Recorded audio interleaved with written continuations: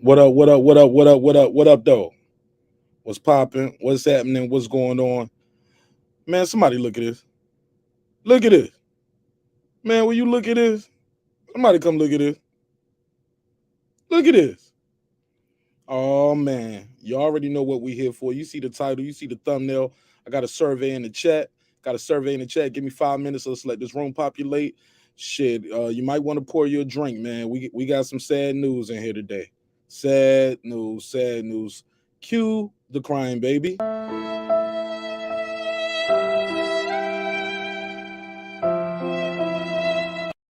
Oh yeah, it's gonna be a lot of slow singing, a lot of flower bringing. Somebody come look at this. Look at it. Oh man, we're gonna talk about it. It's your man Martin Nash breaking beats. Let's get it. Let's get it. This is my passion. This is what I love to do. But some days, sometimes, I'm just like you, man. I hate this job. Damn, I hate this job. Damn, I hate this job. Damn, I hate my job. Damn, I hate this job. I'm just like you. Damn, I hate this job. Man, I hate this job.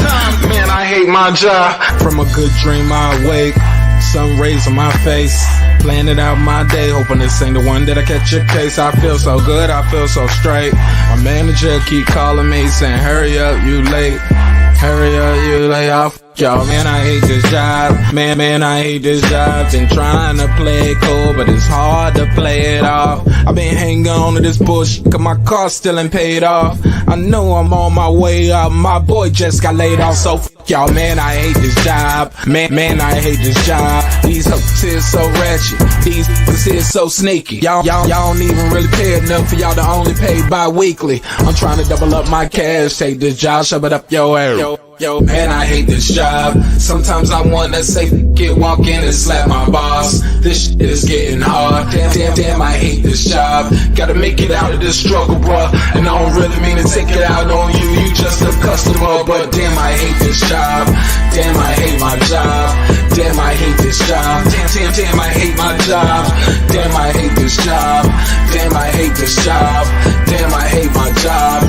Damn, I hate this job. We're the reason why your stockholders always stay afloat. Yet I'm asking, are they hiring? Like everywhere I go, schedule will say 9, but I think it's fine if I clock in at 9:04. I work 40 hours a week plus overtime just to be bro. So y'all, man, I hate this job. Hate that I applied. So much has transpired since the day that I was high. Told me I could advance, but you were telling me lies. Gotta give your notice before I quit, but you don't say shit right before I'm fired. Damn, man, I hate this job. Sometimes I wanna say, walk in and slap my boss. This shit is getting hard.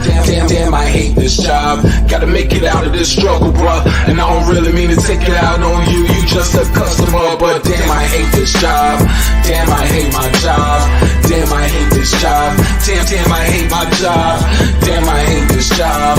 Damn, I hate this job. Damn, I hate my job. Damn, I hate this job.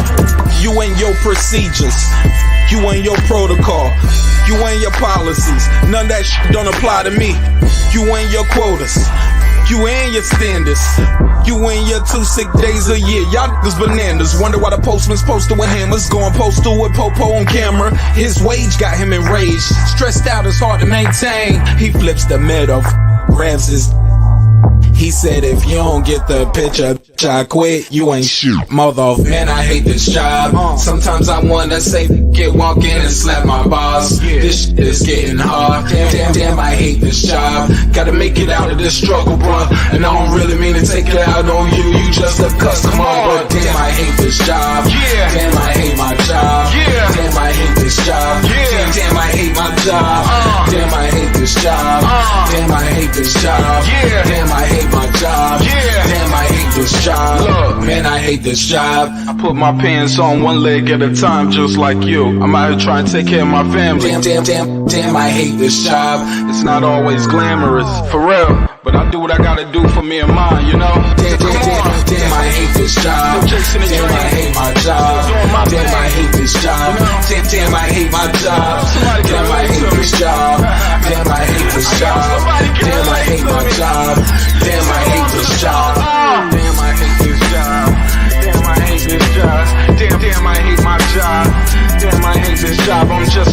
like a gift, nigga. Damn, I hate this job. Man, I hate this job. Man, I hate my job.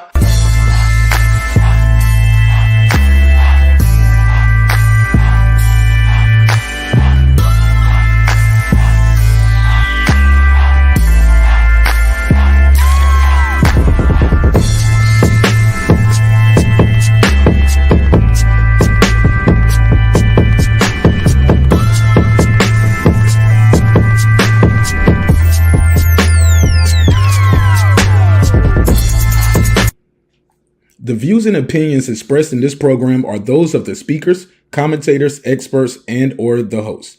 They do not explicitly nor necessarily reflect nor represent the channel's policy or the views held by the channel or broadcaster.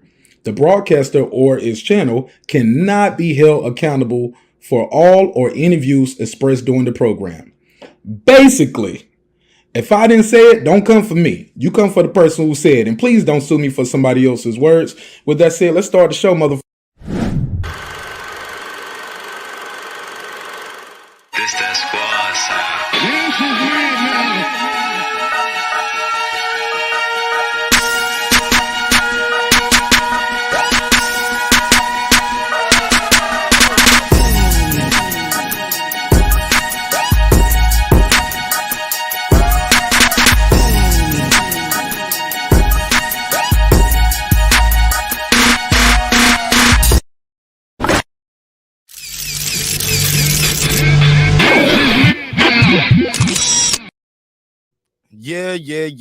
Yeah. Nash is mad now.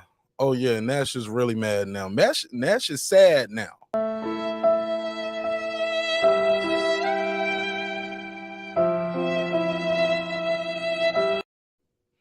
Yeah.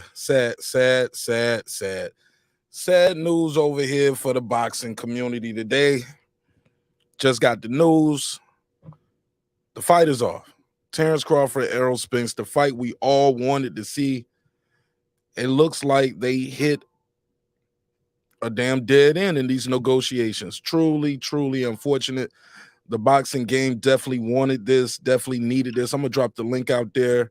Let you guys call in and join the conversation. Let me know what you guys think of this. Who is to blame? Who's to blame? I talked to Shelton Moore about an hour or so ago, and he and I was talking about it. And we had some fun banter. I'm gonna see if I can get him on the line. Bear with me, y'all. I'm still over here sharing out the link. But yeah, truly unfortunate. Let me read some of these comments. Let me shout out to all the members, to the show, all the neighbors. But damn, man, they could not get it done. They couldn't get the fight done. As you guys know, earlier today, I did report on what Errol Spence was tweeting. I saw that going out. I think I saw that first article about 9:30 this morning. Like Errol Spence's team is getting frustrated, and pretty much they looking like they don't think the fight is gonna happen. And then shortly after that, I saw Errol Spence tweeting, and I was like, damn, he's been radio quiet for a while. You know, radio silence. Let me put Errol Spence tweets on the screen so y'all know where we at with it. But he had tweeted this out hours and hours earlier. And then this news breaks. Damn it, Gina. Yeah. Truly unfortunate. This is bad news for the boxing community, man. This is bad news. Now, shout out to David Avanesyan. I mean, good fighter. You're a good fighter, right? But this ain't what we wanted, fam. This ain't what we wanted. But do you blame Crawford for moving on? Are you upset with PBC and Al Heyman for not getting it done? I'm going to drop the link. I'm going to open the phone lines up. Who is to blame? We're going to talk about all of that. Damn, man. Damn. Probably the worst news I got all day. Smash the like button on the way into the room. Support the show. Damn. Let me see what they talking about. I already know I'm going to have to hear from Brandon Washington. I already know. See, here's the crazy thing about this shit. Whoever you riding for and you riding with, you're going to blame the other guy. So if you was already riding with Spence, it's easy to blame Crawford. If you already riding with Crawford, it's easy to blame Spence, in my opinion. But I'm open for a conversation. Let me see what they saying out there before I do anything over here. Let's do a quick members only roll call. Members only, neighbors only roll call over here. Damn. Let me give it the neighbors the drop. Shout out to all the neighbors out there. Shout out to Tony Boswell. What up? Deuce Times. What up?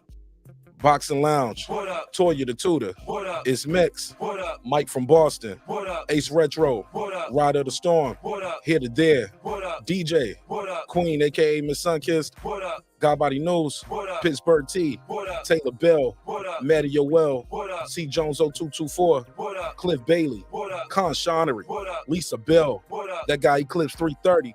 What up? Cooking with the Champ. What up? On the mic with Terence Bailey Sr. What up? New media today, USA Boxing. What up? HLD. What up? HLD, you have me rolling on Twitter. Cooking with Sir Senior. What up? Brandon Washington. What up? Born Supreme. What up? Carmen Serene. What up? Lady Shan done them season my London gal. What up? Deuce, Dub right side. What up? What's up, Dub? What up? Tank the Sweet Science Examiner. What up? Kyoto. What up? D Bevel the Champ. What up? Rob G Film. What up? And of course the big fish himself, Derek Lincoln. What up, gangsta? Damn. We ain't got no fight. Oh man, I'm mad as hell, man. Nash is mad now. Let me put a case on it. Everybody involved. Everybody sharing the blame over here. I believe in corporal punishment. Y'all know I'm a former soldier, and that's how they did that corporal punishment. I'm gonna drop this link out there. Shout out to Taylor Bell. He said, Spence be saying, man, I hate this job for sure. Tonight. Let's go, viewers. Top of membership. Thank you, Taylor Bell. Thanks for supporting the show in a major way. Let me give him the drop. I got 5 on it. All right, let me see what the blame game is saying. We're gonna play the blame game. Somebody gonna get the blame tonight, right? We are not getting the fight. Let me see what they're saying out here in the chat. I don't want to miss these. I don't want to miss nothing. Tonight. Let me see. Okay, boom. King Mitch. He said, can't cancel something that never existed. You're right. Shout out to Drummond for Life. He said, sheesh, my goodness, get your popcorn ready. Salute, Martin Nash. Salute to you, bro. Ruski said, Martin Nash, I'm glad we can finally move on. This bullshit is why the sport is needed. Is why the sport is where it's at. Absolutely. D Young in the building. Shelton Moore is here. What's up, fellas? How y'all feel? What's good with it, Mark? How you doing? Man, hey, look, I'm sad as hell over here. I was gonna cry. Look, I cried in the car, man. Went to the car, went to the store, bought me a half a pint of gin. I drunk that in the parking lot, walked back in and said, give me another. Oh, you broke Bud fans that's crying in the car, huh? That's what they say. Man, I'm so sad, man. I'm like, I'm Kevin Hart with it. Man, somebody look at it. Look at it. Somebody look at it. Will you look at this? Somebody look at it. Look at this. Look at this. Somebody come look at this shit. Oh man, I was so mad. But yeah. D Young, talk to me. Tell me what you think about it. Man, honestly, bro, I just feel like, man, these negotiations been going on long enough. It don't take no motherfucking year to make no fight, bro. Somebody ain't want to fight. And it's kind of odd to me that if this low brand ass company giving Bud Crawford his biggest career high payday, and that just speaks volume on really what the fuck was going on. Speak on it now. Some people don't know that. What are they supposed to be offering Crawford? It's an eight figure payday. So it's at least $10 million. So at least $10 million. Damn. To fight David Avanesyan. $10 million. And people $10 million, bro. And it's just like, damn. Like, and then he took the shit into the deal with Spence. So the shit just not registered in my head. It's just really looking like them niggas really tried to stall a nigga out. And first it was November 19th. Now it's in February and March. Come on, man. All these games, bro. Brandon Washington's blaming Crawford right there. He was like, listen. And partially this is Bud's fault. Because Bud should have been came out and shit on Errol Spence. But Errol Spence beat him to the punch. That's just what it is, bro. He kind of got ahead of the news earlier today, huh? Didn't he? Oh yeah, Errol Spence knew, just like he been knowing it. But like Bud said in the article, when I was trying to make this fight, Errol Spence was nowhere around. Mm. So it's just been a lot of shit that I think that one side getting told one thing and the other side was getting told another thing. And now that this happened, but like Bud said, he told Al Haymon and Errol Spence that I'm gonna have a fight this year with or without Spence. It's all in the article. But And I remember Spence was running around saying that too. He's gonna fight this year with or without Crawford, but he's in sitting Dallas, in Dallas, sitting down with his lip poked out, his arm crossed. yeah, Shit, talking in about Dallas. what he said. I could have fought in November, man. Motherfucker been stalling me, man. I could have fought in November. Go ahead. And see, Mark, I think it was more of the been fighting this way for over a decade. This shit ain't fun and easy me. Nigga been stalling. I mean, listen, bro. You saying the nigga been stalling the fight. Nigga, we been waiting on this shit for 5 years. What about that? Right. Okay. So like I said, man, don't cry over the shit now. Them niggas just fumbled the ball, bro. Go ahead, Cheryl. More talk to me. What you think of it? Them niggas fumbled the ball. I'm happy. I'm glad he moved on. How long is a nigga supposed to wait on one man? Boxing don't revolve around one person. If you don't want to fight, this dude do want to fight. I can make money fighting this dude. Fuck that dude. I'm fighting this dude. Simple as that. Go ahead, Clips. Yeah. He pouting, right? He pouting, no, right? What he thought? Oh, Bud's a duck now because Bud went and got him some money. Instead of waiting for this bitch to come and fix his mascara. You know what I'm saying? Bud been outside. He been outside. He was in the driveway. OJ's playing, ready to come out. You know what I'm saying? Open the door. Let Errol on in and go to the prom. We could have went to the dance, but Errol want to take too long. He want to, I'm going to make him wait. I want to make sure my outfit right and do all this bullshit. So Bud said, you know what? I got 10 mil on the table. I'm gone, man. He already took a year of actual no excuses. Let's make this fight. Waiting on Spence and them to even talk right. And like the person said earlier, he even took a shitty deal to make this happen. Then it got stalled up again because he said, if I'm going to take this shitty deal, let me just be able to look at the books. And everyone keeps acting like that's Bud stalling. And now it's a Bud's ducking because he said, shit, I got 10 mil right now. Okay. For somebody who actually is ranked, is relevant. And I beat him. If he got a little belt or whatever, you know what I'm saying? I beat him. Well, then shit. Then that's just more, well, then shit. Spence, you got to come see me. Well, remember, we said this months ago that Bud don't need Spence. He don't have no belt, dog. All the belts. You don't have no belt? Okay, cool. Spence and Crawford got all the belts. Hey, all right, cool. Mark, I beat him and then look at him like, what's up, Spence? I could just say this, Mark. Floyd told us this shit last week that the fight may happen in the future. Yeah, it's not happening right now. So once that shit came out, that should have let everybody know everything right then and there. That when that nigga say this fight may happen in the future, that's when I completely lost hope. Before I pass the Puro, hey man, where did you get that 10 million from? I'm trying to pull this up. Well, it's an 8-figure payday, bro. Okay. So it might be more. It might be, yeah. That's what I'm saying. We just going off just the base of it, bro. Like, yeah, if he getting 8 figures, it's either 10 or more. So yeah, that's what I'm saying, Mark. That's crazy. For this, he get on a small platform in Omaha. He getting that. So fighting at home on a smaller platform, and he getting $10 million. Well, 8 figures. 8 figures. Let's not say 10 million. 8 figures.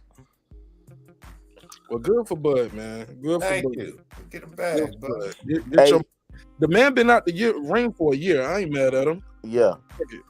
And so the narrative of he a bad businessman, that shit can go out the window now. Yes, sir. And also, you know what I'm saying, very well said, my brother. But also, can we also say this? Remember when it was first on the table after Spence came out of Ugas. What was Brandon Walsh and all them saying? Well, let's see Bud get a tune-up fight. Let's go on and get a tune-up fight. Well, he gonna get an 8-figure tune-up fight, you bitch. Go ahead, Puro. Talk to me. What you think of this news? What up, Mark? What up, fellas? Shit, what's the think, bro? I mean, I've been optimistic, since they were in negotiations. I mean, fuck, bro. I mean, what's there to say, bro? I mean, like, I hate being right instead of I hate this fucking job. I don't know what to say. I'm always glad, for these dudes to get paid. They work hard, they risk their lives and shit like that. But that's them. I don't get a dime from what they get from whoever. I just want to see fights. It's unfortunate. I think I'm still optimistic it happens in the future, but it is what it is at this point.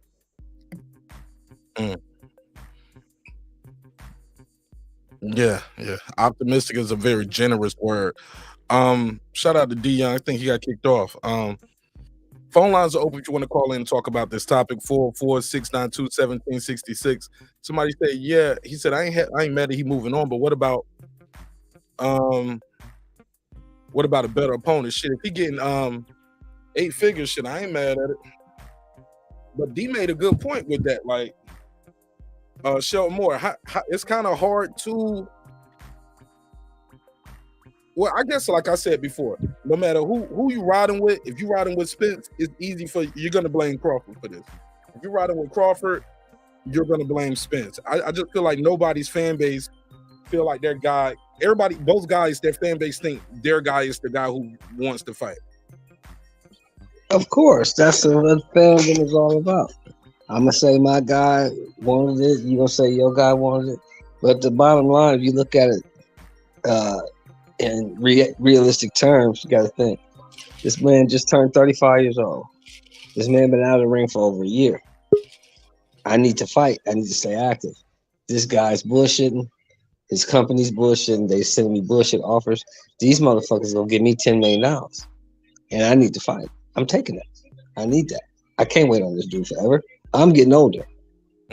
I can't wait on this dude forever. If you want to fight me after this fight. If you don't want to fight, I'll continue to do what I'm doing, man. EJ and witness protection. Go ahead. Exactly, OG. Exactly. Niggas ain't finna wait on you, bro. Niggas ain't finna wait on you, man. And to be honest with you, we don't even need you, but we want the fight. We left our promoter. We went to your promoter. We tried. It's not like he didn't try. He tried. He tried. So it is what it is. How you gonna call this nigga a duck when he tried? You can't do nothing but ask the man to try. That's all I'm gonna say. No. Man, can't nobody say that nothing like you. No, let me ask you this though. So who's to blame? Is it Al Heyman? Is it Spence? Because Spence, did you see the tweets Errol Spence put out earlier today? Here we go. He said that was a nigga. He said, I've been fighting in this weight for over a decade. This shit ain't easy. It ain't fun. First of all, that's his fault. And he has. Yeah, whose fault is that? And he hasn't been at that same weight for over a decade. You look at when he started fighting, he was at a heavier weight. But I guess it's been at a heavier weight. Then he dropped down to 47. But that's you. He said, nigga been stalling for months. I could have fought in November. You could have fought him. You could have fought him in April. You chose. You can still fight in November. What is he talking about? This is October. He can still fight in November. He chooses to. He been training. All them videos he released of himself training. He been training. So, man, stop the cap. Put the Hennessy Dude, down. you want to fight somebody, fight somebody. But ain't nobody gonna keep waiting on you to get the money right and all that. $10 million. But Crawford ain't never made $10 million. Why would I turn down $10 million plus or whatever he's gonna get? It's an 8-figure payday, so it's 10 or better. Why would I turn that down waiting for you? You must be out your goddamn mind. And that's exactly what's going on. You see Mark's avatar? All that is lunch. And that little boy mad. That was that month. I'm going to tell you exactly what happened, yo. I'm going to tell you, right? You know what I'm saying? Bud the stud and Earl the motherfucking bitch who think he, you know what I'm saying, she hot shit. And she try to play mind games with the nigga. Nigga play cool, and he still might crack. But yeah, she just had one of them moments like, yeah, them texts got dry, all like that.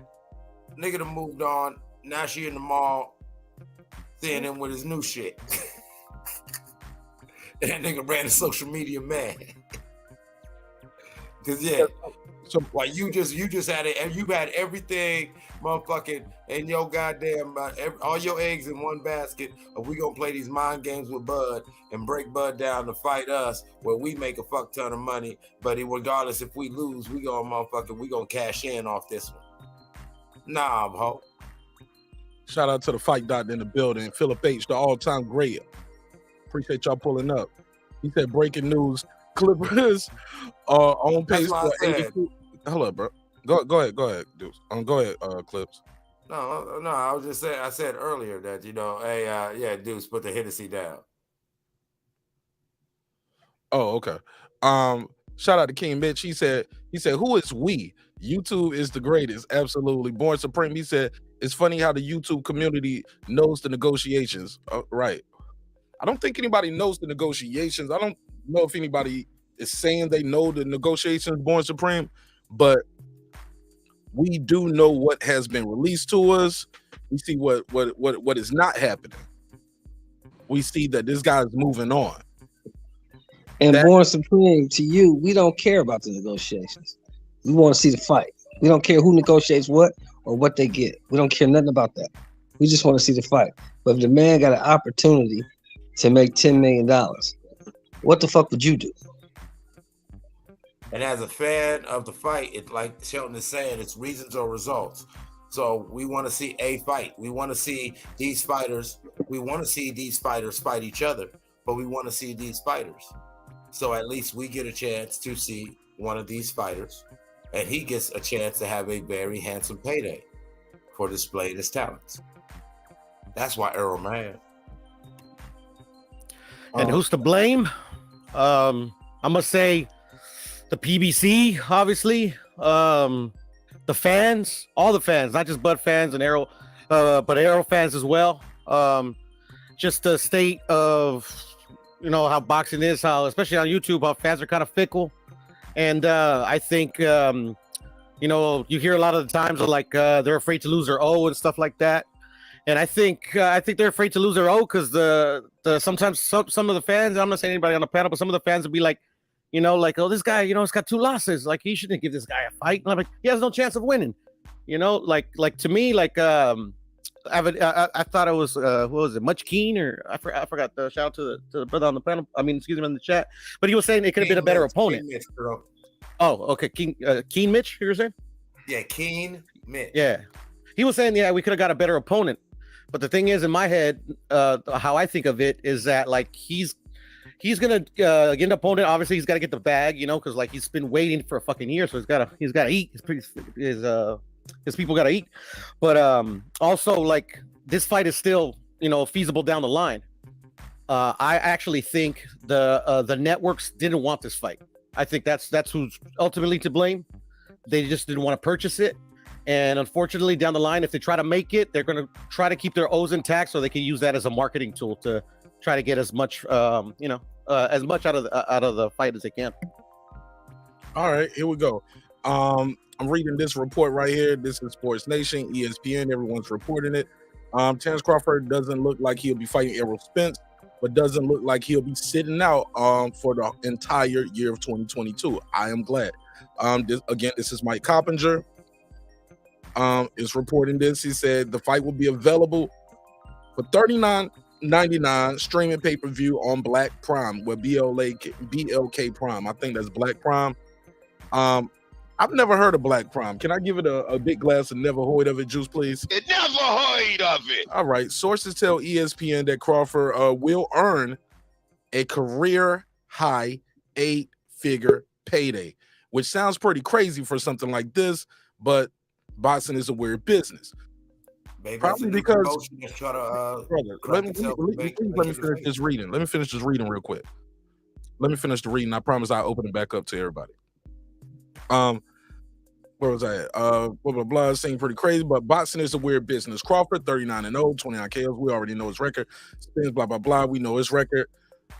Crawford, here we go. Crawford says it wasn't for a lack of interest on his part. Here we go. I was really looking forward to the Errol Spence fight. I started communicating with Al Heyman and PBC back in June. And unfortunately, they represent a fighter in Errol Spence who didn't want the fight as bad as I did. End quote. That's a direct quote. Go ahead, Clips, and then we can open it back up to everybody. I said maybe this Black is a new promotion. We're seeing it pop up. Like I was telling you about that one fighting championship. They got another one this weekend on Amazon Prime. So there'll be some fights this weekend, boxing and MMA, I believe. But yeah, and so maybe they want to make Bud the face of their shit. And so yeah, go on and get this big payday to give them their first legitimate fighter, so they can pull off a legit pay-per-view to prove that they're you know what I'm saying? Like, boxing's got to change. And so, there's different promotions. Like you see with MMA, there's different promotions that are trying to do things. And so if he can get some money over there, here's the thing. Oh, it puts out celebrity boxing events. Okay. Okay, there you go. So shit. Huh? All right, Cliff, enough of that rambling and shit. Nobody wants to hear that. You making excuses for ducking Crawford. Let's get to the business. Let's get to the business. B-Dub is here. Let's get to the business. Now, this motherfucker is fighting on a goddamn app. Black, we don't even know talking about the face of they pay-per-view. This motherfucker don't even sell 100,000 pay-per-views on linear cable. So this is Bud ducking. You go fight in a little bitty ass arena in Omaha, and nobody's gonna see your fight. And all of y'all on the panel was talking about Earl fighting Keith Thurman, and y'all was like, "Oh, he gonna fight Keith." Oh, all of y'all, all of y'all suckers. Now y'all want to blame Errol Spence because this sucker went and took an off-brand ass fight to fight on a goddamn app. I bet you one thing, we ain't fighting on no app the next time we fight. And guess what? We're going to be fighting in stadiums. That's a fact. On pay-per-view, making money. So he could go do his little shit, and I guarantee you this fight has no interest and nobody gives a fuck. Now, ducking Bud. Now, sign that. He can say, "Oh, Earl didn't want the fight. I communicated." Okay, so Bob couldn't get you to fight. You couldn't get you to fight. And you blaming everybody. You suing Bob. You suing your former promoter. You suing him. Now you blaming. Then your team comes out and blames fucking PBC. Then after that, you release a statement blaming fucking Errol Spence. Man, get your blaming ass out of here and go fight on that app, Black Prime, or whatever the fuck it's called, and go fill up your little 15,000 $8,000 8-seat arena in Omaha, and nobody's gonna watch that bullshit. Now, ducker. How you really feel, Brandon? You mad? Hey, Brandon, yeah, y'all should be hurt. Y'all, because y'all trying to spin the narrative, making excuses for him. Oh, he might need to go get this. Oh, he couldn't do this. Oh, he couldn't do that. No, just say the motherfucker couldn't make the fight. He ain't never been able to make a big fight. He ain't never even been in a big fight, and he don't know how to make them. That's why Bud do bad business. Go fight on your app, Bud. You and Bud Promotions and Bomac and all the rest of y'all bad business doing motherfuckers. And we gonna fight in stadiums on pay-per-view, big fish style. Fuck him. Yeah. Brandon, let me ask you a question. When? Brandon, go ahead. Y'all go ahead. I tell you when. Earl just said that he could have fought in November fucking with this dude. He said he could have fought in November. So wait a minute, hold up. Now all of a sudden, Terence been negotiating all this time. Now all of a sudden, you popping up, you got to fight in December. That means you got to have an 8-week training camp.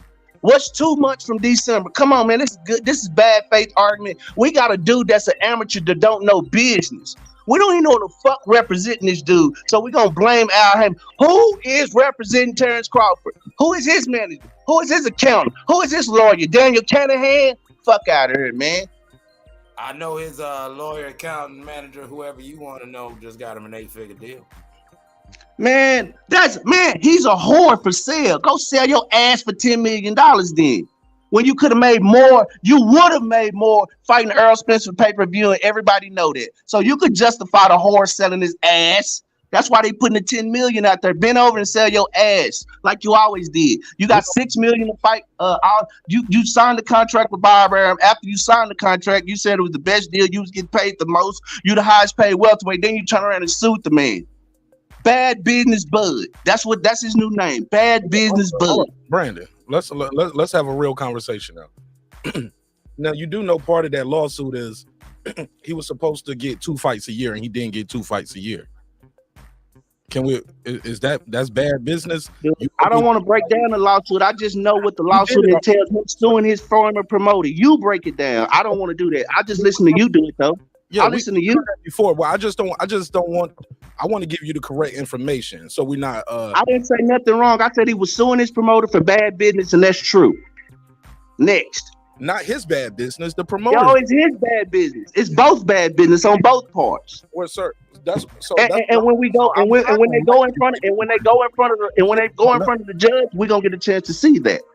Okay, so because Top Rank get a chance to push back and show different. So we'll get a chance to see.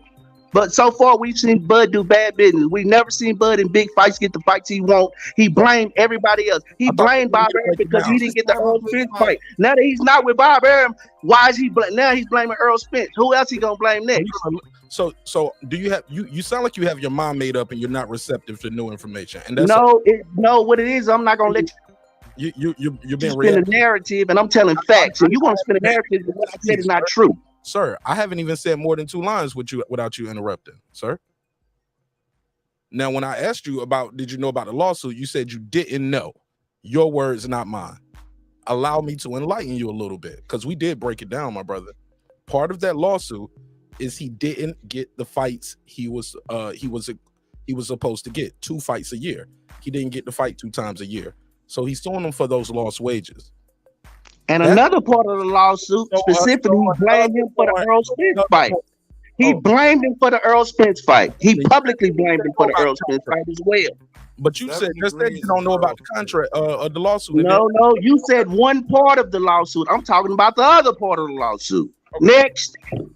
I forgot who I was talking to. This is all right. You better believe it. You better believe it, brother. Brandon Washington. Shout out to Haplo in the building. What up, Conshonnery? Haplo, what you think of this news? Tech, what up? What you think of this news? WJ Lucky, my guy right here. He said Brandon Williams is tripping. Bud agreed to all the terms, and Spence was no. Tell that somebody new. You gotta let me do. You still gotta let me host a little bit, man. I promise. When somebody want to battle you up here, I'm gonna let y'all have all y'all free smoke. You can get all your free smoke. You gotta at least let me read the chat, brother. Brandon Washington, he said Williams. Brandon Williams is tripping. Bud agreed to all the terms, and Spence was nowhere to be found. PBC is dragging their feet, and Bud is taking a stay busy fight. Now all of a sudden, Bud is ducking. Get the fuck out of here. Spence is a crybaby. He could have fought Bud 4 years ago if he wanted to. Small hats. Sounds like Brandon Washington is the one Bud hurt. 10 million sounds like good business to me, Brandon. Oh yeah, I'm enjoying these. Brandon Washington, you want to reply to any of that? Then we can open it back up to Pure. Yeah, I would tell Taylor Bell, just a word of advice: black people don't use butt hurt with each other. I just got on my son about using that term, so I think that's a homosexual term. So please don't use butt hurt when referring to me. You could use mad, whatever you want to call it, but that's homosexual. Yeah, I ain't never used butt hurt in my life. Yeah. Shout out to Brandon Williams. Go ahead, Puro. Then we're gonna go to clips. Shit, man. I mean, I feel Brandon's frustration. You know, like me personally, like fuck, bro. I mean, who to blame? Is your butt hurt? No, not mine. I could be in my feelings. I could maybe Brandon's in his feelings a little bit, but I mean, I think it's warranted. You know, everybody wanted to watch this fight. I did too. Somebody put some feelings in Brandon. Anywho, but yeah, I was thinking, like I was saying, that it could have been, maybe PBC's fault, or the network's fault. At the end of the day, we don't know what this thing is. Like the last thing I heard that I checked about that was one of that I think Crawford agreed to was a zero guarantee, and he was going to take from the net.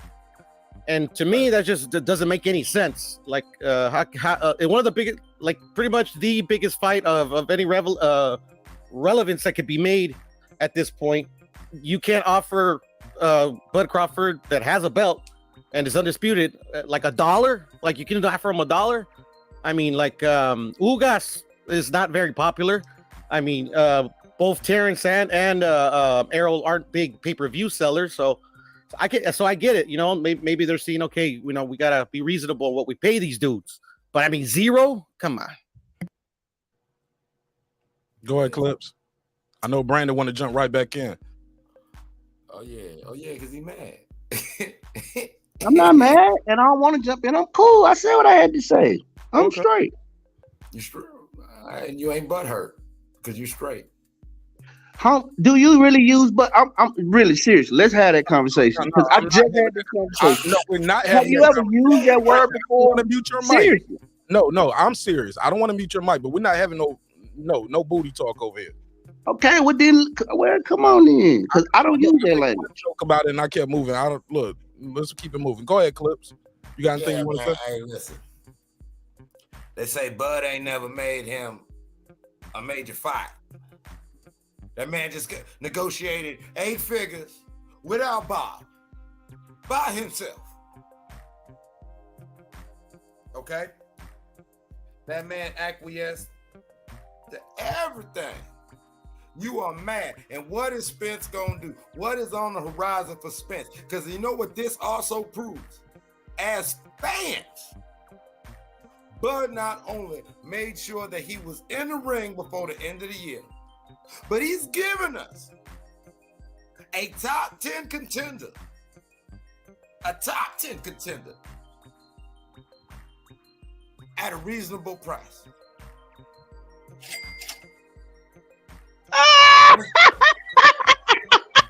You know, we're giving the people what they want. Brandon Washington, you a fool. Go ahead, Clips. Go ahead. You got the floor. He's giving the people what they want, a reasonable price. And he's going to give us a good fight. It's going to be a great show and a great performance, a great outing. And unlike the alternative, which is wait till not the end, wait till all next year. Wait till someday, Monday, someday, I don't know. Right. Whenever the fish just want to come up out the water glistening all over his body. Oh man, there you go. Hey, listen, man, that man got him a bag, and you mad? I'm not mad, man. I'm enjoying watching him fight on this app in obscurity. This is gonna be awesome. Taking $10 million on that app. We don't know. It's 10 million minimum. I mean, because they say 8 figures, so we don't all know what it is. Thank you, man. He might get wait a minute. So where do we get this $10 million figure from? Because 8 figures is 10 million. So we know it's at least 10 million, right? 8 figures. Do you know what a figure is, right? So basically, we speculating on the amount. We just said, okay, 8 zeros. Wait. So we said 8 zeros. Hold up. 2 or 3. Hold on. Can I get to this? So we said, Bud signed a contract for 8 figures, so he's making $10 million. No, we throwing out the low ball. We actually rounding it down. Yo, but you do know 10 figures? I mean, 8 figures is right. Yo, this is crazy. So I hear him telling us. Brandon, what is Cliff is telling us? Wait, I'm gonna tell you what's funny. This is funny to me because I'm watching all the Bud. He gonna give us a great fight at a reasonable price. He's fighting the top 10. Bud is just, come on, man, Clips. Man, get out of here with the bullshit, man. He fighting a washed up ass heavyweight that don't nobody want to see and don't nobody give a fuck about. I'd rather seen him try to fight Keith Thurman or somebody. Man, get the fuck out of here. Hold on now there, little guppy. Now listen. Who the hell Errol Spence fighting? All right? Because the other thing that got proven with this right here is that, you know what? Bud got options. What the hell are you doing? But mad on the internet, pouting and shit. Looking like that. So this is an option, David? What you call it is an option? How many losses this dude got? How many belts he got? How many championship fights he been in? How about this? He got less. How many championship fights he been in? He got less losses than Ugas. Hold up. Have you ever been a champion? Have you ever been a champion? He got less losses. Have he ever been a champion? Brandon. That man. All right then, checkmate. Oh, Brandon, you said about 4 different things. I answered. Earl ain't done nothing but been fighting either champions or ex-champions since he been in the division. Who in the fuck is Bud fighting on the app? What's the name of the app again? That's not true. That's not What's true the at name of the all. app? What's the name of the app? That's not What's true. the name of the app? Black Prime. Man about to lose his knee. What the fuck is Black Prime? I've never heard of Black Prime in my life. Let's pull up Black Prime. Let's see what that app is about, boy. Let's do some Mark Nash investigation. I'm about to do it right now. I'm on it right now. You don't let anybody else talk? Huh? Oh, you want to be quiet, Sir Scene, so we can hear your light voice? Go ahead, Sir Scene. Go ahead, talk. You don't let anybody else talk? All right. So, salute to Mark Nash in the neighborhood. Y'all hit the like button, man. Subscribe if you ain't subscribed. I don't know what you're doing if you ain't subscribed to Mark Nash. I'm good, man. I appreciate it, man. Thank you. Go ahead. Get your bars off. All right. So, first and foremost, as you see, I changed my avatar to that dude, Bud Crawford. 8 figures. Who else is making 8 figures in the welterweight division? Huh? Yo, Puro said, Go ahead. I'm about to call you Crawford. Go ahead, Sir Senior. So I'm trying to figure out. He picked up a fight out the backyard. Because he stay in shape. He said, I'm gonna pick this up on the way to the store. I'm gonna get some milk, some bread, and a Slurpee, and say what up to y'all boy Blue. And tell him what to do, and tell him to stop these fake narratives and tell the real narrative. So your boy Blue went out here and told y'all what it was. And y'all didn't even want to believe your boy Blue. Y'all was mad at him, trying to throw salt on him. He told you. Bud agreed to everything. That's been the same thing everybody said. Shut up, I'm talking. Who did you say? You shut up. You shut up. You don't tell me to shut up. You shut up. You sound like you think you talking about nothing. And Bud and see, and who make more money than Bud, and who make more money than Bud, and blah blah blah, and your boy, and blah blah blah. Dude, you ain't even saying shit. You just talking, and blah blah blah, and your boy, and go get a Slurpee, and in his backyard, and go get a bag of milk, and go get this. And he got these 8 figures. Who you say you don't know? Sitting around who you say somebody who you come on. Again, you were saying talk money. I'm talking money. 8 figures. 8 figures. Where your 8-figure nigga at? Where your 8-figure nigga at? All you can do is copy you because you're a little kid. Let's keep it moving. Hey, you know what? Y'all trying to pocket like watch brothers for how many but years? out here One at a killing time. them. One at a time. Go ahead, Sir Senior. You and Brandon finish this smoke. What else you got? Bud out here killing them. Say I ain't gonna take the low balls from y'all. Y'all can't even show me the books. I'm agreeing to y'all foolishness. You can't even show me the books. Get your house in order. I'm gonna go slap this dude around and rob the bank on his Mayweather game and come back and see y'all next year. How about that, Guppy? God damn it. That's exactly what it said. He said, you playing? I tell you what, little bitch, while you acting like you the A-side, here's what an A-side can do. A true A-side could say you take it too long. I could go make more money than you done ever made. Whooping some nigga who ain't even got a belt in my goddamn backyard. My mom in there, you know what I'm saying? Aunt Essie, you know she got that motherfucker. She got to walk around with the oxygen tank, so we didn't want to travel. Hey, look, let me say this, man. I do want to say this, big dog, Brandon. What this does speak volumes, though, right? If he can go on and to answer what you said about David, no, he never been a champion. I had to look it up my damn self. I was like, was he one back in the day? No, he wasn't a champion. Losses, he got 3 losses, 1 draw, 29 wins, 17 KOs. 50 what is this? His knockout percentage about a little over 50%, 51.2, right? 51.5. 33 years old. He's Russian, Orthodox fighter. Looking at his last fight, He TKO,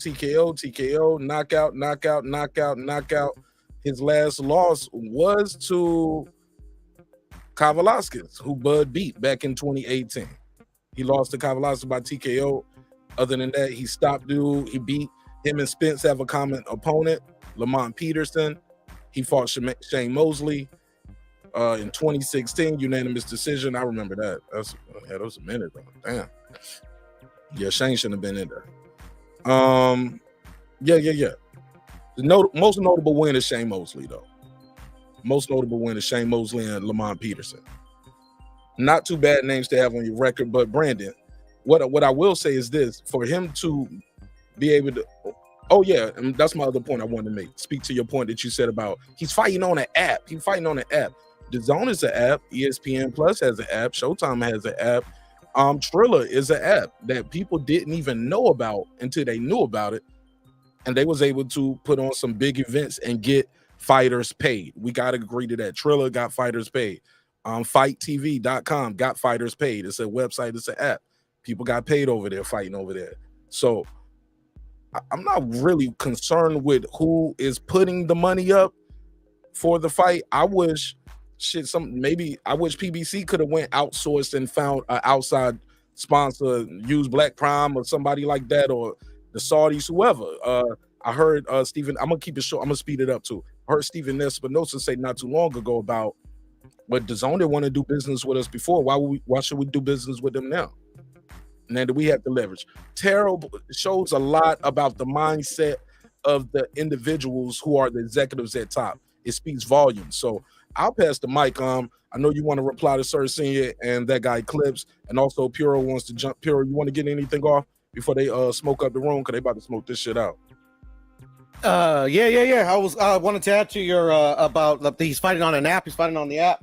Oh, I mean, I think the last Puro. I'm sorry. One more. Yes, sir. Go ahead, brother. I want to echo a point that D Young and Shelton said. This speaks volumes. What does that say? That Black Prime, who we never heard of, are they're able to get this guy an 8-figure deal. And I want to preference that with if what we're hearing is true. What does that say? That they can get the guy 8 figures. What the fuck were they offering over there? No guarantee.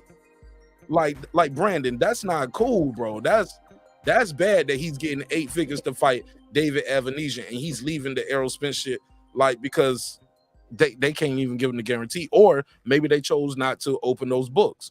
Puro, I just wanted to say that last part to reply to Brandon. Go ahead, Puro. Oh, good. Yeah. I just want to touch on the app.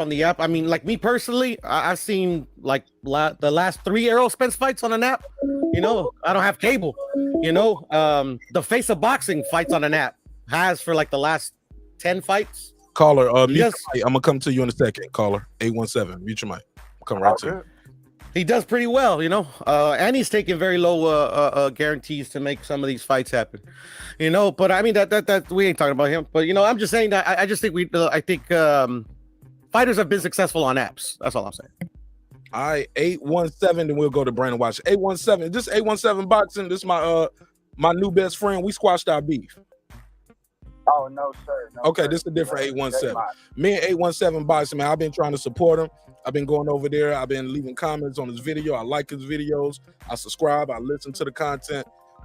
Good brother over there. This is probably the only thing we disagree about. Well, not the only thing. We disagree about other shit too, but he and I had a big old falling out about Errol Spence and Bud Crawford a long time ago, many moves ago. And I told him, I said, brother, ain't no blood that was shed, man. We got to move forward. You know what I'm saying? And I want to move forward. I think he got a bright future ahead of him. But you are a different 817. Your name is what, sir? J-Mon. I was on okay, J-Mon. I remember you. Why you didn't click the link, J-Mon? Oh man, right now I'm in transit waiting on some food. Okay. Talk to me, man. What do you think about this news, sir? I mean, I ain't too surprised, considering, you know, I think we as boxing fans got to stop drawing a line in the sand between each other. What their business was their business. I mean, and from what it seemed like on the outside looking in, it was 2 gentlemen who couldn't come to an agreement on terms. I mean, you know, business is business. They couldn't come to an agreement on terms, and as much as we want to point the finger and blame, you know, this and that, if your business isn't right, you shouldn't just accept anything. I don't think anybody here would agree that you should just accept anything and leave yourself completely vulnerable just to get a fight, win or lose. I mean, you know, that doesn't really seem like the intelligent thing to do. So I'm not surprised that he was able to move on. I was hoping he would get a fight in this year, so it's good to hear that he's fighting in December. Yeah, that's a quick turnaround too. They must have offered David a nice bag too. Oh yeah, for sure. You know, that side of the pond, they make sure everybody is nice and happy. So Are you familiar with Black Prime, J-Mon? I never heard of it. I haven't heard of it. No.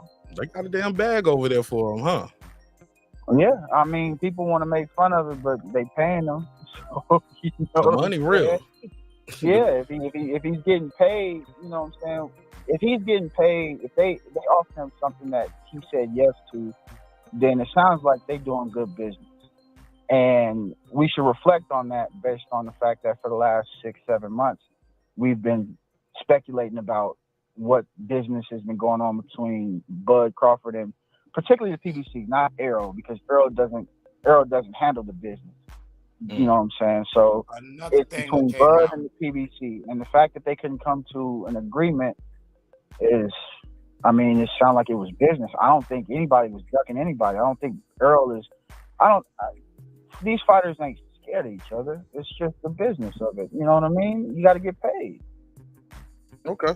Well, shout out to my guy J-Mon. J-Mon, you can hold the line right there if you want to, or you can call back. You're more than welcome to call back. Brandon watching it. Yeah.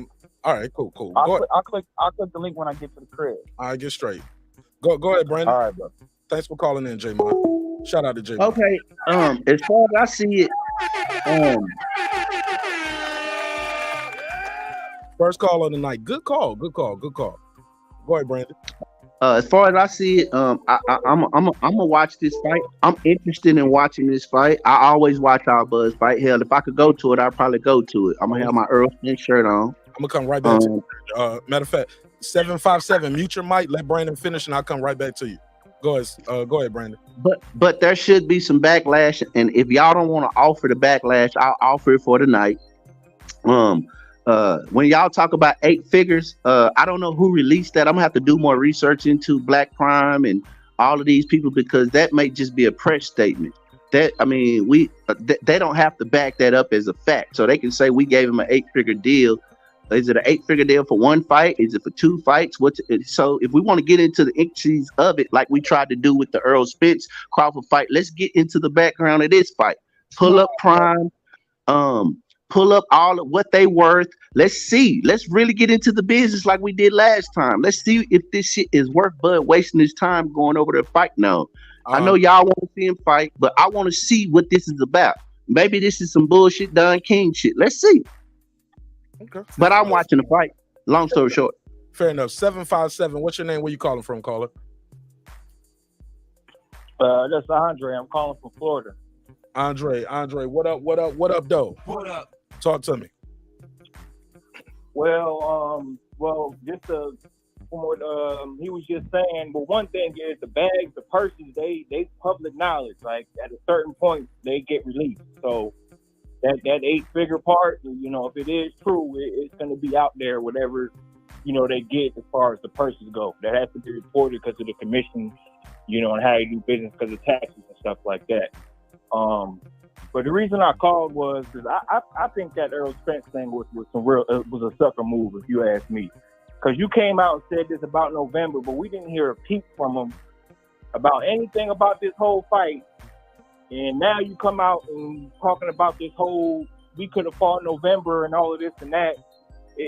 I just don't like it because you ain't have nothing to say about this for about a whole year. Wouldn't even tweet the man or nothing. None of that. And now you come out after he signs the contract and want to talk down on him. So I just didn't like that. I really think it's more to do with the politics and PBC ain't really got the money. Because if he got the bag like that, I mean, and y'all offering no guarantees, not that, it ain't adding up. Okay. Math ain't math. Sir? Say that last part again, sir. I said the math ain't mathing, you know. Okay. If he can get 8 figures for fighting, I mean, he is a top 10 opponent, you know. It ain't like he's a nobody, you know. But I mean, there's only really 4 names in the division that people really Keith Thurman, the new guy that signed with Showtime, young up and comer, and Errol Spence and Terence Crawford. Really, I mean, that's it. Okay. All right. Well, I appreciate you calling in. Tell people again your name, where you calling from. You got anything you want to plug and promote before I let you go? Nah.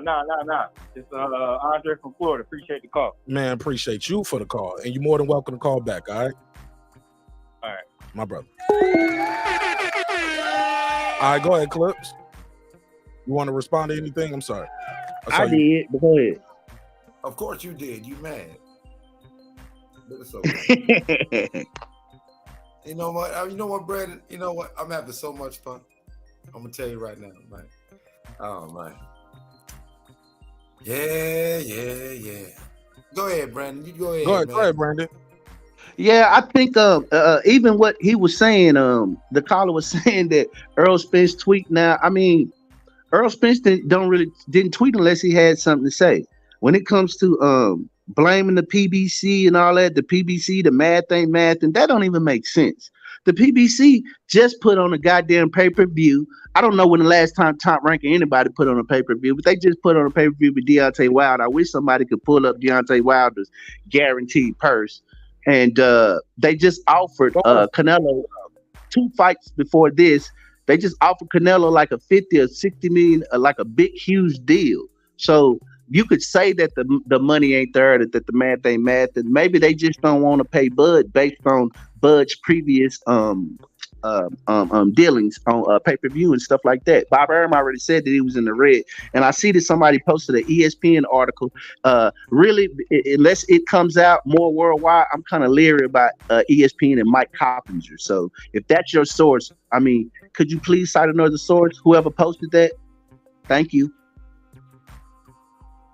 All right. I want to say this to what the caller said, and I want Brandon to respond to it. That Wilder is a bigger star than Errol Spence. Can we agree to that? And his guarantee is like, to see what they paid Wilder would not be fair or equivalent to Errol Spence or Terence Crawford. Is that, you think that's fair? No, what I'm saying is he was basically saying PBC is broke and don't have money. The math ain't math, and that's what he said. Maybe they don't have the money. So if they don't have the money and PBC broke, then how did they make Deontay Wilder's purse? Is what I'm saying. It don't make sense for them to say Deontay Wilder though. Like but you missing what PBC is the company that pays Deontay Wilder. So if they paid him a $15 or $20 million purse, that means that they have the money to pay, right? I mean, they paid for what they want. But they paid. Look, they paid Caleb Plant $10 million. They offered. Look. Think of all the money they offered Canelo to come over there for 2 fights. So that's what I'm saying. You making my point. Saying he like to talk about Wilder's guarantee versus what they want to put up for this fight is not a fair equivalency. I'm just saying neither one of these guys. No, you missing what he said. The caller said that he don't believe the PBC has the money for this fight. I disagree. I don't think they want to put the money up for this fight. I believe they have the money. They have the money. They just don't want to put it up for this fight, which is fine. If they don't want to put it up for this fight, they don't want to lose money on Bud. Like Bob Arum said, he's been doing the last 3 to 4 fights. That's understandable at his business standpoint. Wait, let me finish. For business, that's understandable. But for us boxing fans, we want to see the fight. We don't care about that. What was Spence Ugas numbers? Whatever it was, better than anything Bud ever did. No. But you don't know that. You speaking? We know that. We know that. We saw 50,000. I was there. It was. I saw 50,000 people and sitting there, and I was there, and I was one of them. So I know that.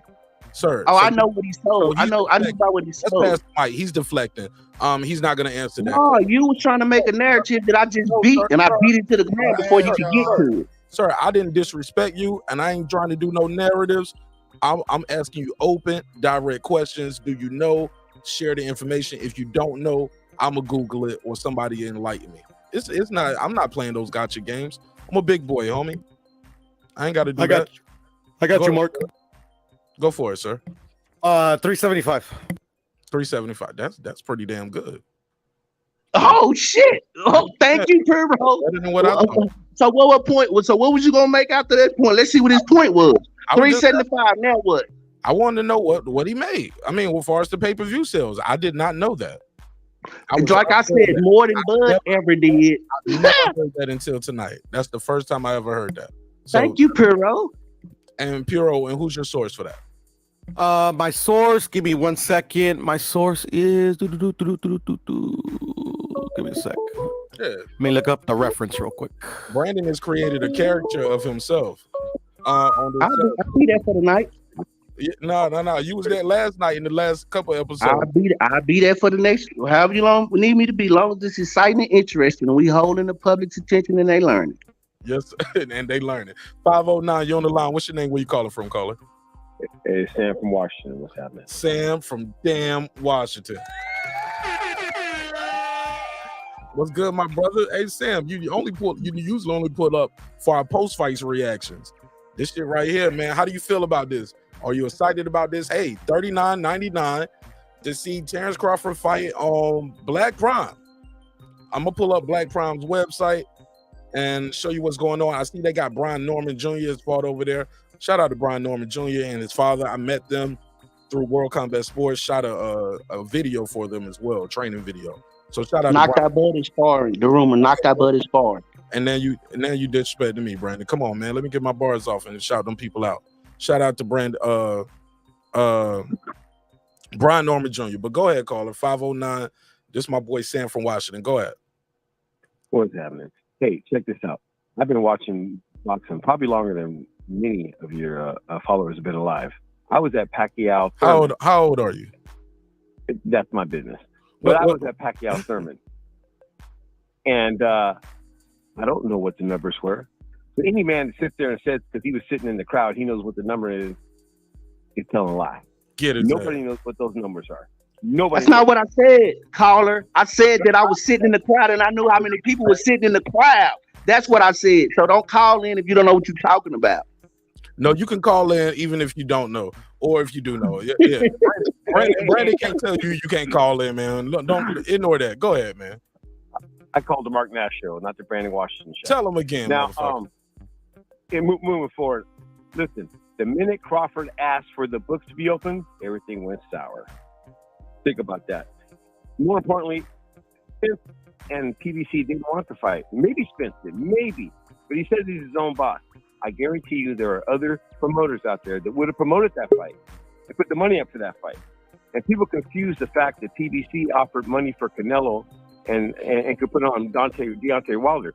Just because you can come up with money for Canelo means you have backers.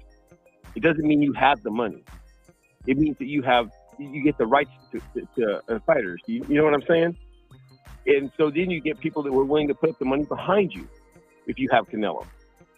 So I don't know whether PBC has the money or not, but what I do know is that they did not want that fight, nor had they ever wanted that fight.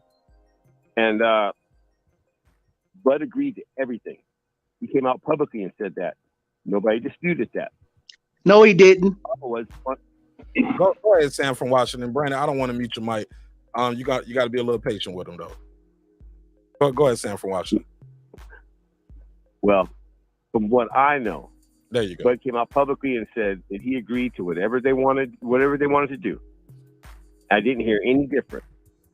Now, what I haven't heard is that Showtime or PBC has made any offer public.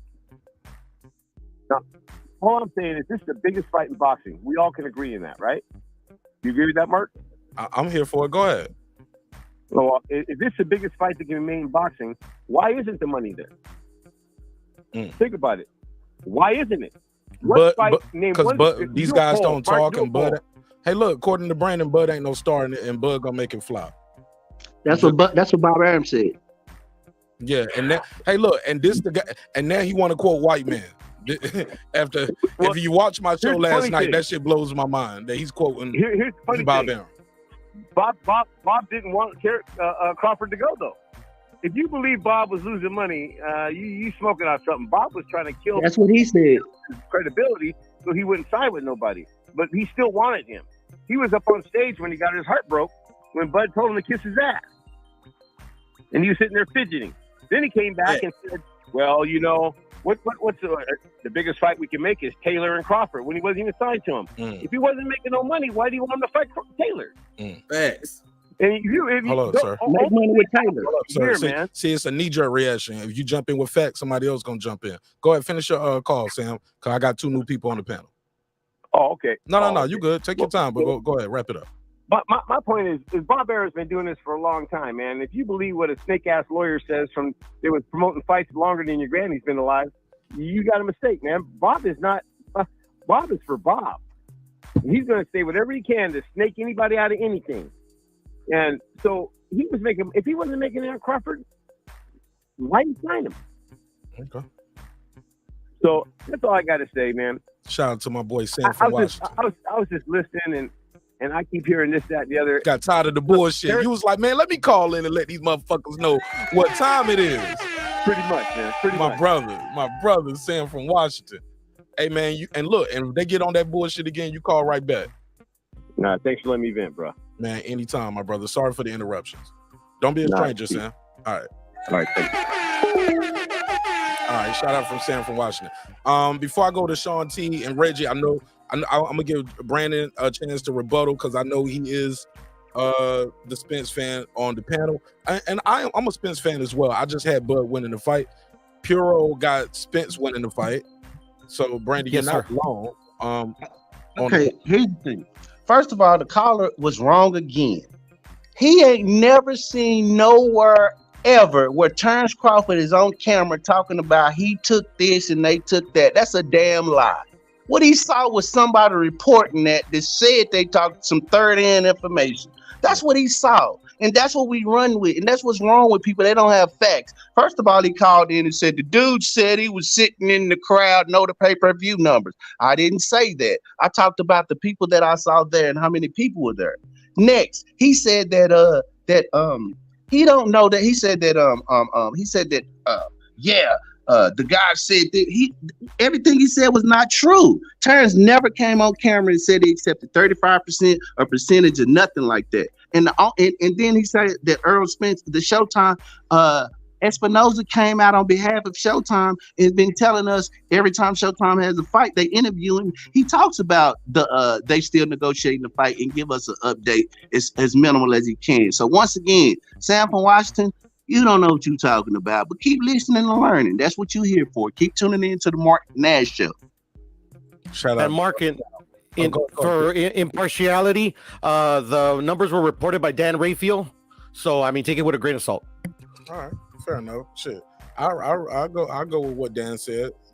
Shit, we going with what Coppinger said for this news. He is the YouTube daddy.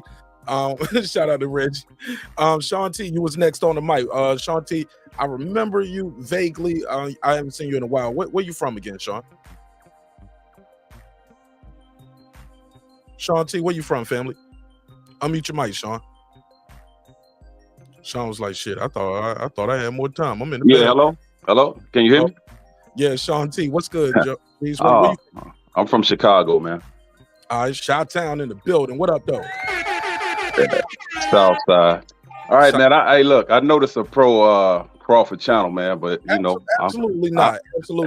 I got my pick, but okay. If it was like that, Brandon Washington couldn't come here and talk like this. Well, you know what? I mean, I go on a lot of pro Crawford channels. I don't trip. You know, I'm about boxing. Memberships too. Like these guys got memberships to the channel. Like it's about the content. It ain't about no one fighter. Because I plan to be after both of these guys retire, and I ain't trying to burn no bridges with these dudes over some dudes who I don't know and they don't know me and wouldn't give a damn about me. I can't call them tomorrow. I can call Brandon. I called Brandon like 3 times today. I woke him up. He was sleeping and everything. That's what's up. That's what's up. And he's the biggest If I had fish. Brandon's number, I text him 5 times a day that Errol Spence is a bitch. Hey, well, see, hey, you know what? Here's the deal, right? So you're welcome here, homie. You're home. My man. Appreciate you, man. Blessings to the panel too. Yeah, but I just want to ask a couple of questions, right? Like number one. Now you one of them niggas. You want to ask questions now? Well, I'm just like, if we're gonna be fair, man, let's be fair, right? So let people answer. Well, here's the deal, man. My question is, what if Errol would have decided to fight Keith Thurman for 10 million, or the same guy that Crawford is fighting for 10 million? What would we be saying?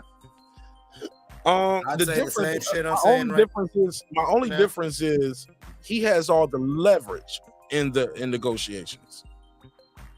He's the big fish. He's the 3-belt champion. If we believe in this and we're gonna run with this, I want to run with the fact that, hey, they wasn't offer him no guarantee, and they don't want to open up the books. You know what I'm saying? He don't want to do a long-term contract, because many of us believe that they wanted him to. He couldn't do no one-offs with him. You know? Yeah, but that's not even answering my question. My question is, how about this? My question is, what if Errol was fighting this dude? Guys, how about that? No. What if? Okay. What did you say? What did you say? Say it again. I got more knockouts and less losses than Ugas that Crawford's about to fight. But we don't know this dude. We know Ugas, correct? We do know David Avanesyan vaguely, but I've seen him fight, man. But are you seriously saying you would rather see Crawford fight this cat? No, sir, I'm not. All right. But I don't want to see him sit on the shelf until February, January, April of next year. Yeah, but he could have tried to fight Virgil Ortiz or somebody of some type of stature, you know? Somebody. Shit. I said that before on another panel. Shout out to Mr. IOTVA. And he was like, they ain't gonna put Virgil in there with him. I mean, I'm just saying, it could be Virgil, it could be Chris Eubanks Jr. It could be somebody other than this cat, man. Chris Eubanks Jr. ain't coming down to 147, dog. He barely almost died making the 54. Yeah, but what I'm saying is that's not like a Jamel Charlo. Just give me a good opponent though. Like, who else? I mean, if Bud is talking about fighting Charlo, he could fight Eubanks Jr., couldn't he? No, not that. The weight is too crazy. Eubanks Jr. First of all, Eubanks Jr. just tried to cut weight for a catch weight overseas, right? Remember that? And all right. Well, I didn't want to say Boots Ennis for somebody. I don't think they would let him do that catch weight. All right. Well, I didn't want to say Boots Ennis or somebody like that. You feel me? I'm just saying this, man. You familiar with these weight classes? Because you kind of threw out a weird name with that Eubanks Jr. I'm not familiar with the weight classes. Yeah, hey, listen. You fight that? Listen, man. Listen, I've been watching boxing for a long. If I say Yori Boy Campus, you know who that is? You missing my point. Eubanks. No. I'm just saying. In December, after what just happened with them, you think he about to go right back into another training camp? Well, what I don't believe is how did November the 19th seem like that was a crazy date for a fight, but then you talking like a few weeks later to fight some no-name cat. I never said it was a crazy date. No, I'm not saying you, sir. I'm not saying you. I'm just throwing it out there. That's what the overall opinion was. This November 19th fight was just no way, no how a fight could be made. But in December the 10th, now you fighting this guy. That means you already plan on fighting this guy. I don't think that's true. I do believe they had a backup plan, though. I think that's very possible they have a backup plan to say, look, we're going to fight somebody this year. We're not going the whole 2022 calendar year without a fight. I think it's very possible they had a backup plan. So let me, okay. So you condone this, man? No matter what. No. I'm just having a conversation with you, answering your questions. You said you had some questions, so I just noticed that a lot of people, even while they were supposed to be negotiating, was saying, "Man, Spencer's going to pull out and fight Thurman. Spencer's going to pull out and fight Thurman," but he's not the one pulling out of this fight. fighting someone else. That's what I'm saying. Well, technically, there was no fight made, so nobody pulled out a fight. They just couldn't come to terms in these negotiations. That's what it is. It's not no pulling out of a fight until you got a fight made. Can we agree to that, Sean? Well, yeah, we can, but according to Blue Blood and the rest of the Crawford people, because he has something to do with this, because he's affiliated with this streaming service. That Crawford agreed to everything. Oh, y'all niggas. Hold on, say that again. Who's affiliated? Blue Blood? Yeah, definitely. Blue Blood is affiliated with Black Prime? Yes. Yeah, he's supposed to be. Okay. Yeah. Cool. Yeah. Oh, so I didn't know that. This But So I thought wait a he minute. Hold was up. If Team that Big is true, Fish can as I well just say too, point though. something out real quick? So now y'all hate Blue because he's helping Bud get a fight, as y'all call it. Well, he's helping because he's affiliated, so he's helping Bud get a fight. So now Thank Blue you, is sir. no good. I never said. I never listen. I never listen. Going Listen. on and doing something independent by himself with another black man and going to get in a bag, an 8-figure bag. Okay, I tried to talk to this. This is the fight that everybody wants. I tried to talk to this man. All right. Hey, Brandon, I'm going to even throw you this little bail money. It ain't Errol. He got some small hats in the way. All right. You know what? I'm going to go get with this independent shit. But we keep it in-house, hometown, but it's legit money. And it's a legit competition. No doubt. Go ahead, Reggie. Man, fuck that shit. Bud on some punk ass shit. I gotta speak real about that shit. This some hoe ass shit. He fucked up. Ain't no other way to put it. You in the midst of negotiating, then you just pull this shit out the fucking hat. It's some whole shit from Bud, and I don't know how Shakur and them gonna feel about it. I don't know how fucking what's the other young kid? Keyshawn Davis. Keyshawn Davis, all them. This some whole shit from Bud. Like, I don't care how the fuck you flip it. I rock with Bud, but this some stupid ass shit. David Avanesyan, like, get the fuck out of here. Like, in the midst of pulling people into this shit, and then you pull this weird ass shit. But it's like, fuck it, make your money, but it's some weird ass shit. Ain't no excuse making. Bud fucked up. He full of fucking shit. I thought the shit was fake as fuck, but Bud happens to be fake as fuck for doing this shit. Damn, I was trying to be a gentleman. So you telling me, Reggie? Hold on. Let me host this shit. 757. Hold on, 757. Go ahead, caller. This is Andre again. I just wanted to bring up, the elephant in the room, which is, there's people saying that Terence is about to do this, but Earl's about to do the same thing. He already said he's not fighting Keith Thurman because of that vendetta of Keith Thurman not giving him a title shot.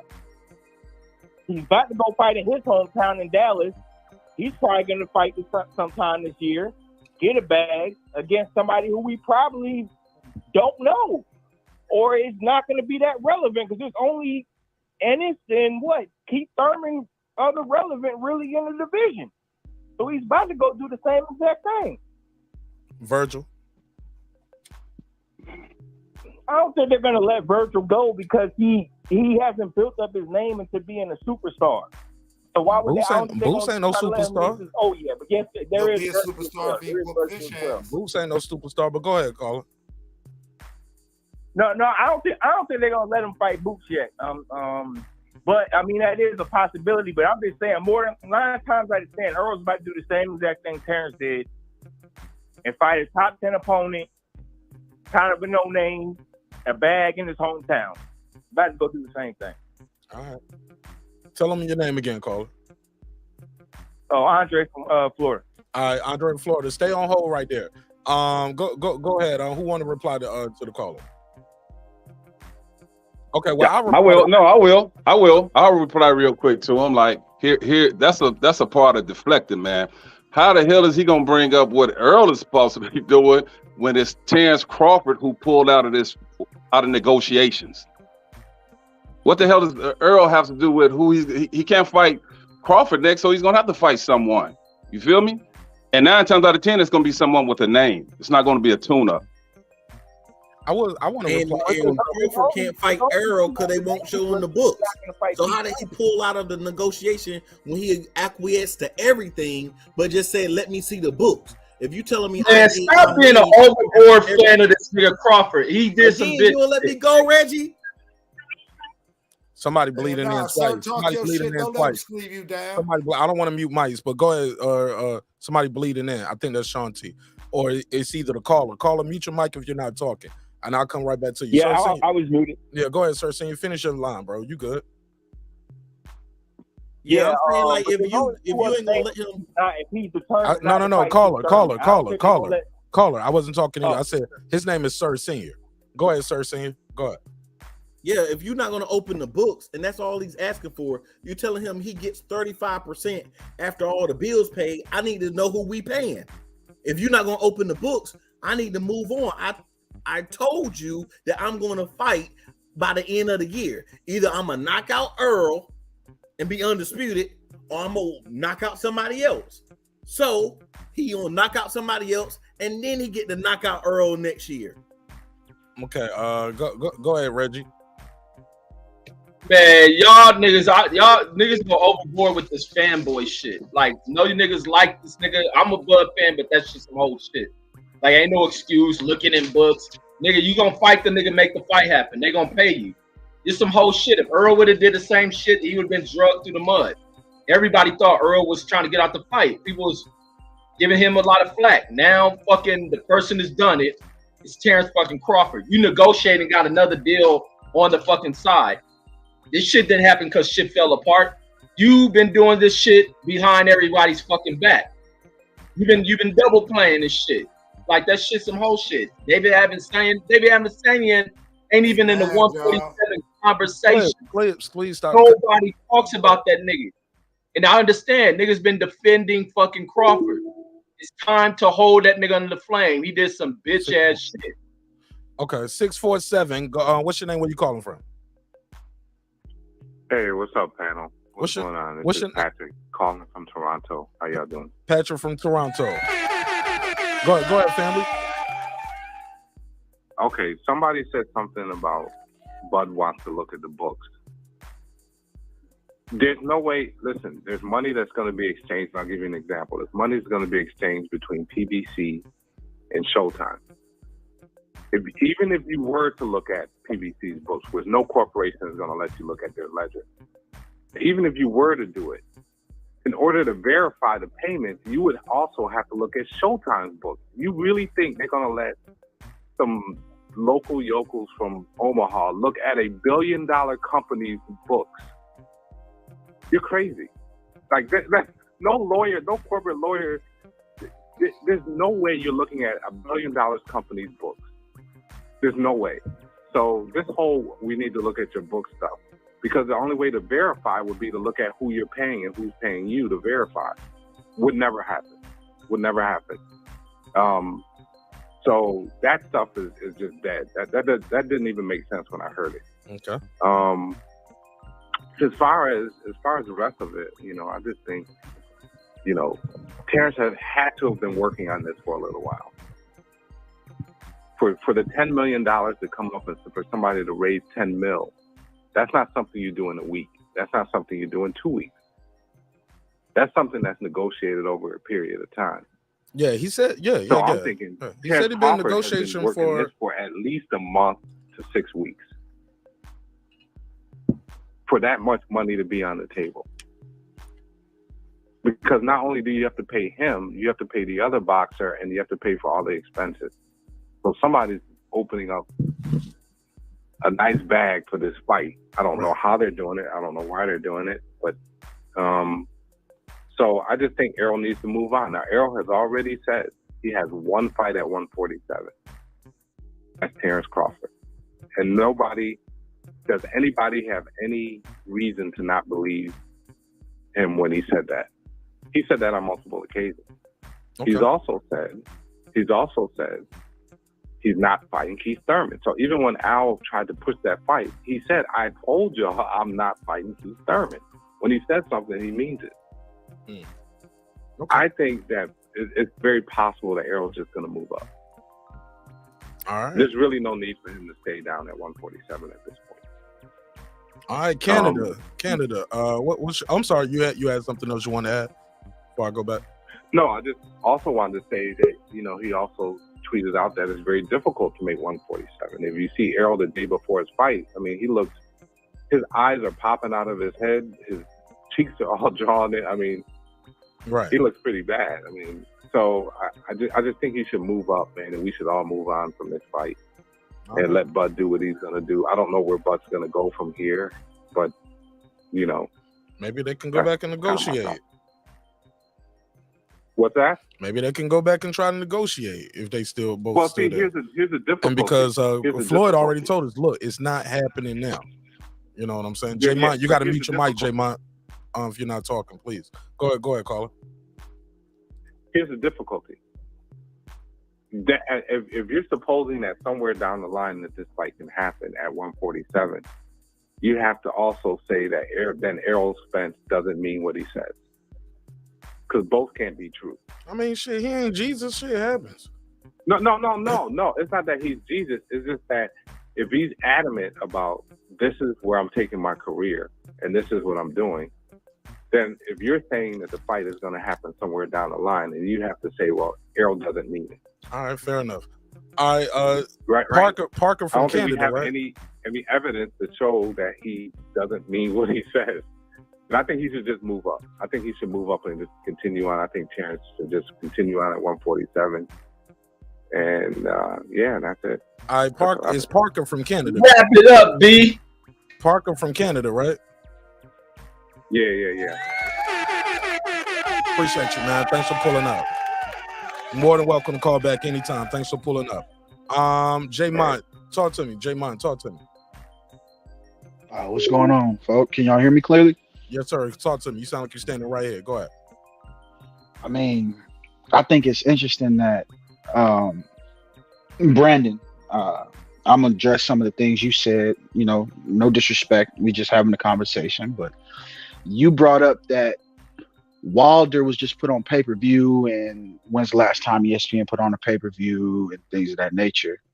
The pay-per-view platform, this is my opinion, but I mean, it's pretty much, you can feel how you want to feel about it, but I think the pay-per-view platform is being used in some way to try to pay the fighters what those giant guarantees are.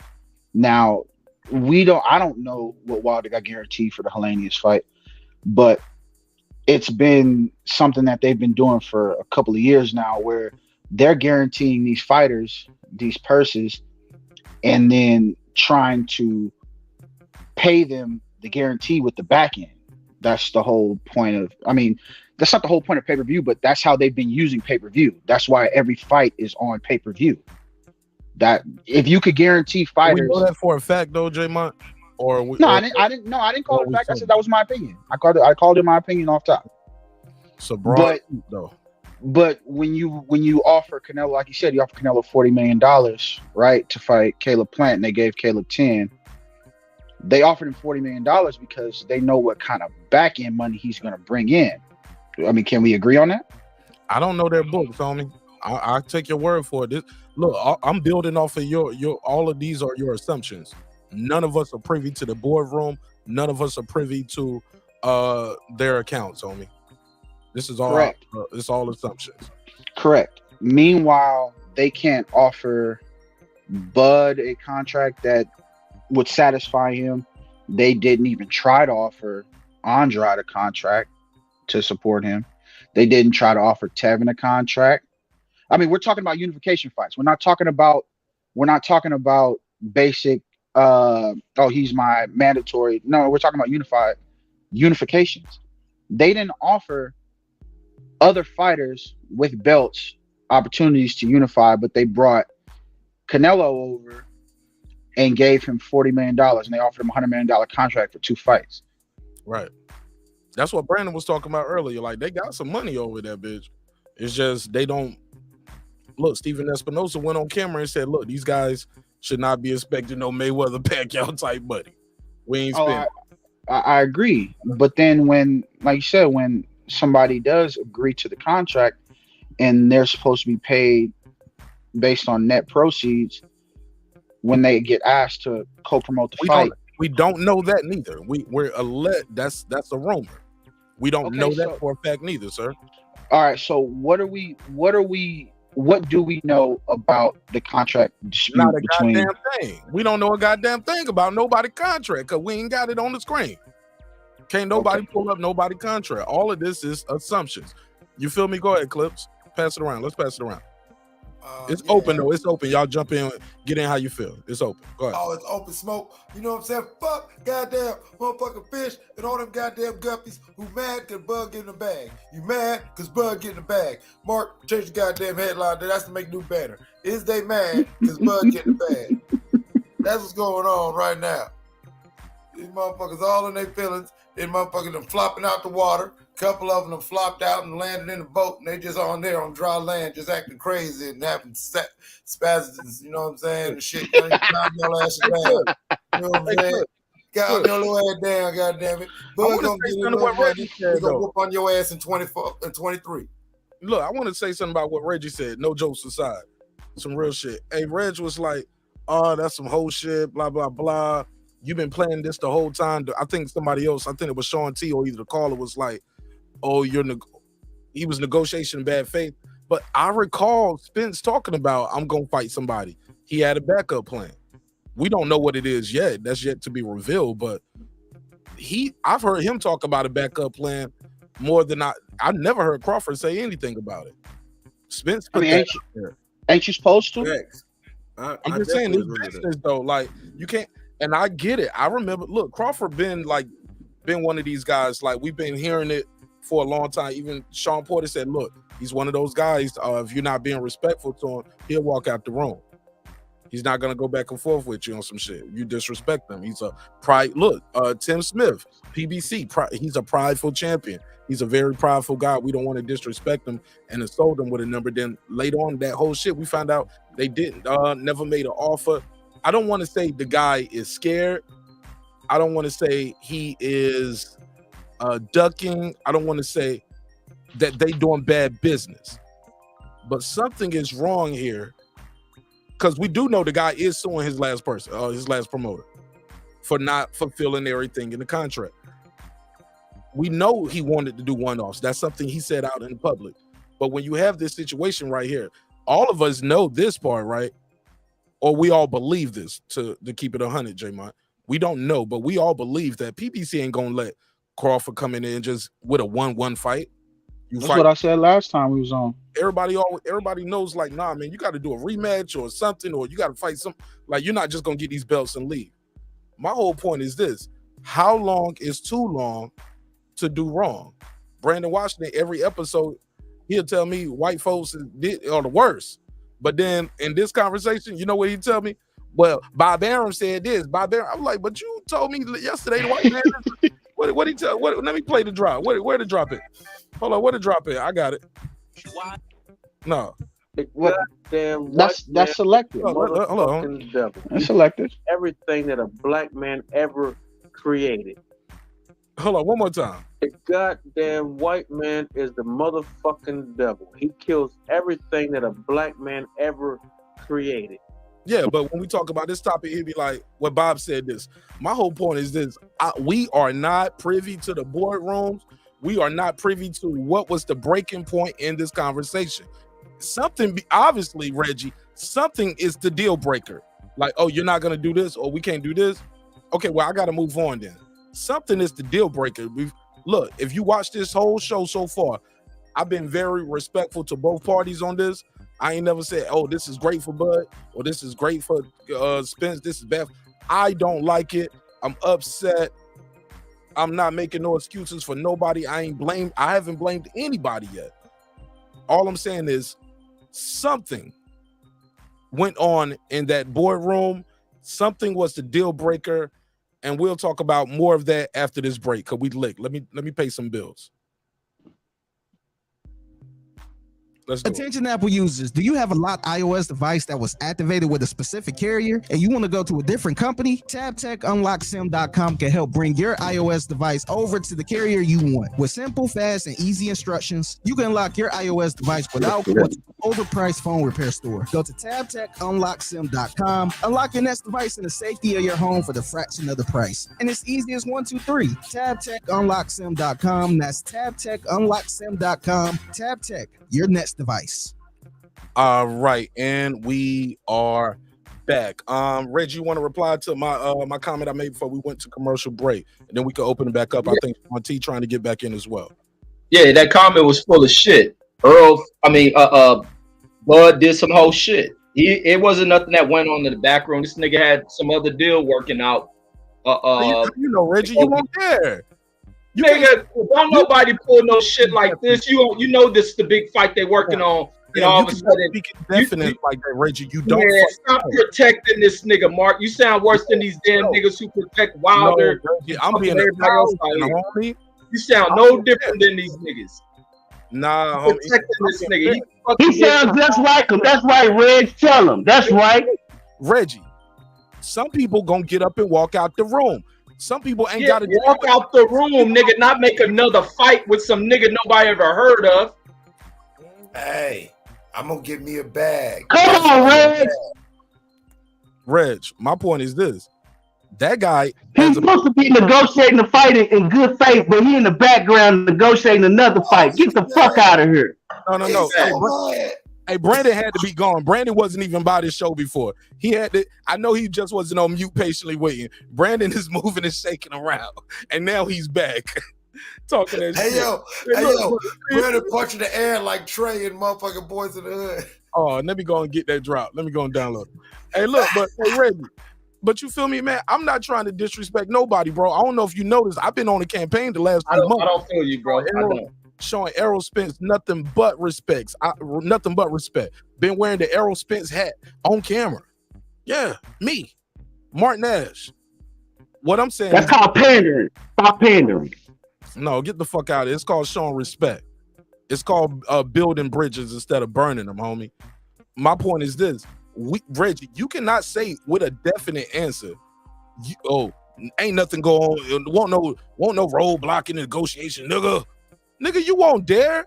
You've been on the same campaign with me for the long time, Reggie, saying we don't know what the fuck is happening in those boardrooms. We are not privy to that information. Now you come up here with your new haircut talking about some, you know what I'm saying? The motherfucker did some whole shit. Nigga, you don't fucking know what we're not gonna do that. Now, some of these motherfuckers go to their job and they got to do whatever the boss tell them all the time. They got to take whatever they give them. The motherfucker's already a multi-millionaire. If they can offer him 8 figures, what the fuck was the PBC offering where he was like, nah, I can't do that? Reggie, please respond to that. Can I jump in right quick, Reg? First of all, how in the hell is Terence Crawford scheduling a fight? How he scheduling a fight and he's supposed to be in negotiations with Errol Spence? Get the fuck out of here, man. This fight been in his back pocket the whole time, and he wanted to muddy up the waters, and him and Bernie the Boxer lied, and there you go. Bro, when it's a title on the line, some motherfuckers jump at that first title shot. They ain't about to go back and forth with y'all today. They be like, oh, I can fight Terence Crawford, make a $500,000. I can fight Terence Crawford, make $1 million. Hell yeah, let's do it. And the title on the line. What's Black Prime? I don't give a fuck. I'm from Russia. Mark, you mind if I say something? They're gonna move and shake different. It ain't no hard negotiation. Terrence the A side. It's a company we never heard of. Small head. Yeah, we never heard of. Y'all defending this Rich, what? No. What I'm doing is I'm being fair. And whether guys came on the show, whether they was too hard on either side or not, I've been trying to be fair to Errol Spence. Pause. Nigga, no, you haven't. You've been clearly a Terence Crawford fan, nigga. So stop. Reggie, I don't know. Yeah, I know. I'm an Errol Spence fan too. I just don't like how he move with certain shit. But the motherfucker can fight. Look, Reggie, how many times have I said if Errol Spence wants shit, we won't want to see the fight? If Bud Crawford wants shit, we won't want to see the fight. No, it ain't. This don't take nothing from Terence Crawford as that dude, but this some bro. I ain't never said that. Keep it real. This some whole ass shit, bro. So how long is he supposed to wait? to make the fight happen with EJ. Well, nigga, you should have went and fought Keith Thurman or somebody. I mean, shit, it ain't Same that long. side. Hold on, if he can't get Errol, how you gonna get Keith Thurman? Same side. He Don't make couldn't sense. negotiate it. He couldn't negotiate, but you in the midst of this negotiation, and then you just like out of nowhere, bam! Since November, this shit just dropped out of nowhere, bro. Like, June of last year.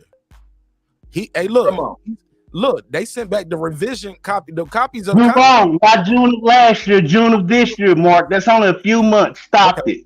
Okay, that was a redact. Okay, it was a typo, Brandon. Yeah. Thanks for that correction. So the wait ain't that long of a wait. We ain't been on that long of a wait. It's bullshit. Wait, EJ just said he was on a long wait. So you want to tell EJ he lying? He been waiting. But the thing is, EJ, listen. Y'all know damn well if EJ took a damn fight, what y'all be saying. Negotiation since June, right? Terence been a free agent since November. But my point to this is, they said they sent over something, right? I'm gonna pull the article up that I read.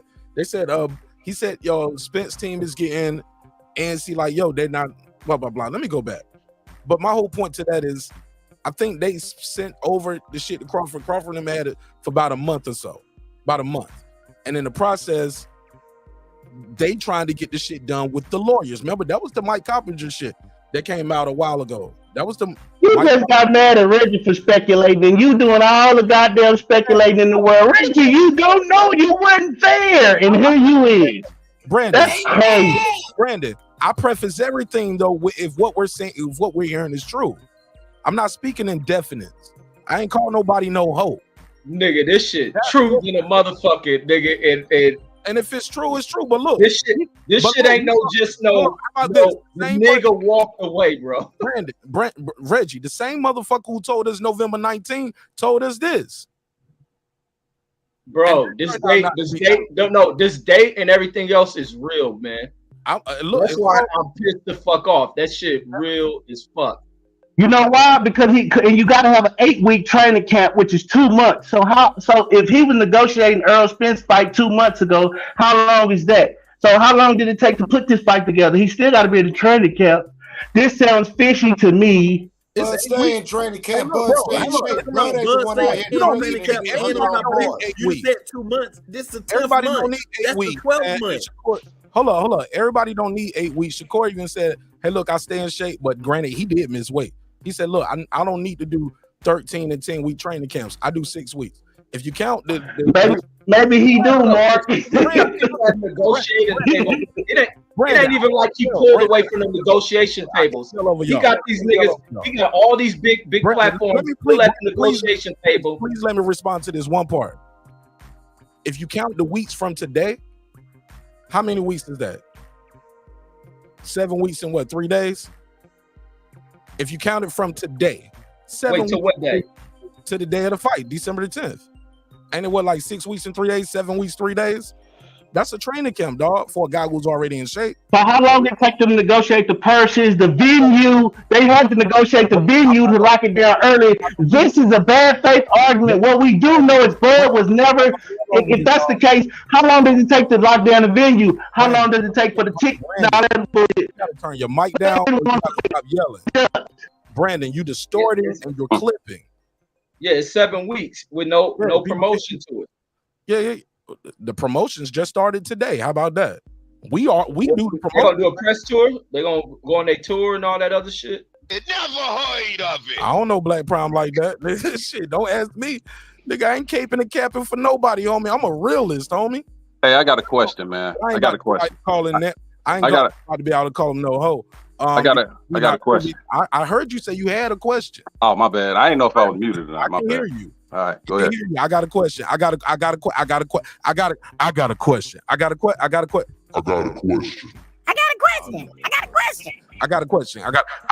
question. I heard you, nigga. God damn. We gonna get to the motherfucking question, nigga. You know the chat still work while you're on the panel though. And I don't like to cut in while other people talking, but go ahead. Yeah, I got a question. Please, I got a question. Nigga, type that motherfucker or in the private chat or something. I'm gonna come to you. God damn, I'm gonna lose my damn spot. I got a question. Fuck it. Go ahead, ask your question, Sean T. I'm just trying to figure out, man, if Crawford if he agreed to all the terms, man, how the fuck we even get here, man? That's the only thing I want to know. How did we? If he agreed to everything, homemade cake ass nigga.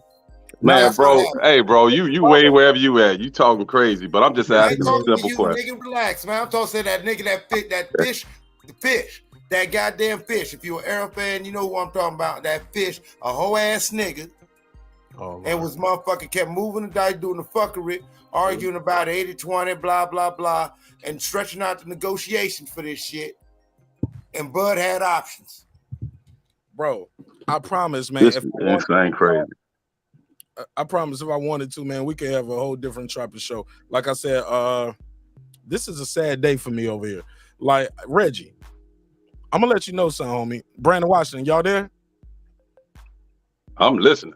J-Mo, can everybody see the screen? I just want to make sure everybody can see the screen. The chat, the audience. I need everybody to look at the screen. All right, here we go. When I first saw this shit, man, y'all know I cried a little bit. I cried. I was like, oh, nigga, no. All right. I mean, I went through that. And then when I was like, they moved on from negotiation. Nigga, I felt like y'all ever seen Hustle and Smoke? I mean, Hustle and Flow. Hustle and Flow, yeah. Yeah, nigga, I was like DJing Hustle and Flow. When I was like, you fighting David who?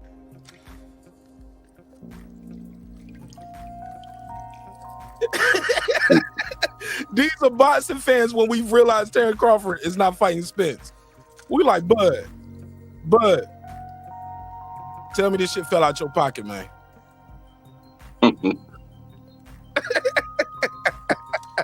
Oh, it was sad. It was sad, nigga. It was oh my God, clips. Brandon Washington, Reggie, Sir Senior, Pildo, Sean T, Black Prime, never heard of it. Never heard of it. Nigga, please tell me this shit fell out your pocket, man. Tell me this shit fell out your pocket, man. Skinny, man. Wake up, motherfucker. Tell me this shit just fell out your pocket, man. Please, man. This ain't what we doing, right? Somebody come look at this. Look at this. Hey, look at this shit. Come look at this shit. Go ahead, Cliff. Somebody come look at this shit. Look at this shit. Bro. Hey, this is shit. Hey, you see this shit? Hey, man. Broke look my at heart. This shit. Hey, but you know what? Tell me I wanted to fight. I still want to fight. But look here. Bud go get him a bag. Hey, and you know what? For all the fish fans, the boxing gods are real. And I believe in that wheel called karma, and I know it spins. So if there is some fuckery, if it was some bad faith shit, and it wasn't what I believe it to be about Bud getting sick of PBC and Errol Spence's shit, well then who knows? He might motherfucking, you know what I'm saying, pick a bad cherry. Why y'all crying? Y'all so man, y'all mad he got a bad. I mean, if you the big fish, you the A side, you should have you said you had a side option. All right, Bud going over here. So shit, I'm gonna go over there. You shouldn't get mad. You should say, I see you in 23. What I want to know is, we got to this point, right? But how much was this fight worth to Errol? Because I mean, Bud got the last strap in the, you know what I'm saying? If he was trying to really Thanos some shit, why didn't they do everything they could to make this fight happen? That's all I want to know. And I would like to direct that to Reggie, because everybody talking about how there's some whole ass shit. He was doing backroom deals and he was negotiating in bad faith. But what you got to negotiate with somebody else for if the main shit that you're supposed to be focused on, I mean, it shouldn't have never got to this point, period. I don't understand why the PBC didn't do everything in their power to make sure that this fight happened flawlessly. The only other option is Bud didn't want it. That's what everybody seems to be. Oh, Bud didn't want it. He wanted to do something else. But shit, if you make that man an offer he can't refuse, it's not about what he's worth. It's about what is this worth to Errol. That's the question you need to ask. The hell with Terence. If you think Errol gonna run through Terence and become undisputed, that triples Errol's worth. What the fuck is y'all playing with the last scrap for? That's what I'm stuck on. Man, no, you stuck on defending bullshit and trying to defend. This ain't no PBC bullshit. Here y'all go being on some old knee walking, dick sucking fan shit. God now damn, niggas, Reggie, listen, man. No. Niggas be self-funny keeping it real. No, fuck that. Keeping that shit 100. You talking about what the PBC then offered. Now, this nigga was negotiating with him. How do you have a deal on the side and the PBC ain't doing the shit you want? Tell them, fuck y'all, I'm gone. I'm moving away.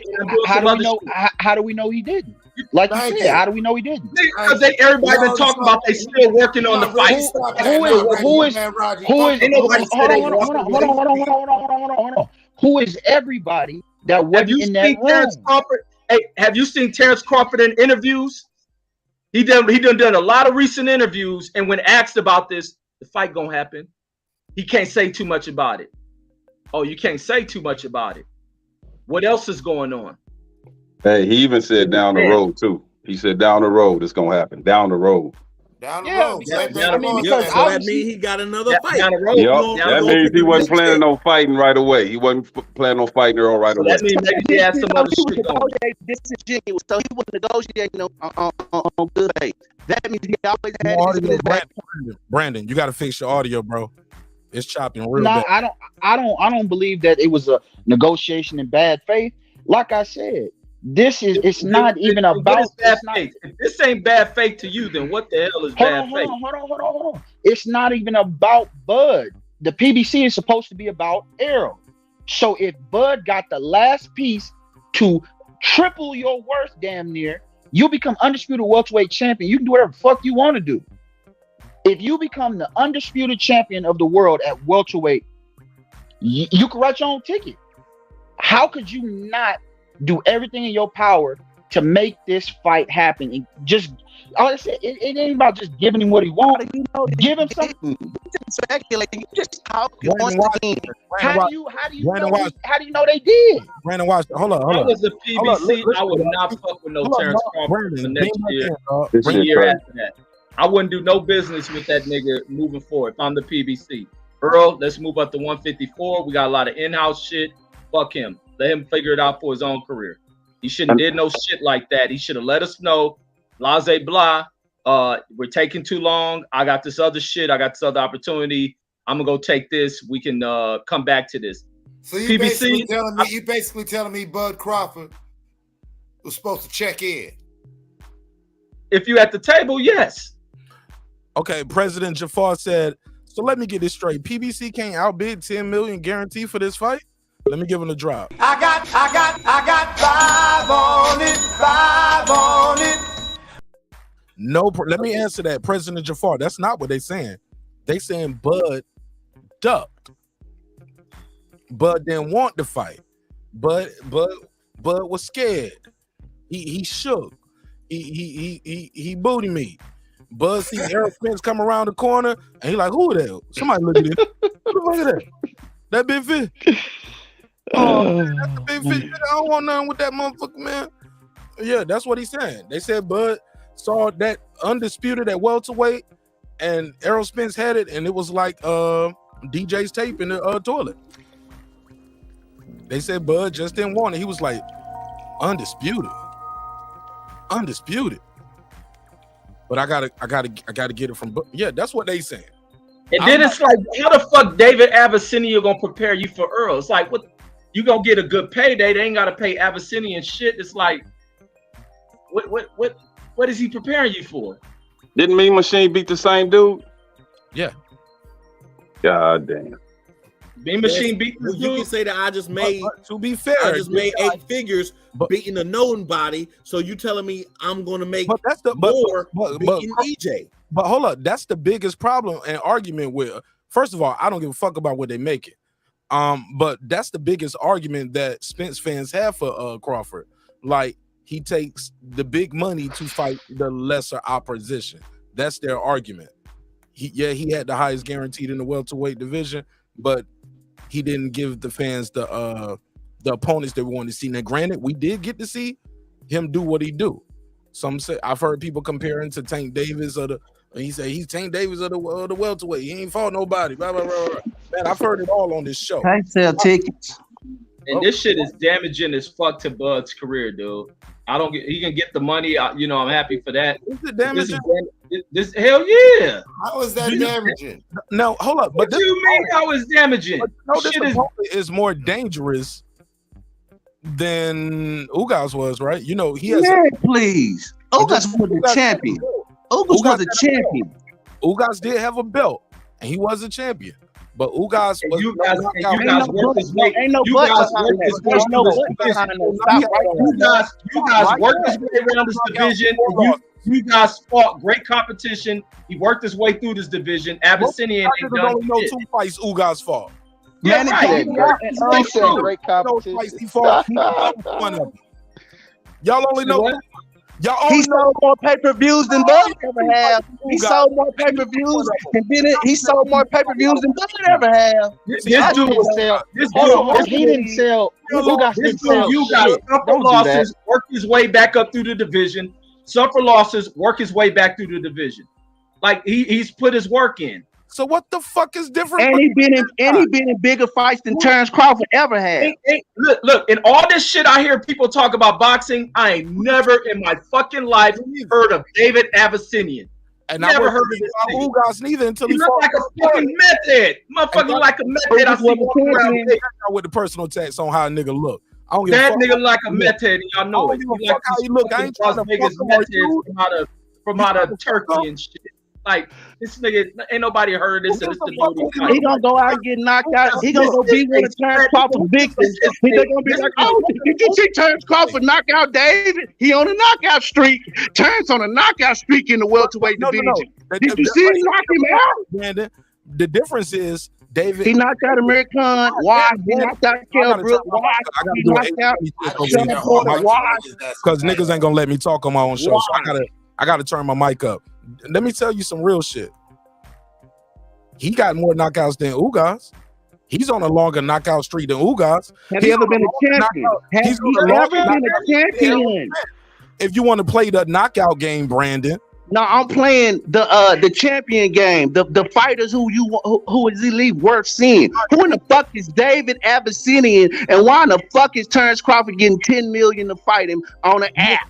Well, we don't know. He's supposed to be. Wait a minute. When he's supposed to be in negotiations for the biggest fight that we all been wanting to see. Now that this press release come out, we got all the fucking Bud defenders. It's an okay fight. It's all right. It's a tune-up. Okay. Errol Spence came out and said, "I don't take tune-ups." Now you know he said that earlier today. He got it. See, Errol Spence was slick. Errol Spence got ahead of the news of this fight being announced. Now I've been following this story. Now let me show you this. Okay, let me show y'all this. Boom, boom, boom. When you type in Terence Crawford, because I type in Terence Crawford, Errol Spence, every morning. Every morning, like, did I miss something? Like, man, say it ain't so. I cover this shit. I'm like, maybe I didn't get a press alert. Something. Make sure you pull that black app up too, so we can learn about it. Oh yeah, I got it. I already got it queued up, homie. But what I was trying to say is when I got going on, I support it earlier today. It was saying Errol Spence. Here we go. 17 hours so. Growing concern on Spence's side that Crawford's team isn't committed to the fight. Now this is boxing scene. All right. This was 17 hours ago. Errol Spence got ahead of the news.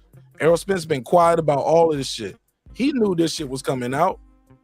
Of course he did. Like I said, motherfucker already knew. This morning or last night before we found out today that, hey, look, man, this guy's moving forward, it looks like. But my question to y'all is, what's it so hard to do 50-50 with the guy?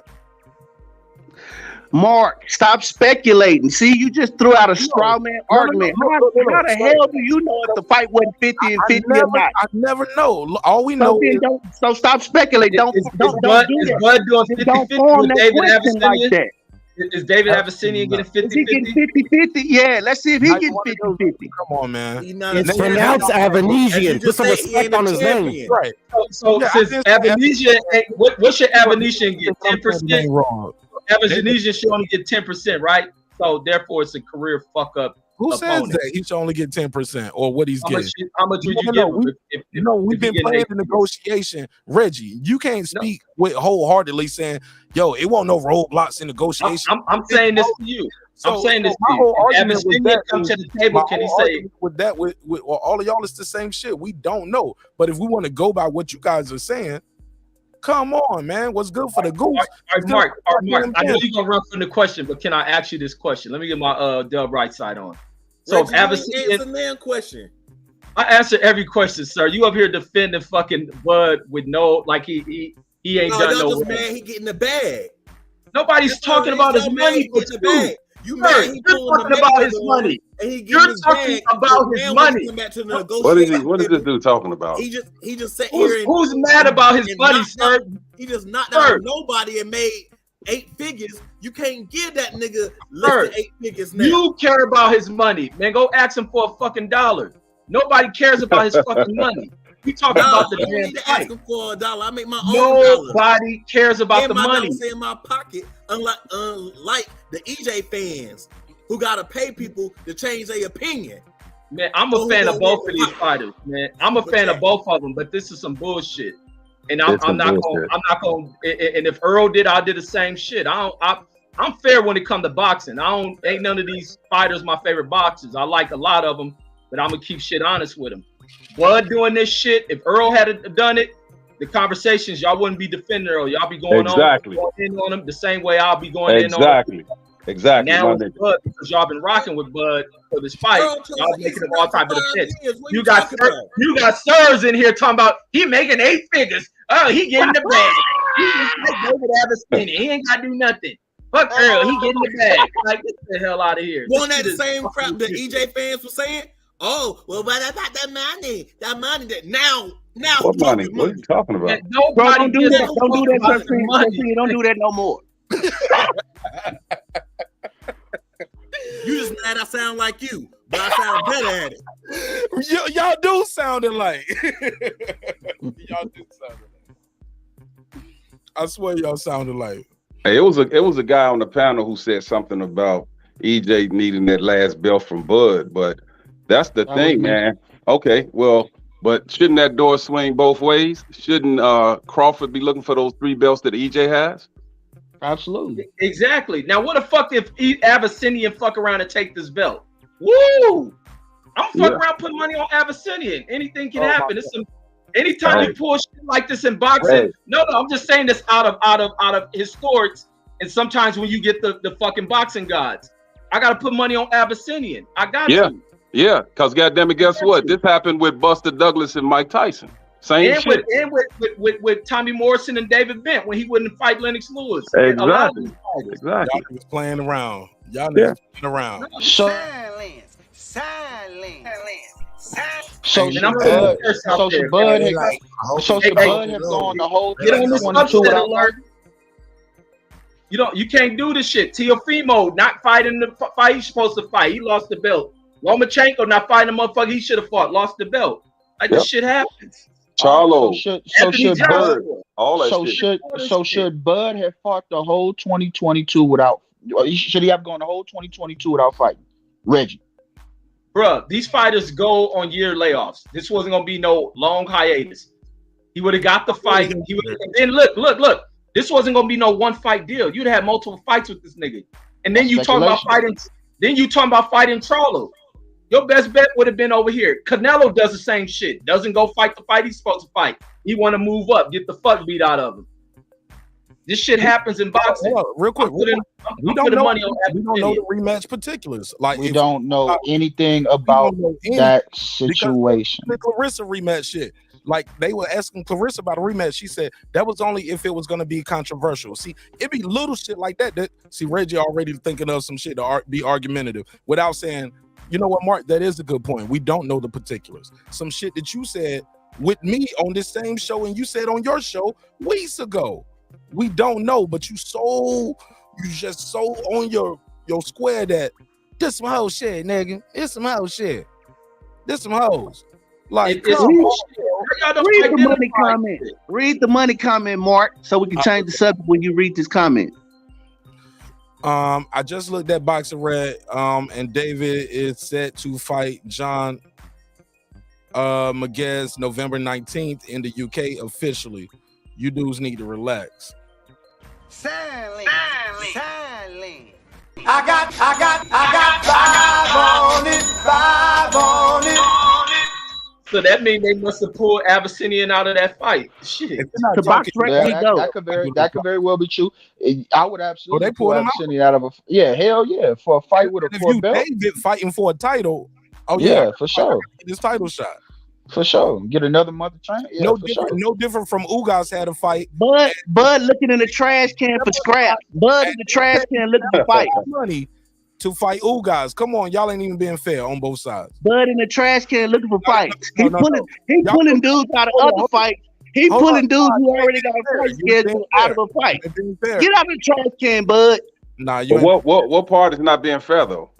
with that same argument. They paid step aside money to get Ugas out of the WBA championship tournament where they was eliminating a super champ. For a unification fight. Tell the truth. For belt. But Bud is a unification. This shit bad the way y'all defending this shit. He paid him step aside for he was a champion. Brandon, I know you smarter than this. Don't make me do it.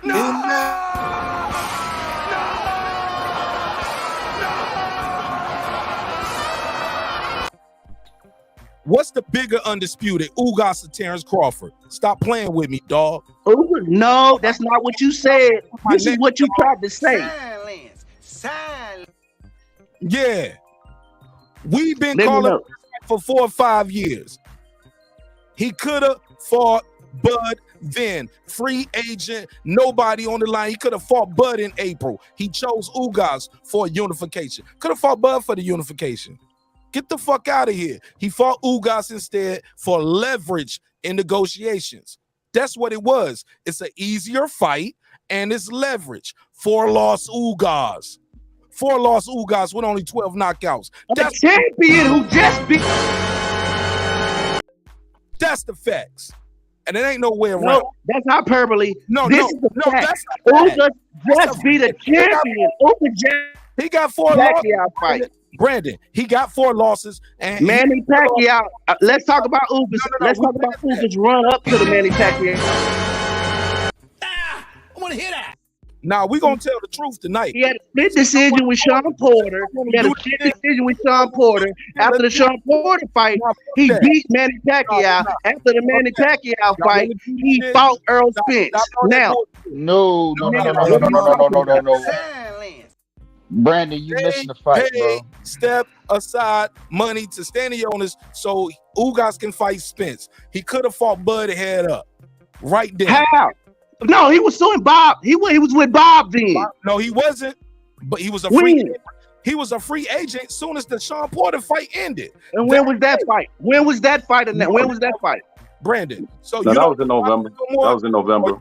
You don't know boxing no more. You don't know he beat. No, what I'm trying to explain to you is you making things up. Hold up, Brandon. Let me refresh. He's free agent now. Why come he won't fight him now? He's a free agent now. You know, when guys get to certain levels, they believe they know what they're doing, and they don't necessarily take all the information. So, you know, this is where we at with it, and I had to make that decision. It's an easy decision. You know when that happened, Mark. Why won't he fight him now? He a free agent. All the shit you talking about in the past, we have now. What are you talking about? I'm talking in the past. We have now. Okay, well, stay in the past. In the past, Stay right? in the past. That's what you want. No, you stay in the past. I'm in the present. Is Bud a free agent right now? Why Bud won't fight him now? Why come they won't make the fight now? Agent for a year. Why won't they make the fight now, Mark? They make the fight in April because your argument was because Errol Spence had a fight signed to fight in April. I was there at Cowboy Stadium. I was there. This the whole checkmate. That could have easily been Bud. You said he fought. Here we go. Here we go with these hypotheticals. Hold up, nigga. Never forget. You said he fought Ugas because it was an undisputed. I mean, a unification. What would have been fighting? What's the bigger unification? Ugas or Terence Crawford in April? Tell me, bro. Stop. Don't give me all that other shit. Tell me I'm talking in the past. He could have fought him then. Coulda, woulda, shoulda. Why he won't fight him now? Why he can't? Why? Coulda, woulda, shoulda. Why he won't fight him now? Coulda, woulda, shoulda. Why is he fighting David Avanesyan? The point is, it was strategic. I give PBC credit. I give Errol Spence credit for being strategic. They did that shit for leverage because now it's 3 belts versus 1. But I'm telling you, homie, all that shit that y'all talking, that knick-knack patty wet shit, that shit for caskets, homie. Because I lived through this shit. I've been covering this shit for a minute. Before y'all saw me on the channel, that shit is not, y'all ain't even being fair. That's all I'm saying. Y'all ain't being fair. To go back to what the caller, not the caller, to Sean T said, what do you mean by not being fair? He could have fought Terence a long time ago. And now Terence the Duck. Most definitely a duck. He's definitely a duck. I'm gonna tell you why he's a duck. Now let me explain. Mikey Now Garcia. let me explain why. Can I rebut? Can I rebut? That was bullshit for Earl to do that. I agree with that. That was bullshit for Earl to do that. Ain't no defending that shit. Mikey Garcia, Danny Garcia, your Dennis Ugas. Get the fuck out of here, man. Terrence Amir Khan, Kell Brooks, Amir Khan, Kell Brooks. Fucking, get out of here. Jojo Rodriguez, get out of here. Pull up Bud. Very first this happened to Terence Crawford. This happened with him with Manny and his old promoter. Y'all all told him he was stupid. He had bad business. He re-signed, and then Manny. And that's why he's suing his promoter. And that's why he's suing his promoter for bad business. And that's why he's suing his promoter. And that's why he's in the lawsuit. No, you don't know. Hold on, Brandon, I got you on record on this show saying I don't know about that. So you should shut the fuck up. No. We know he's suing his promoter. That's what we do know. We know he's suing him over business. He's suing him over business. Over business. No. I tried to give you the particulars and you interrupted me 80 times. That shit is on record. Let me hit the drop. Shut the fuck up. That's a fact, homie. That's not a fact. Rewind the tape. Dude, you just making shit up. Rewind the tape, Brandon. It's on this episode. I was trying. Why? Okay, you talking about you saying? Go ahead. I'm gonna move forward, y'all. I'm gonna wrap it up. Go ahead. It's open. I'll digress. Hey man, I'll say this, right? Hey, I'll say this. Leading up to the Ugas fight with Spence, man, I saw plenty of channels talking about boycotting that fight because this dude wasn't fighting Terence Crawford. So what the fuck is this now? It's the same shit. It's been over a year at this point, dog. Oh, now it's in the past. You hear that? Boy, I tell you, he can't keep his point straight. Nah, that's not what he's talking about. April. Hey, look, I've heard people say the other day, boycott anything. Mark, you were just talking about fucking last November. Don't tell me. What are you talking about? I was talking about last November. You were talking about how Terence was a free agent since last November, talking about the past. Now he's telling you about the past, and you talking about, oh, that was over a year ago. It's the same. No, that's what he said. It's been over a year. The guy said it's been over a year. They can't even tell me. I just want to say, hold on, how about this? Why does Ugas get a better deal than Terence Crawford? Why does Avanesyan get a better deal? Why does Avanesyan get a better deal than Errol Spence? No. Why does Avanesyan get a better deal than Errol Spence? Brandon, I'll wait. Dumb shit. Why is Avanesyan getting a fight that Errol Spence is negotiating for? I'll wait. He's not getting a better deal. You just said better deal. So because he's getting a better deal, y'all okay with that? That's speculation. That's speculation. My man been saying that the whole show. Mark Nash been saying we don't know what's going on behind closed doors. You know is this though? David Avanesyan ain't getting no better deal than the Errol Spence. How about that? How you know? Why come David Avanesyan is getting the fight that Errol Spence should be fighting? Why it's turned to why? Because obviously they hit a roadblock in those damn boardrooms, Brandon. How do you know? How you know? I know that because motherfuckers are moving on. Oh, that don't. How do you know he just don't want to fight? Well, can it be he don't want to fight too? No. Now, look, I'm gonna be fair and transparent, and like I've been with this whole shit. I've been saying this shit since Spence team. I say we, like, because I'm with Spence team too. I rooted for him. I wanted him to win that fight. My brother. And that's why you defending his ass. Yeah, that's a part of your slip. You see, He slipped, Reggie. He slipped, Reggie. You caught him, Reggie. He slipped. Hey man, this shit is unacceptable, man. No bullshit. This shit is unacceptable, man. For real. It's no way to defend. It's no way to defend this move, man. Boycott it, like y'all was saying about the Uber strike. Boycott this shit. How about that? I never questions now, or just blurt them out. Don't ask him. I'm watching it.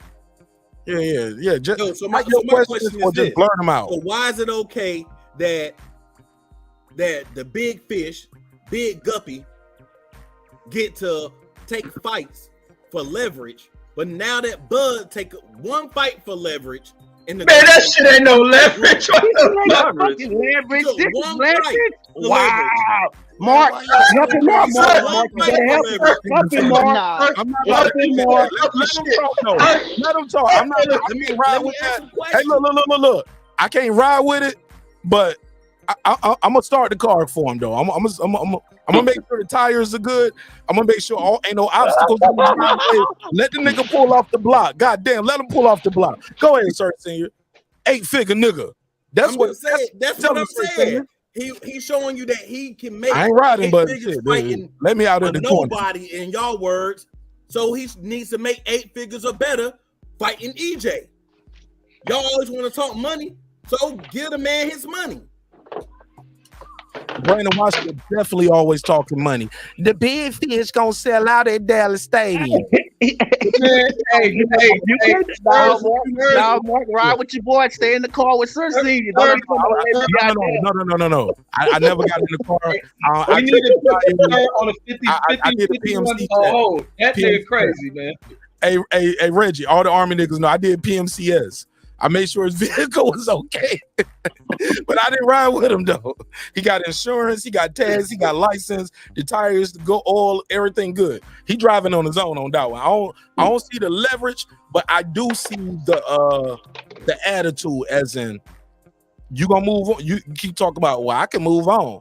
I can fight Keith Thurman. Well, not he's saying that, but that was the word.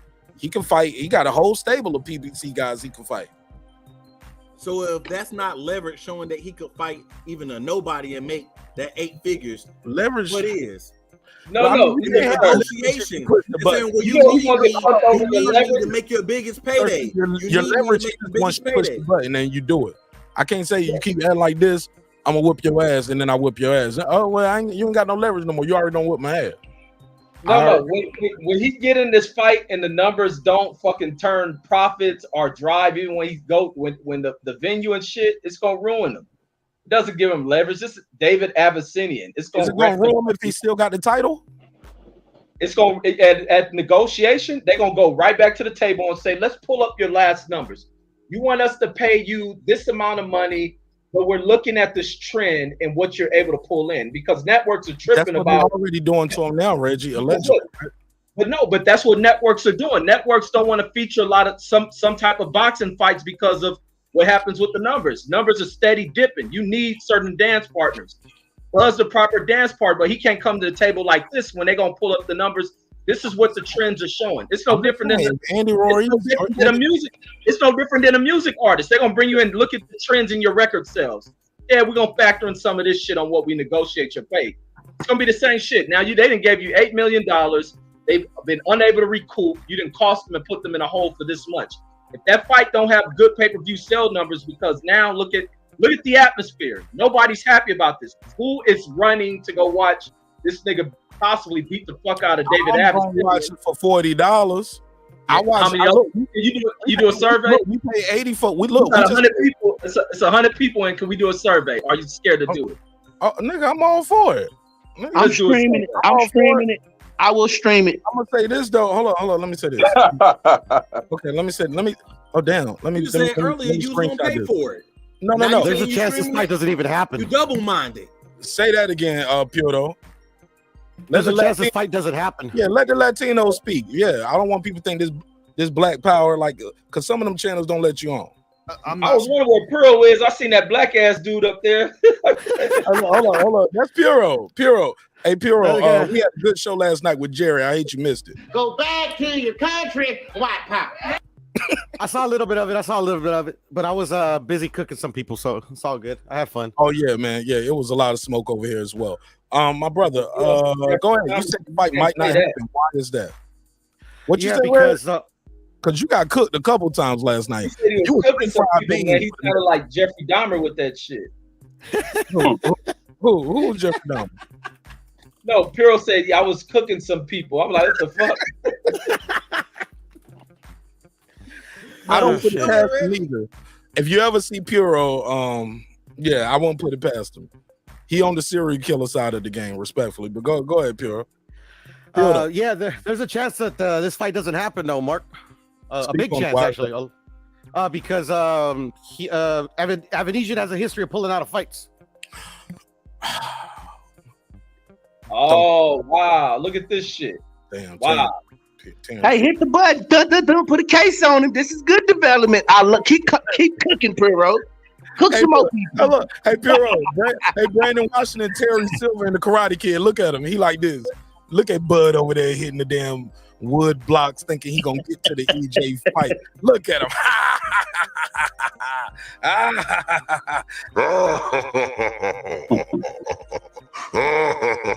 Yeah, that's Brandon Washington right now. He loving this. Go ahead, Puro. I am. My brother, go ahead. Yeah, I mean, he just pulled out of his last fight against Virgil Ortiz. It was signed. I think it was like 2 weeks away from fight night, and he pulled out for, I forgot what the reason was, but he pulled out. No. You talking about Avanesyan pulling out? Yes, sir. No, Virgil pulled out. No. Virgil pulled out of the McKimson We say fight. they didn't make the fight. Can we just use another phrase and they didn't make the fight? No, it was signed, sealed, delivered. There was a fight date. There was a venue. There was everything. He pulled out. Nah, Bud finna get pulled out on. Nah, I like the language. Bud finna get pulled out on. Yeah. That's nasty. That's just straight up nasty. It's not a guarantee, but I mean, it's got to be mentioned because like if he does it before, if he did it before, he'll do it again. We're talking about boxing, right? Puro know what he's doing. He want Rob G to come in and cuss us all out. See, that's the fuck I'm talking about. Why y'all niggas always play that ball shit? That shit on your mind. I mean, it's a trend, right? Lee Wood. Definitely a trend, but with Bud. Who else? Jamal. What's his name? Boo Boo. I ain't calling no man Boo Boo. I never walk up to a man and say, "Hey, what's up, Boo Boo?" I never do that. Demetrius, all right? Demetrius. First of all, like BB. All right. What up? I already know. You don't say butt hurt around you. You can't call a man boo boo. What was the other one today? I add something to the list. Don't send me no kind of eggplant emoji. Don't care what the joke is, how you type. I don't even think I used the cucumber or eggplant emoji in my app. I don't think I ever used the banana emoji. Don't even send me. Yeah, don't send me no emojis with hot dogs, bananas. Your tongue out. I don't want to see a tongue out emoji. None of that. They got enough. Right. They got enough laughing emojis. Yeah. Well, Brandon, you ain't even got Instagram or Twitter, so you missing all the bitches over there too. But that's small hats won't let them do that. Yeah, small. He missing all them fine Jewish women over there. You missing all them fine. Never heard of it. That don't even go together. In trouble. That's the same shit that got Emmett Till fucked up. Don't do that, Reg. All right, now we went too far. We always go. Speaking of the Emmett Till, why would they make a fucking movie like that? And then they act as though she's a narrative. God damn it, man. They act like, bro. I know your pro-black ass know they got a narrative to push. They gonna stay on their job. You know what's crazy? Those clips. They got her walking like to the courthouse and shit and standing up like shit, like she was some kind of activist.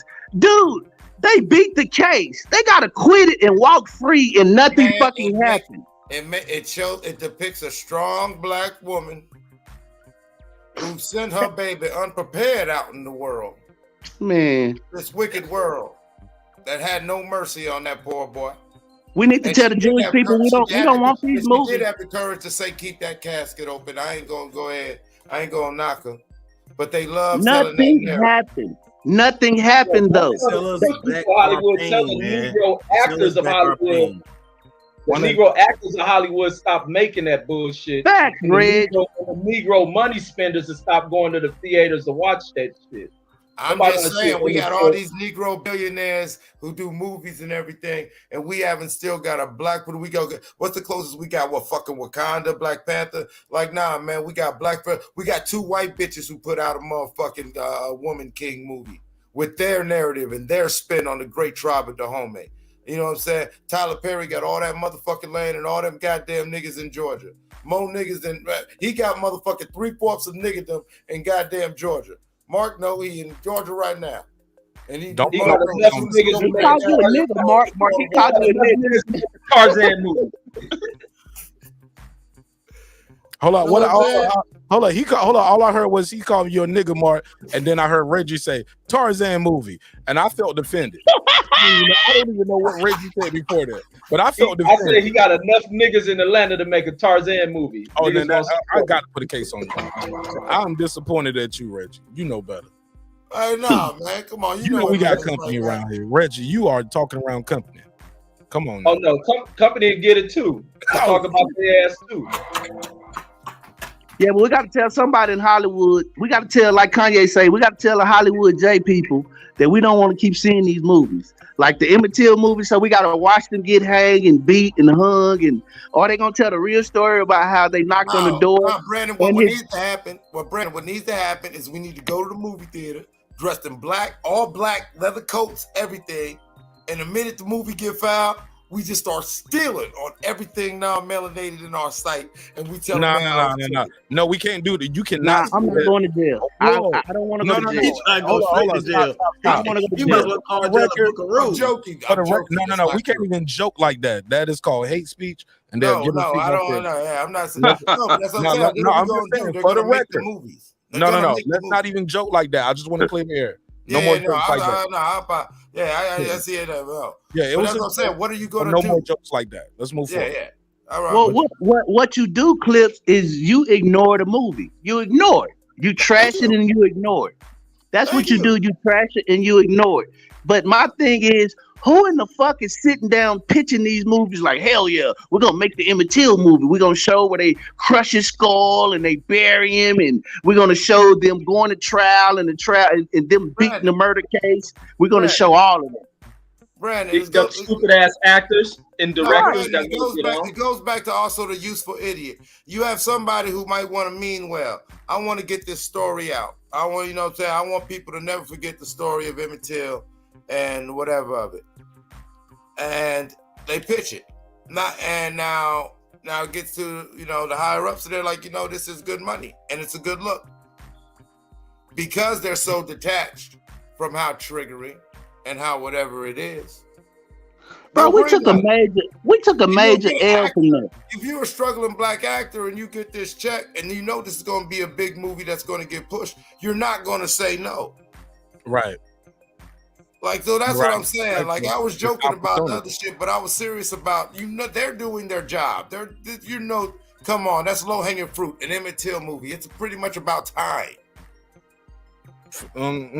It's past time, but and after they gave us that show for, I think they made it a mini series. I think that was enough. Like, so, but I get it. This is a capitalist society. People saw the numbers from that, and they realized it's some money there. Go ahead, Brandon. What was you about to say? No, my thing is, when do we get to the point where money don't move us? That's the thing that Kanye's talking about. He's talking about those things where we easily exploited. We can be bought. You just said that somebody that was struggling, and if I put money in his hand, I can make him do something he don't necessarily agree with, and it goes against his morals and the principles. But I can buy him. We need to get past that. When we teach our people, fuck their money. Our integrity and who we are is bigger than their money. But it's easy for me to say that. But that's the thing that we need to get to as a people. Where fuck their money, man. Give them their money back. Keep y'all money. We need to burn their money in their faces. Fuck them and their money. Pass the mic. Go ahead. Sean T, I think you was trying to get in. Go ahead. Yeah, if that be the case, man, I'm from Chicago and I know this dude Kanye. You feel me? Like he from the same side of town. This dude ain't doing nothing for our city, man. I'm gonna keep it 100. He's doing all that talking on CNN and Fox and all that shit, but he's doing nothing to contribute to the well-being of the young black brothers here in Chicago. Straight up. Go ahead, pass it around. I would agree that a lot of times these celebrities, they go and solve small problems that they can put on their resume. Oh, well, I fed, some hungry people, and record it and show it off because, oh, I can get fame and fortune off of that. They do stuff that's going to pay them back in their pocket. Like they might give a country in Africa some water because they get international money and tax write-offs for that. But then they won't give Flint, Michigan water. I mean, basically, back to my original point, though. I was being funny about it.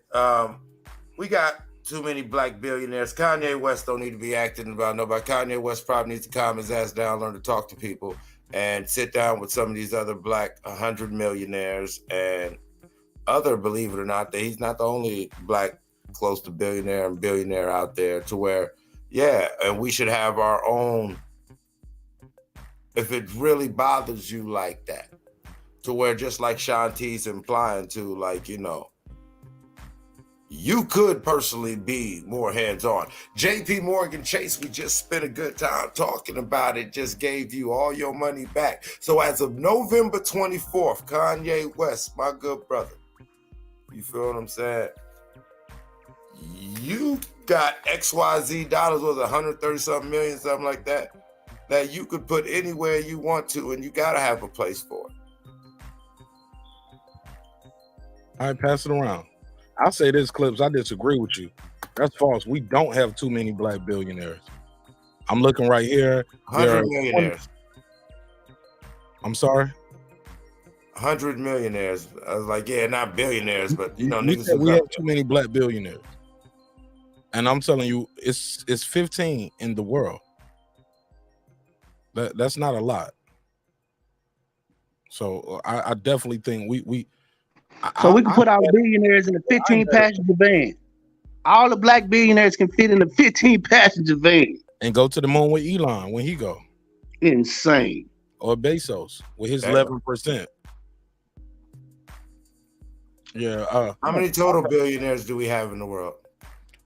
In a quick Google search, I typed in how many black billionaires in the U.S. and it said there are 2,755 billionaires in the world, but only 15 are black. And of that 15, only 2 are women, 9 are American. Now, according to Black Enterprise and Forbes. So there's only 9 American black billionaires. That's what I said. Black ones. Of that 15, 9 are American, and what I just say? Only 2 are women. 2 are women. 2 women, and 9 are American. That's like, and it makes me think of the Birth of a Nation movie. They destroyed that dude.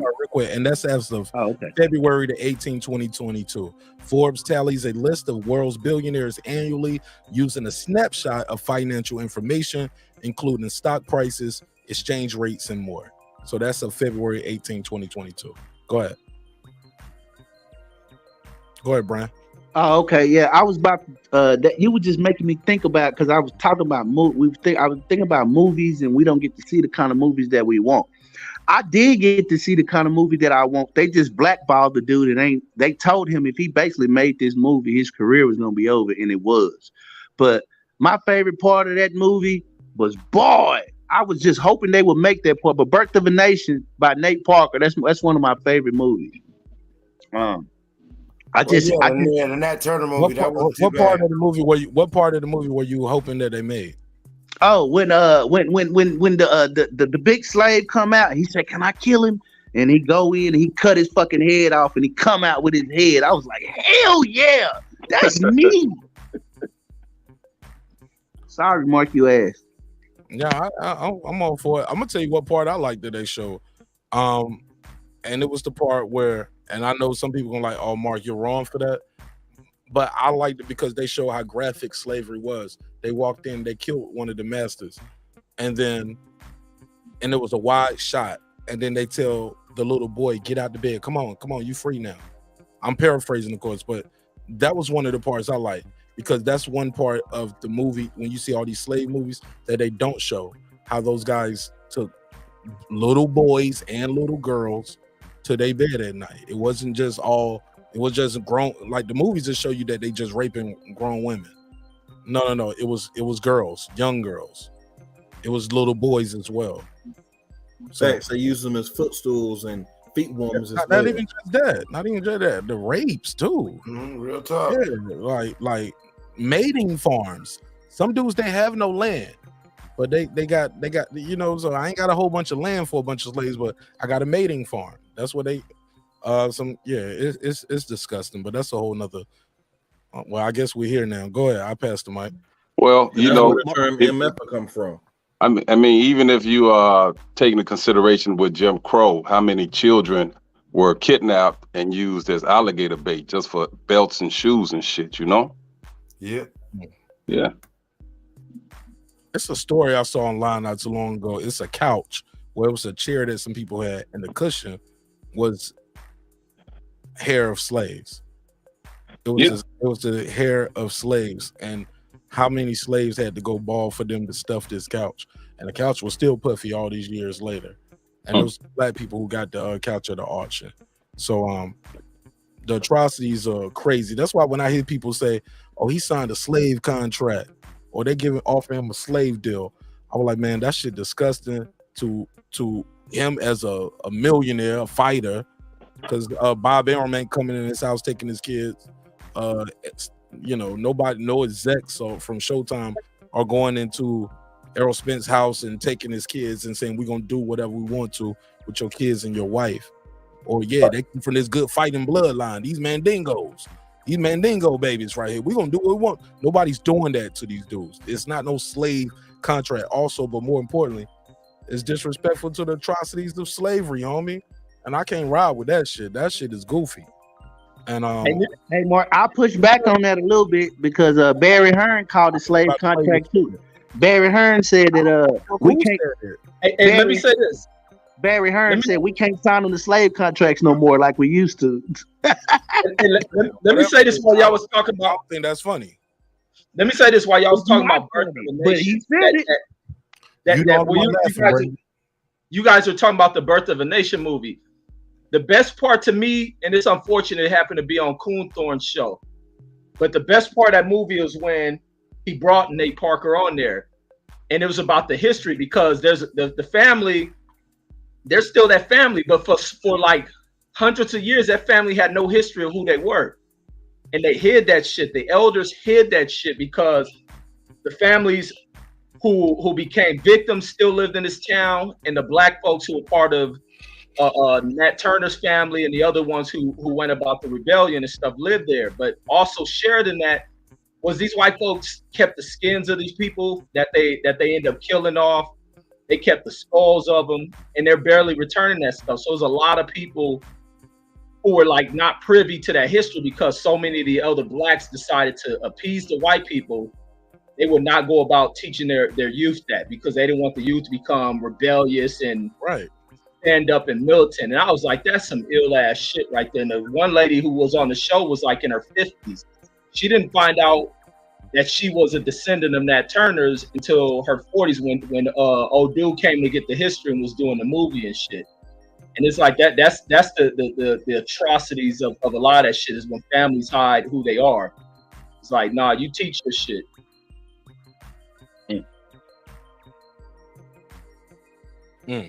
That's the biggest thing, is as a culture, we have to pass down our history. We got to pass down our stories. We got to pass down even, our recipes, because once the grandma die, once the grandpa die, once, auntie and them die, all those stories, all those recipes, all those things die with them if it's not passed down. We lose our history. but we wasn't allowed to pass that history for a long time. No, Just you saying. can pass the history down. Niggas hide it, even like our food. Man, they beat the language out of you. They beat the religion out of you, Reggie. You weren't allowed to pass that shit down. You didn't want your kid. They fuck around and kill you if your kid fuck around and say some shit in their native language. You can't pass that shit down. It was torture. You ain't even got to beat out of a person. You can tease the shit out of them. You make a person feel bad about themselves, and that's what people have to be able to defeat before someone. Well, you have to be able to defeat before someone takes something from you. You can tease that shit right out of people. People disown their identity, all that shit, because it's viewed as dirt. It's talked about negatively. Negative stigmas behind you. You ain't gotta beat that shit out of people. Absolutely. That goes back to when I used to talk to you about the word nigga, and you was like, nah. It don't mean none of that king and Ethiopian God, king shit y'all niggas talking about, blah, blah, blah. Remember that? But I was like, yeah, yo, in today's era, it don't. But it wasn't. It's not this era. It's the niggas before us who allowed that shit. We didn't allow it. It's the niggas before us, our fathers and grandfathers. But even when Serge was saying about the when black people in 2022 talk about, or 2021 or 2020, cause I've been rocking with you for a minute. You know what I'm saying, bro?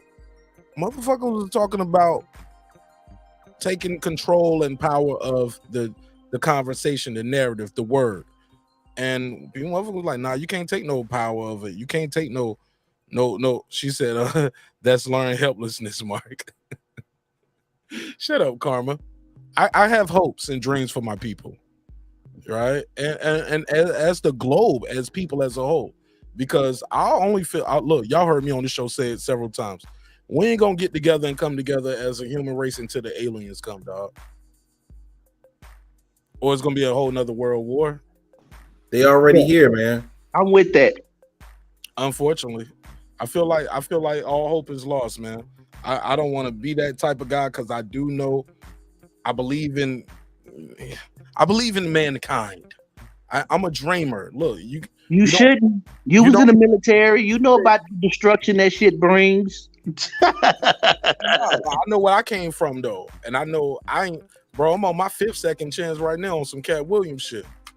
I supposed to been gone, homie. So I believe in the power of God. I believe in the power of mankind. I believe in respect. You know, I say it all the time. Respect is free. Disrespect gonna do what? Cost you everything. So I just know respect gonna get you a long way. Kindness gets you a long way. Listening to people. I think I believe in Martin Luther King when he said riots are the voice of the unheard. So I believe in white people. I believe in white supremacy. Of course you do. But let me say this about what Sir said, even with the food. Like, and I'm glad you brought that up, because I was like, even when it comes to the traditions of soul food, that shit is dead. And that's been like some 20-30 year process where black folks, I used to hear black folks talk down about eating the certain foods we come from. People don't put the passion. Everybody caught up on this vegan ass shit, all this other non-flavorful ass shit.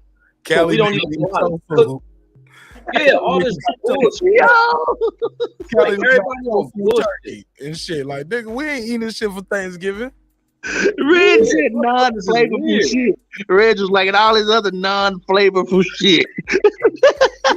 But have you peeped it? Have you peeped it? Motherfuckers don't even know how to cook brandy and them food anymore. Everybody, all this other shit, wanting to blend and all this other dumbass shit. Like, get the fuck out of here. It's cool to implement that shit, but don't walk over with what's yours. And then next thing you know, you didn't. But Reg, should we be eating hog maw, chitlins, bacon? Nothing's wrong with it. You can't no again. Should we be putting meat in the collard greens? Like, do we got season with turkey and ham hocks? And like, do we got to cook our food that way?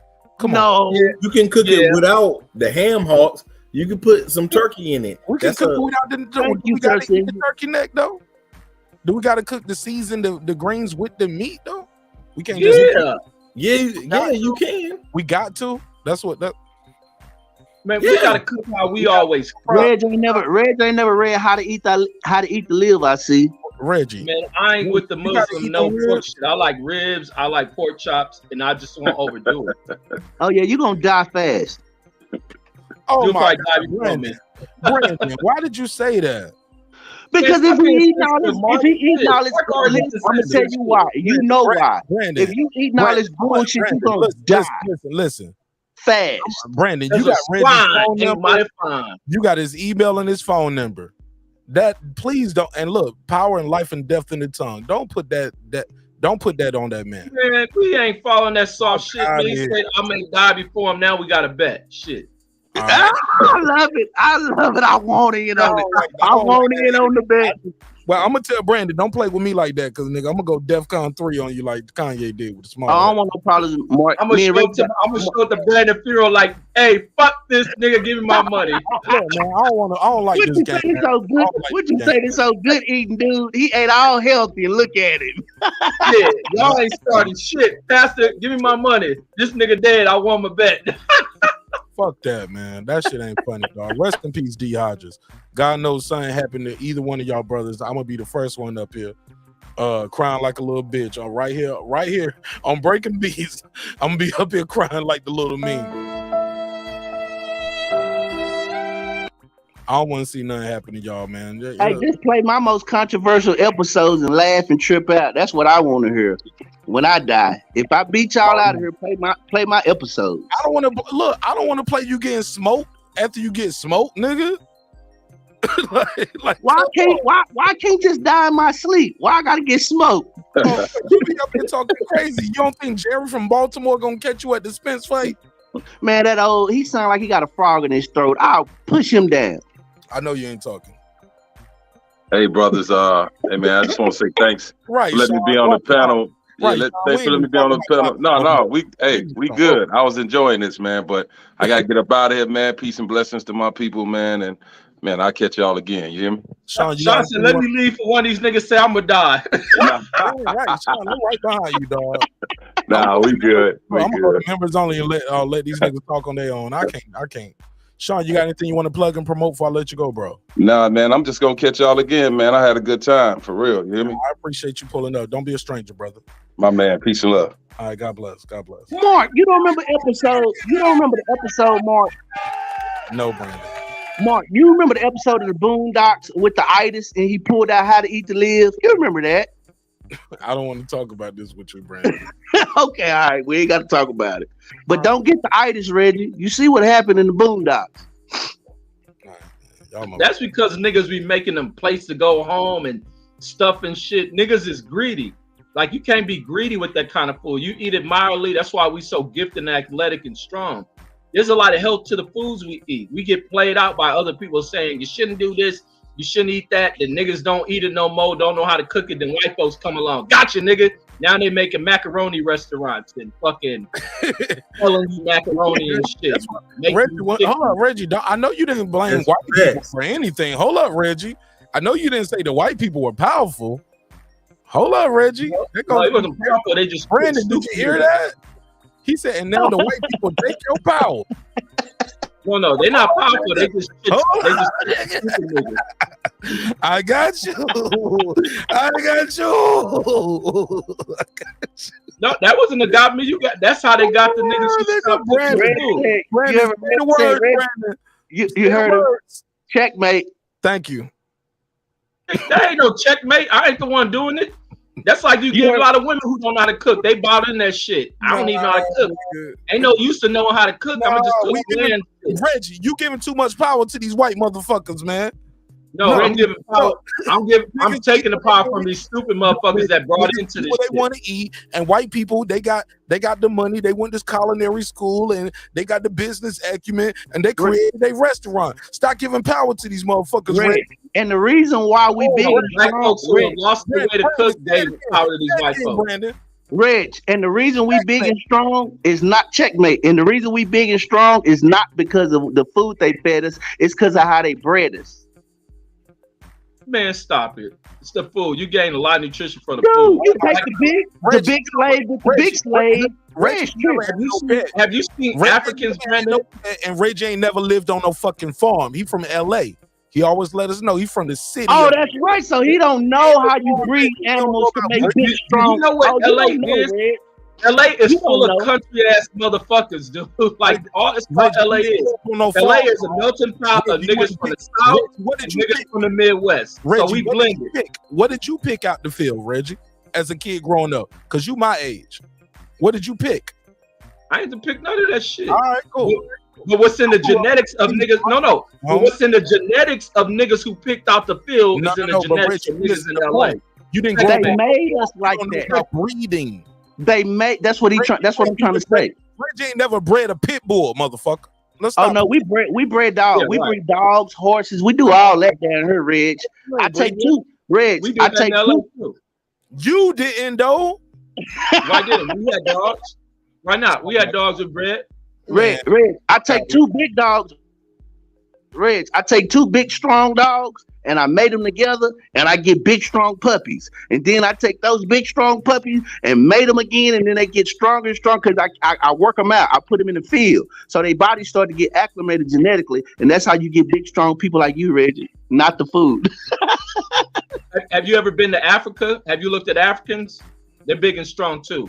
And I don't think they have to use eugenics. It's just in the They don't genetics. look like of black you. people. They don't look like your people though. Yeah, right. You ever seen fucking Francis Ndongo? Whatever that nigga name in Ghana? He There's a don't look bunch like of him. George Foreman. He don't look like George There's- Foreman there's- though. Yeah, right. There's a bunch of Africans look like that nigga. Y'all pull up some We shit. ain't talking about the size and the muscle. We talking about the phenotypes, the bone structure, the jawline, the eye. Have you seen Africans what jaw you- and bone structures? Have you seen the structure of an African? Pull the shit up. Don't you let National Geographic. Don't let National Geographic show you some nigga going with a damn weed. I'm a African. traveler, homie. They got strong ass Africans. That's the genetics of it. Ain't take no white folks to blend it. Yeah, you gonna cross genetics. It's like I talk with my kids. That my kids have certain features because of what me and his mom may be mixed with. Like it's what happens, homie. You ain't mixed with nothing but more black. Yeah. No, but we probably got to where they mom mixed with some shit. My kids almost have an Ethiopian look to them. Like so shit. We got That's shit called blended. bread. So they were bred to look. They bred like that because of their bloodline. Yeah, we got some shit. So one of us got some shit in us. Reggie, what's so hard to believe that a group of people who looked at your ancestors as cattle bred them as such?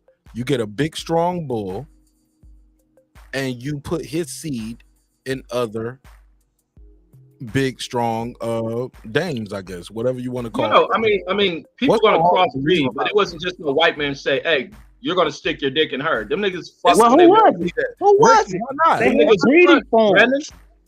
They fucked on these plantations, bro. No, they didn't. They fucked when they were told and allowed to fuck. They didn't just fuck freely. Reggie, these people bred. They didn't just allow Who you to gonna fuck stop somebody freely. from? Who gonna stop two slaves from getting horny and going to fuck?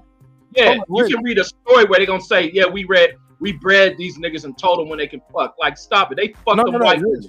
They was fucking the white women. So who stopped that shit and who ran it?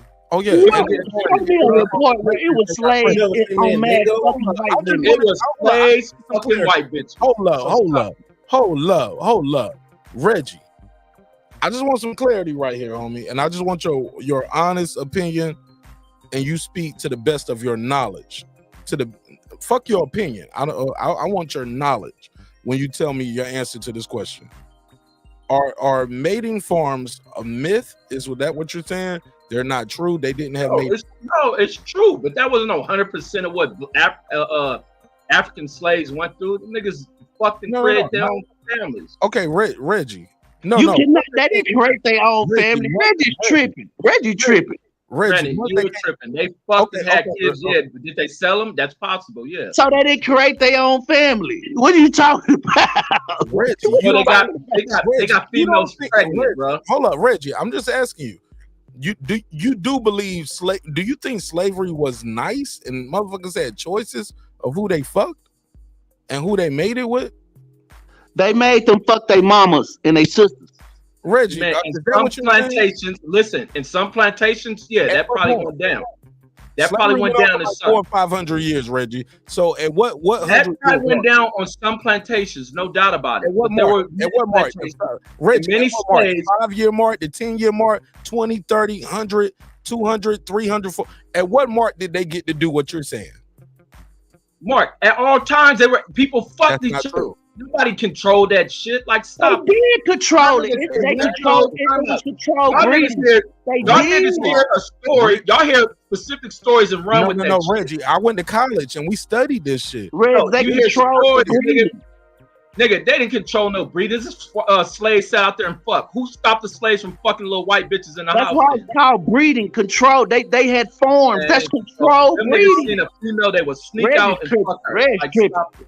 Y'all, I don't know what y'all depiction of just all the day of slavery. No, Reggie. What I'm trying to tell you is, what we're talking about is the norm. What you're talking about is my skew, where some black guy fucked the slave master's daughter or sister or auntie or mama, or he was forced to fuck her. Forced.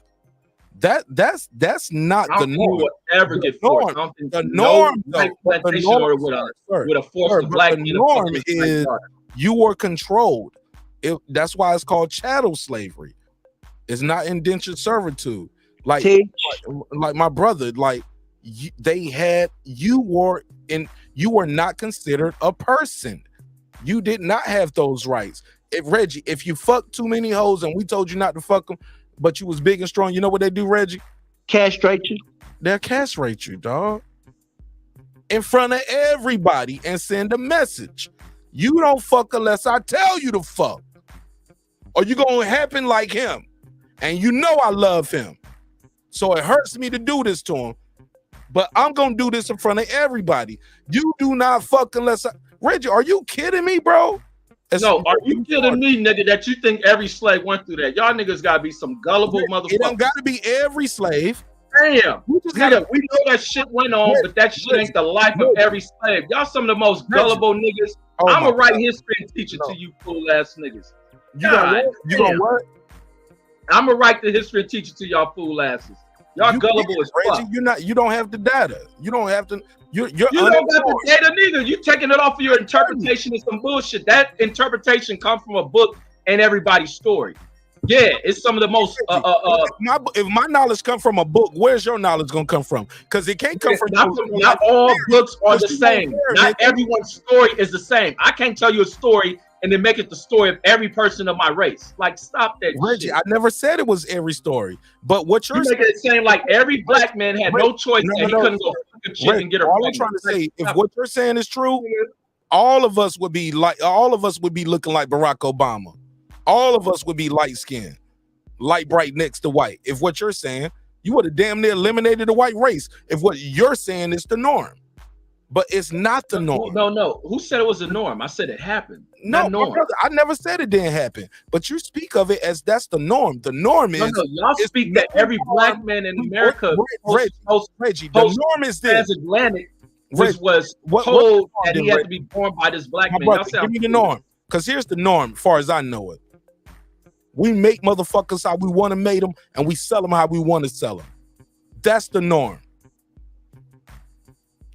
You tell me what's your norm. Because the norm you telling me is about the norm of selling, that's selling, and you can blend how you want went down. No, selling went down, but also fucking went down. Without being told this who you gonna lay with. Get the fuck out of here. You said what? Them niggas will sneak outside of some shit and be fucking in the back of a field. What did you say they were doing? You said they were sneaking. Procreating. Right. Fucking sneaking. Bro, what are you talking? And look, whatever. Hey, right, Brandon. He said sneaking. That means they wasn't allowed to do it. Thank you. No. Listen. Don't say that. Ain't nobody. That ain't no genetic monitoring the fucking of these and reproduction of them. That ain't that. How many times? Like y'all niggas is well, they sneaking. Well, Reg, why they sneaking around? Why they sneaking around, Reg? Reggie said he brings. Why they sneaking? Why they sneaking, Reg? Why did you say they sneaking, Nevin? Because ain't nobody gonna fuck in front of a bunch of other people. Are they? No, are they? You don't stop it. You don't stop it, man. Stop it. Are they? Do we sneak and fuck to this day? I think so. It's no different. Y'all gullible as fuck. Don't get taught history. No, Don't get taught history. Reggie, you to look cooning like right now, nigga. You sound look like a weak. coon. Ain't nobody trolling. No, You y'all fucking- niggas. No, I Y'all ain't said niggas. trolling. I Y'all said niggas. cooning, Y'all homie. niggas. No. Y'all niggas homie. is basic level with shit. Like, No, stop it, Reggie, homie. you're ignorant to the atrocities of slavery, my brother. Who's You don't ignorant? know. Who's denying? No. This is where y'all lost. This is why I've been schooling y'all the last 2 days because y'all get off base. You ain't school shit, homie. I've been schooling y'all niggas to y'all be off You're base. naive and you're irresponsible with your talking points, my brother.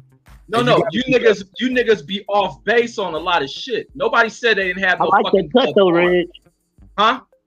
Nobody said they didn't have I like farms. that No, cut, ain't no trolling. Ain't no trolling.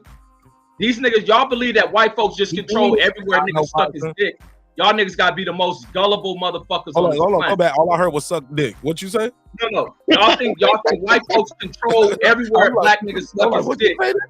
Y'all think everywhere a black man stuck his dick during slavery was controlled by white men. Y'all some of the most gullible motherfuckers on this planet. No, sir. Y'all fools. No, we don't think that. I don't think everywhere. Y'all but I think niggas is slave farm babies then. That's what you believe. we all are. You are too. Believe it. He darker than me. He darker than me. Believe it. Believe you was slave farm, niggas. Crazy. I'm crazy. How I'm a crazy in these? He's not trolling. He's not trolling. Kevin Hart believe in every little documentary he watch. I don't buy into that shit. Get out of here. Y'all niggas watch documentaries and buy into all that shit. Stop it. Y'all keep typing in the chat. I need y'all to come school this brother. Y'all look. Where my phone master flash drop at? He lied.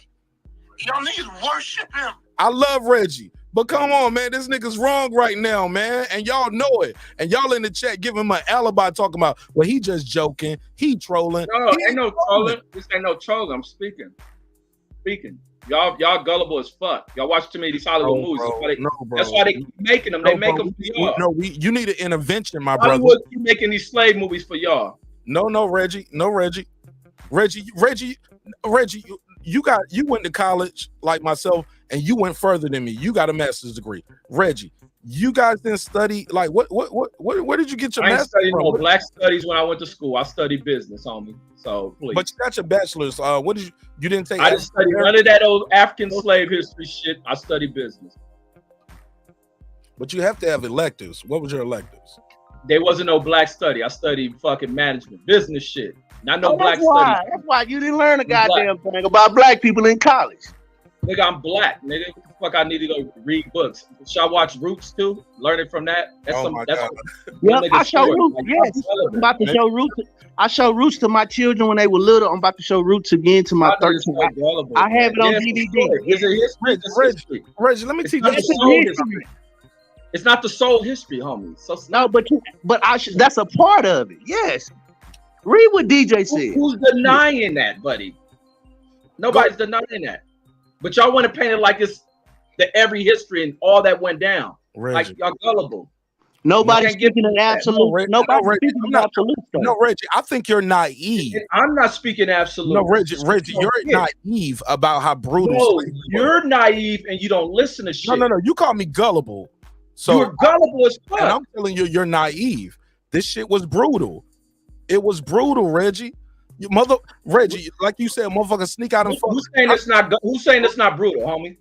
Bro, when you say what a motherfucker can sneak out and do what he want to do, you want to sneak and fuck, he gonna fuck. I'm gonna let you know something. No, you're not all the time. No, what you're talking about. You brought up motherfuckers fucking the slave master's wife and daughter, bro. That shit is it's so small in the whole concept and the construct of slavery. That is not the norm. The norm is mating forms. The norm is we mating you with her, and her, and that's what the fuck you gonna do. Now, if somebody else fucking around, we don't know who did. How many people were produced out of these slaving farms since they got records? So You let's pull up those numbers. You got produced out of there. Pull it up. You and me. Reggie, I'm gonna definitely do my research on mating form. I'll do a mating form episode. No, I'm about to pull it up now since you gullible niggas. A million niggas produced out these I just farms. think, look, how about this? This is what I'm trying to say, my brother. And I'll tone down on the insults if you do the same. Hell no, I'm an insulting person because I like to talk shit. Talk this shit. Nigga got his fresh white tee out the dryer, got a haircut today. He feeling himself. Fuck it. Let me do this super chat. Almost had a fight over my haircut. Nigga walked into the niggas and talk no English and shit. Told you I ain't talking with some black folks. Stop going to barbershop. Stop going to pro cuts. Reggie, I thought these niggas was black. They was Dominican. They was some Dominican niggas. Nigga told me he don't know no English. Nah, Dominicans be fly as fuck with them haircuts, boy. And he hooked my shit up too, so I wasn't tripping. But I was waiting. I was like, these niggas acting like these black motherfuckers. I'm about to really flip out, man. Like these niggas gonna jump me and stab me. But nigga hooked my shit up. Nigga didn't talk no English, man. But I'm going back. Look, no tangent. Back to the slave farm. Hey, look, my first Dominican barber, he had to use to type the text. I would type right there in front of him, and he'll hit the translate button. I would text him, and he'll translate it. Let me do the super chat. A 10, a fucking 10. Shout out to my boy DJ. DJ said, that's a fact, Mark. They would literally keep some of the biggest and strongest slaves in one place for days and force them to sleep with several women. It happened in PR, Bahamas, and South Carolina. And must have happened in Alabama too, because DJ a big motherfucker, goddamn self. You ain't never lying. You know what I'm saying?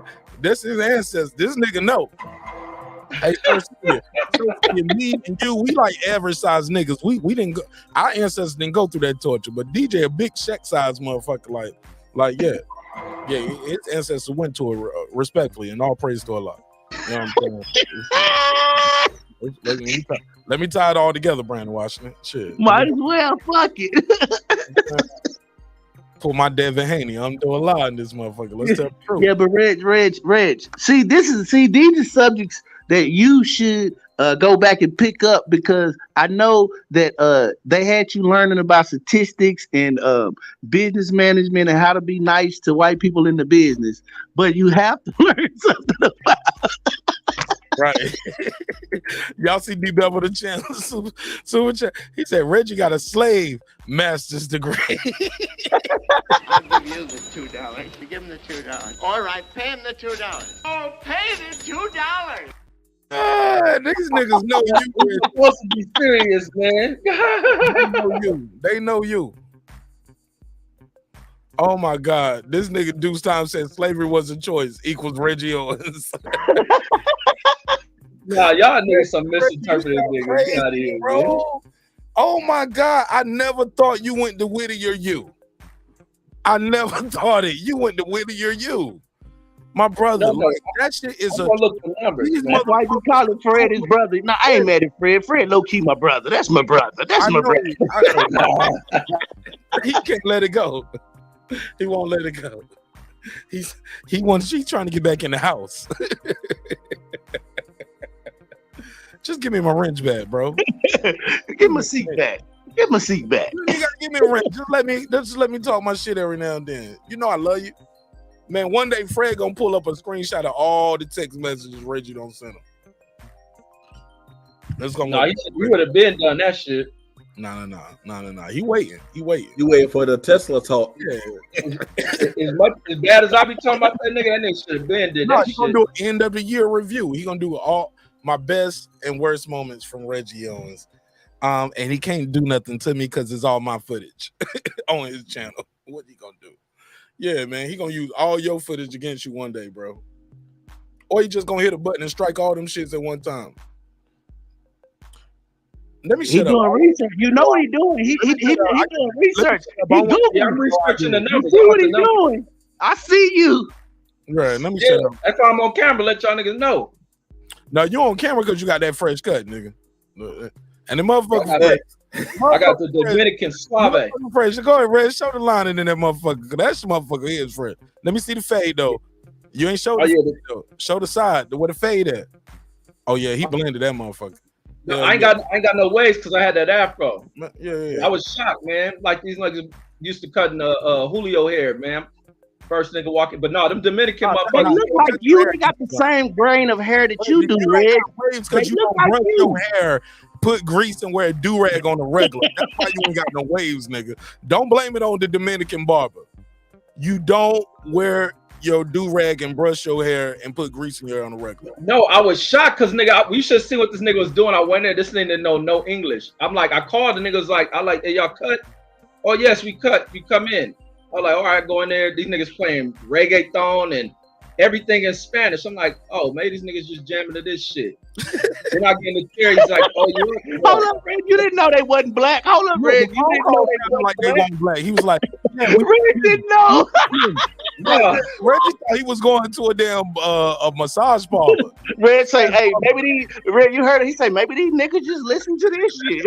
Red, you ain't Robert Kraft, nigga. You ain't going to no massage parlor / pool hall / barbershop. You ain't Robert Kraft. Hey, but I thought the nigga at least know a little English. I'm like, how you get a barber license? And man, I don't know what the fuck I was thinking.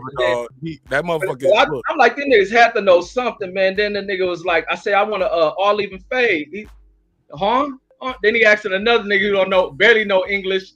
I'm like, oh shit, y'all don't know English. And to be fair, that's not an all even fade. They gave you a temp. It looked like a temp fade. Oh, I call them all evens. I don't know the barber name for that shit. All But I was even like, it's even all over. It's no fade. They line. It's like Jay-Z 96. They just line it up and one guard. Give you a one guard. You'll look, hey Reggie, like an E1 private. You got that E1 private look. Except they don't go against the grain and give you a skinhead. But yeah, it's that E1 private look. yeah, but whatever it was, I was like, man, they didn't know what I was talking about. But he came through though. I'm like, hell yeah. Yeah, that shit fresh, dog. Hey, yeah, Reg, and I'm gonna see Reg this weekend. Look, I talk all this shit. I got love and respect for Reg. I'm gonna link up with him when I hit Vegas this weekend, yo. Nah, you gonna check in. That's what you gonna do. This called checking in. I'm checking in with D Bevel. I'm checking in with D Bevel. D Bevel. D Bevel the gangster shit. You gotta check in with him. Yeah, D Bevel know where Pop got shot. He got all the intel. He know. I'm riding with D Bevel. Reggie is a non-believer, so I'm riding with D Bevel, so I stay alive while I'm out there. Reggie was like, nah, nigga, you gonna be all right. Ain't shit gonna happen to you, nigga. You slave mentality ass. Reggie gonna be thinking small ass. You know, nah, D Bevel gonna be like, look, feds might be after you. See, I'm gonna wiggle with D Bevel and maneuver through the nigga. D Bevel gonna get paranoid and be bending corners. Hey, look, you know what? Even better, because I ain't leaving the casino with now one of y'all niggas. Because we all agree the cameras in the casino. I'm gonna meet all y'all niggas at the slot machine, like Sir Senior did for his photo op. Reg, he got to step out the door with y'all. He like, nah, we good in here. We good in here. I don't need to go nowhere. I'm gonna have my babies with me, so I can't go nowhere anyway. Shit. Yeah, I'm gonna meet all these niggas at the hotel. It's a mall right there connected to the hotel. I'm gonna meet all these niggas at the food court. You know what I'm saying? We're gonna grab a slice of pizza or some shit. You know what I'm saying? Hey, look, if I'm meeting with Reggie, gonna be real short. Reggie don't drink, he don't smoke. All that nigga do is eat candy and then talk shit on the internet. And so eat ham hocks and shit like that. And Reggie, white people macaroni. Live right there when I see you. The only reason we can't do that in the casino because they ain't gonna let me film. But I'm gonna meet you at that food court right there connected to it. And who won't let you film? Huh? Who won't let you film? Every time I go in the casino, they tell me no pictures, no cameras. But we'll come back to that. And I'm gonna talk to you more about that. But I'm gonna do a quick live when I see you, homie, and we're gonna have a good time with that one. Do a meetup. Sure. 661. You got the gun. What's your name? Where you calling from, neighbor? Hey, what's up, y'all? Hey, this is Third Senior, y'all. I want to talk about Bud. Period. You gotta have the hoodie on, bro. Yeah, go. He said, period, half heart. He did the Cardi. Who was that? Deuce? Is that Deuce? Yeah, that was Deuce. Deuce. Deuce, I love Deuce. Man, y'all niggas crazy, man. Y'all motherfuckers crazy as hell, man. Yeah, man, this the weekend right here. I got my 4-day weekend right here, man. Well, 5-day weekend. Yeah, man. So Friday, Saturday. So you're not going live this weekend at all? I'm gonna drop some content. I got some content drop. I know what I'm doing. You and Reg want to do a double live? Pause. I'm gonna try my best, but it's gonna be a quick pop up. Look, let me build with the brother how I build with the brother, and we'll set that up. My apologies. Pardon me. You coming with family though. You ain't coming to like kick it with folks, right? Yeah, I'm coming with family, like family. You know what I'm saying? Yeah. I ain't gonna we a stand group. away. We coming in a big ass group. So Man, if when you don't think Mark gonna shake loose and do Mark Nash things, man, get out of here. Mark just saying that. Why is gonna be playing that shit in Vegas? Hell no. No. But look, I'm gonna dope her up though. You see, I told you. See, Vegas, nigga, I'm gonna leave my ass upstairs. Hey, Reggie, when I tell you to come, pull up. When I tell you to pull up. Start moving. I'm like, look, she just took the gummy. You got 30 minutes, bro. He gonna sneak. Hey, Reg. Hey, Reg. He gonna be sneaking. He gonna be sneaking, Reg. I'm gonna have 4 hours. But nah, I got a couple of the homies with me too, and I know a couple of the homies probably, but they don't know none of y'all, you know. And it's Vegas, so niggas gonna be wanting to do what they want to do, and I ain't trying to hold nobody to nothing. Like we going here and we going. Look, only thing I know we doing together as a group is a couple things. You know what I'm saying? So I know we doing that. You need to frame that a little better the way you said that. Be specific on what y'all doing. I don't owe y'all niggas nothing. We got a few things as a couple. We got a few things as a couple that we gonna be doing. We got a few things as a couple that we gonna be doing. But as soon as we finish that, everybody can damn near just go their own way. I tell you what, Brandon, I'm only gonna be doing those things with my wife and the other girls in the group. Whatever we get going, it's gonna be me and all the other girls in the group, and not my sister. You know what I'm saying? So, goddamn, what you say? If it do go there, it's gonna be you by yourself. Nigga, you talking about a hell of a show on next Wednesday? Oh my god, best show ever on Wednesday. I'm being this bitch like this. It's another great episode of Breaking. Whoa, nigga, I had the best weekend ever. Did you see Ray J Owens? Man, fuck Ray J Owens. Did you see D Bevel? Fuck D Bevel. Nigga, I had the best weekend ever. Let me tell you about my wife's friend Kim. You know, this bitch Kim. Oh my god, she ain't the baddest bitch, but in my mind, she was Alicia Bumgarner, and I was Bumgarner her ass all night, nigga. I was planting the plant. And yeah, whatever, man. Let me get up out of here, man. You gonna get in trouble, man. You better stop. They gonna log off the show like I heard all that shit. Hey, nigga, I don't fuck around and say the bitch real name on the internet, nigga. I'm fucking up. Kim, you can't go on this trip. Like that. Kim, I don't even fuck with you like that. You know it. Your wife gonna say Kim can't go. Kim gotta sit this one out. You don't call a bitch, you ain't coming. Yeah. Shit, Carrie the one though. You know what I'm saying? Fuck Carrie. Oh, Mark, you is too ill. Shit, man. Don't let me and Carrie get caught at the slot machine. Okay, let's talk about your white fine ass friends. Fuck it. We here now. No, we're not here now. Kim and Carrie. Oh my god.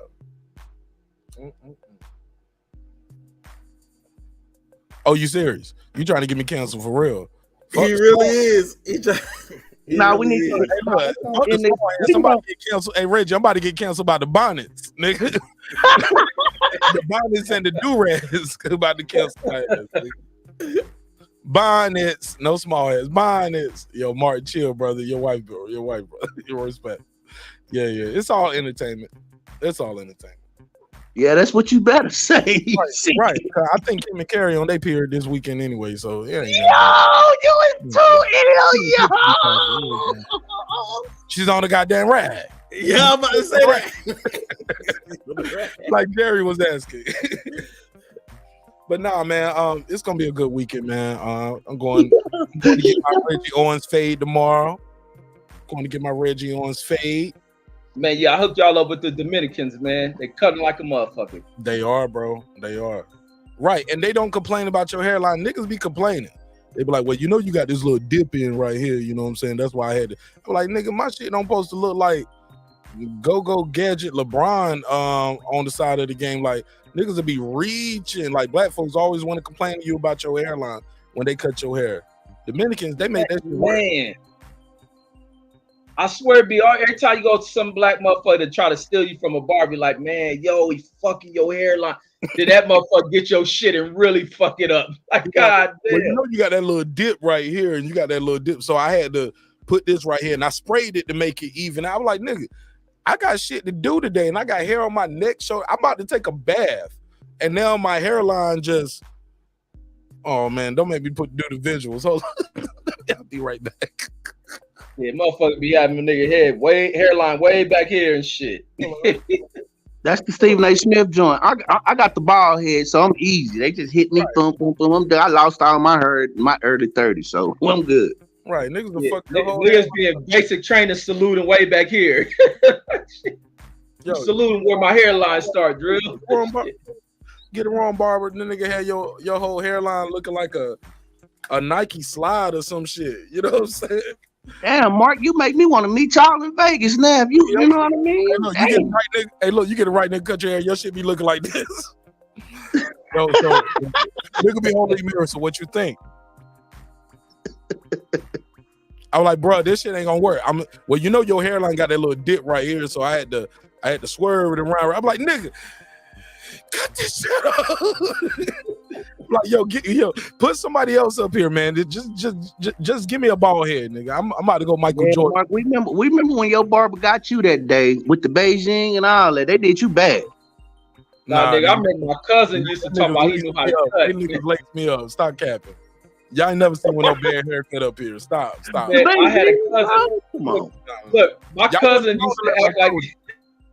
My cousin tried to get a job at a bar. That nigga, I think the nigga lied about even having a license, man. That nigga went to their shop, nigga, down there, got his ass beat the fuck out the frame, fucking somebody's head up. that nigga be doing some of the most scheming ass shit, man. This nigga crazy. Tell Deuce he can't be doing that. Tell your kinfolk Deuce he can't be doing that. No, it wasn't Deuce. It was my other crazy ass cousin be doing some way out shit, man. This nigga crazy as fuck. But he in there, anything to try to hustle, he'd be trying to do that shit. But he used to act like he can cut, man. That nigga have your head fucked all the way up. You know, black people don't play around with their hair. They'll fuck you up.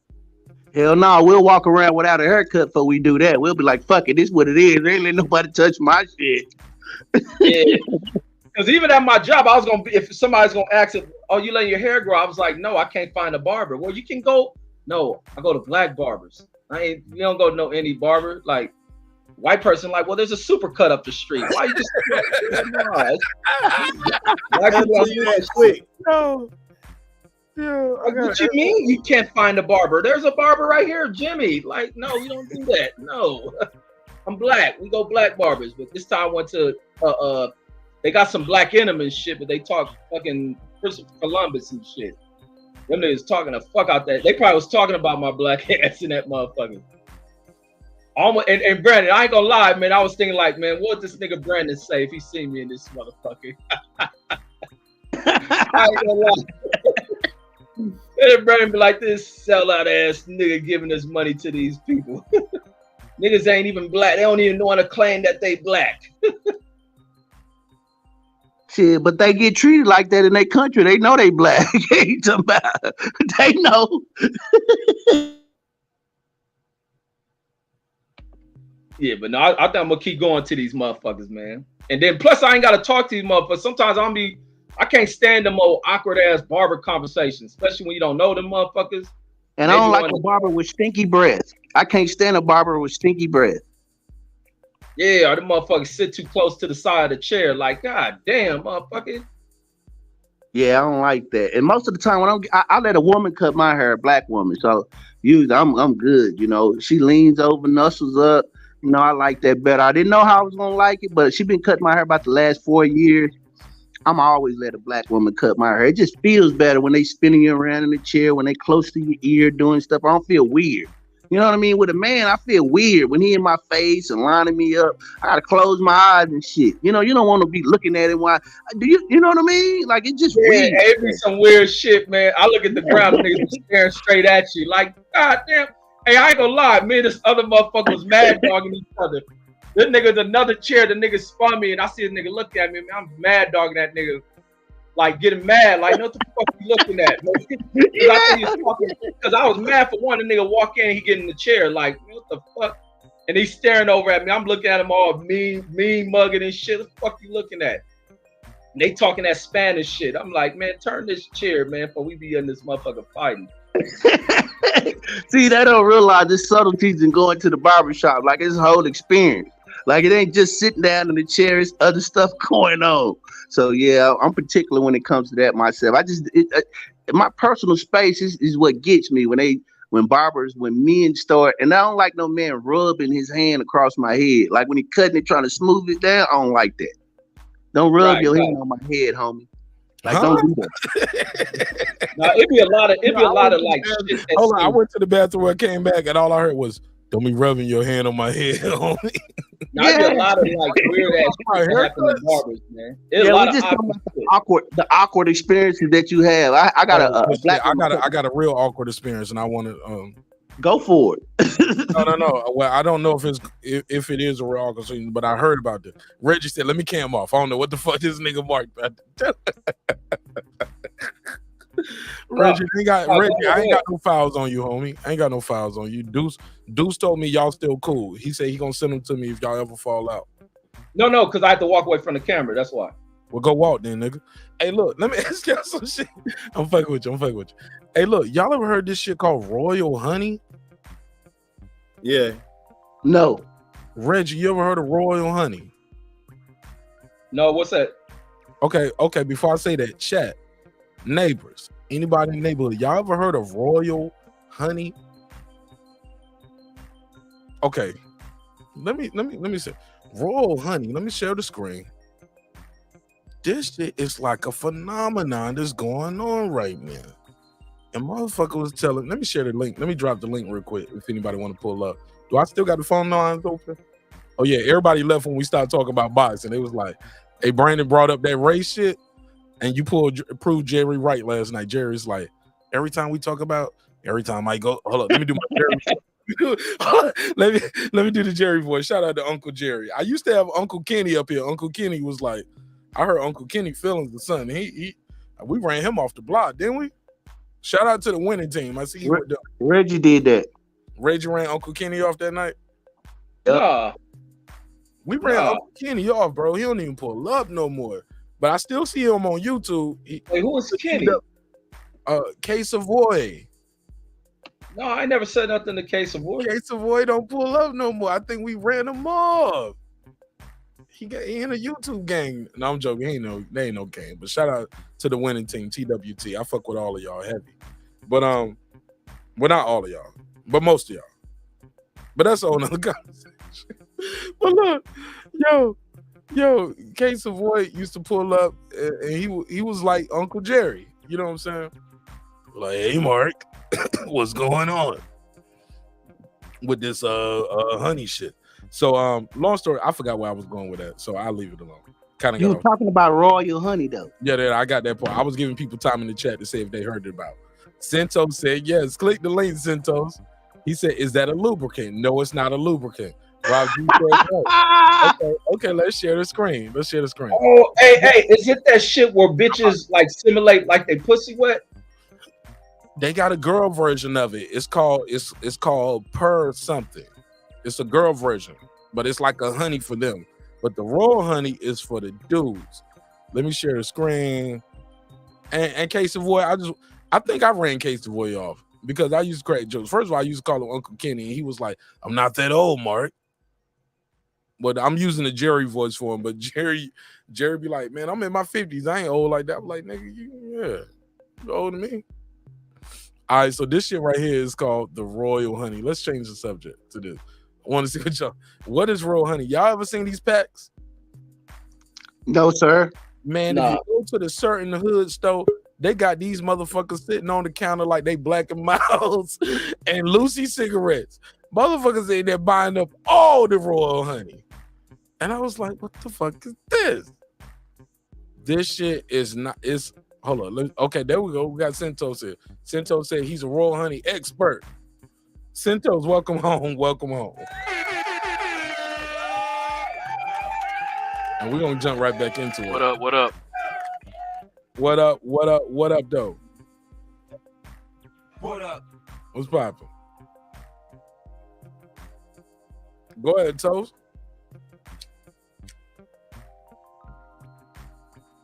Oh, he probably in one of the bad areas. Oh, you don't know? You on mute, Centos? I about to say I know he ain't No, cooked. I was bagging up. I didn't want that beeping sound on the show.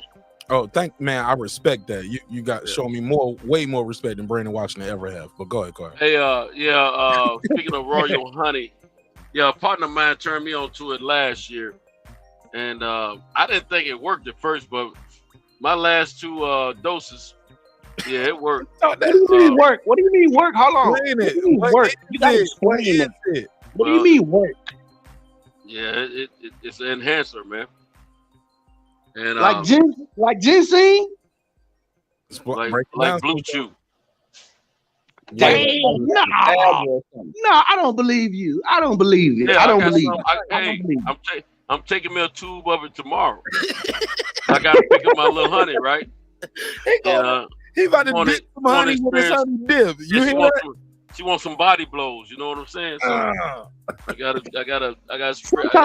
It's like a blue chew, Centos, and not ginseng. This is a blue chew. I mean, it's like in the form of honey, but I'm just saying it works the same. Do it work though? It worked for me. Look here, I don't really have to have it every time, but I plan to do some work on this. You about to put some work in. My little honey girl, she's 6. You got a 12-round fight, man. Hey, go ahead, Conor Ben. Get your Conor Ben on. Yeah, man. I got to go and give her the goods, man, the right way. Look, now here's the question. Now people are saying, like, now I heard some people say it's more for stamina than. I don't want to say it. I know they're gonna put a pause on me. Fuck it. I'm gonna have to say it because they're gonna put a pause. It's more for stamina than stiffness. How about that? Pause. Yeah. I don't know, man. I think. I know. Put a case on. I don't think it make me stay around any longer than I naturally do. I think it's more on the pound side. It's stronger. Make me stronger on the pound side. You know what I'm saying? That's what they say. When they pounding, they ain't going for the knockout. Don't come so quick. How about that? You can fight a little longer. Well, I'm gonna keep it 100, man. I might be disqualified to answer that question because see, I was I ain't had a lot of activity lately. Yeah. You're not a look. I get off in that, man. I'm a 12-round fighter. You're an 8-round fighter, right? Yeah, now. I'm good for about 5 rounds, 4.5 rounds. 4.5 rounds, and then you're a veteran fighter, man. You're an OG vet. You've been around. Yeah, But I think I start boxing and training a little bit regularly, often. I'll be good for 12 rounds here shortly.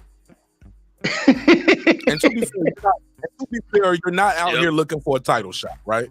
You're not here looking for a title shot. You're not trying to be the champion. You're not trying to be nobody. No, actually, Mark.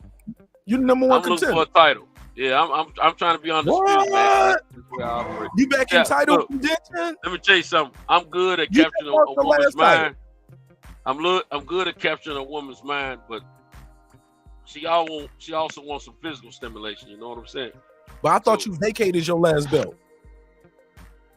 Yeah, that's gone. That's gone. Yeah, you vacated your last title. You vacated. See, I got these new recruits. I got to break them all in, But at the same time, prospects. I don't want them to wake up one day and think they need to leave. They need to be confused and know that they need to holler at me all the time. Right. That's right, Cito. That's right. I would advise you to take a couple tune-up fights. So let me ask you. Now, your first time with the raw honey, did you do the whole tube or did you put it in a drink? Like, how did you in your drink? I heard some guys they'll just put it in their Corona, they'll put it in some Hennessy, stir it up, or some people just be like, nah, I just take the whole tube, or I do a half a tube. Well, I was trying to follow the instructions that I read on the package. Niggas don't read no instructions. Go ahead. Yeah, don't do it. My partner told me don't worry about that. He said he didn't even know it had instructions. So he said, "No, man, you're doing it wrong." Because I told him, I said, "This stuff ain't working for me, bro. You take that stuff straight to the head out of that tube. Take the whole tube, and wait 30 minutes. You gonna have some power.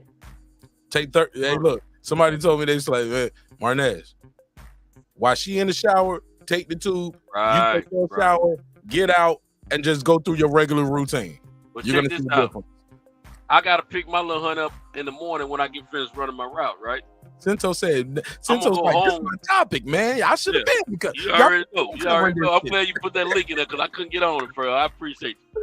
Cinto Look said, here. y'all should have been talking about these hoes. Yeah, What's up? look here. I'm gonna go to the house, man, and I got to see last week when I had over there, I didn't pound her on purpose. She wanted it too. I didn't pound, 'cause see the first chick I had over there, she raped me. And I wasn't mentally ready. I didn't see it coming. But I couldn't, I had to go on. She had me worked up. I had to go on, give what I had. But Man, and that's not fair, man. Like, we should never have to be forced to do that as men.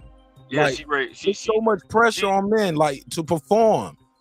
If you don't want to raped fuck, her. or come on. Say, I don't want to use the R word, but come on, man. Men have feelings. This was the deal with that one. I mentally didn't know it was going down. That was not my plan that day. It was What you thought was gonna happen? You thought it was gonna really be Netflix and chill, nigga? Well, it was a lunch date. It was a lunch date. You know what I'm saying? No, So it's lunch dick, nigga. Yeah, that's what I found out. I mean, when I was trying to take her home, she said, ready to munch. "You gonna give me a hug?" And I went in for the hug, and I tried to do the church hug, and she snatched the brother up. You fuck with Ice Spice. What'd you say, Ice Spice? Yeah, ain't that girl said, you thought I was feeling you? That nigga munch. Nigga ate it for lunch. Yeah, she got me, man. I wasn't ready. So look, hold up, Cintos, go on, man. Hold up, man. I feel a story time coming on. Hold up. See, I hadn't taken. Let me give you the drop. Let me give you the drop. Let's do it right. Let's do it right. Cause we ain't had one of these in a minute. Everybody want to know here's how the story goes. Go ahead, Cintos. Yeah, see, I hadn't taken the honey in a minute, man, since earlier this year, man. When I was kicked out of my house and I was in hotels and I was determined that I was done with my marriage, right? So I had to celebrate, so I took some honey. And man, I beat some tissues up, man. I put some work in, you know what I'm saying? But then I went a good while without, having any activity. And so I hadn't had any honey then, and the activity that I've had here of recent months has been spread out so wide. I don't have any repetitive activities that I can, say that I've experienced. So I think I'm about to have more activity repetitively in the next few weeks than I probably bargained for. But and I might have to re-up on the honey because see, I gave a bunch of honey away earlier, late last year because I didn't think it was working for me because I was diluted with the water and stuff like that. When you dilute it with that water, it cuts it, man. It takes the potency away. I think. When I was taking it straight to the head, no water, it was like He-Man. I have the power, and it was only popping. So yeah. I take it straight to the head now. You know what I'm saying? So, old girl, she's gonna be in for. Man,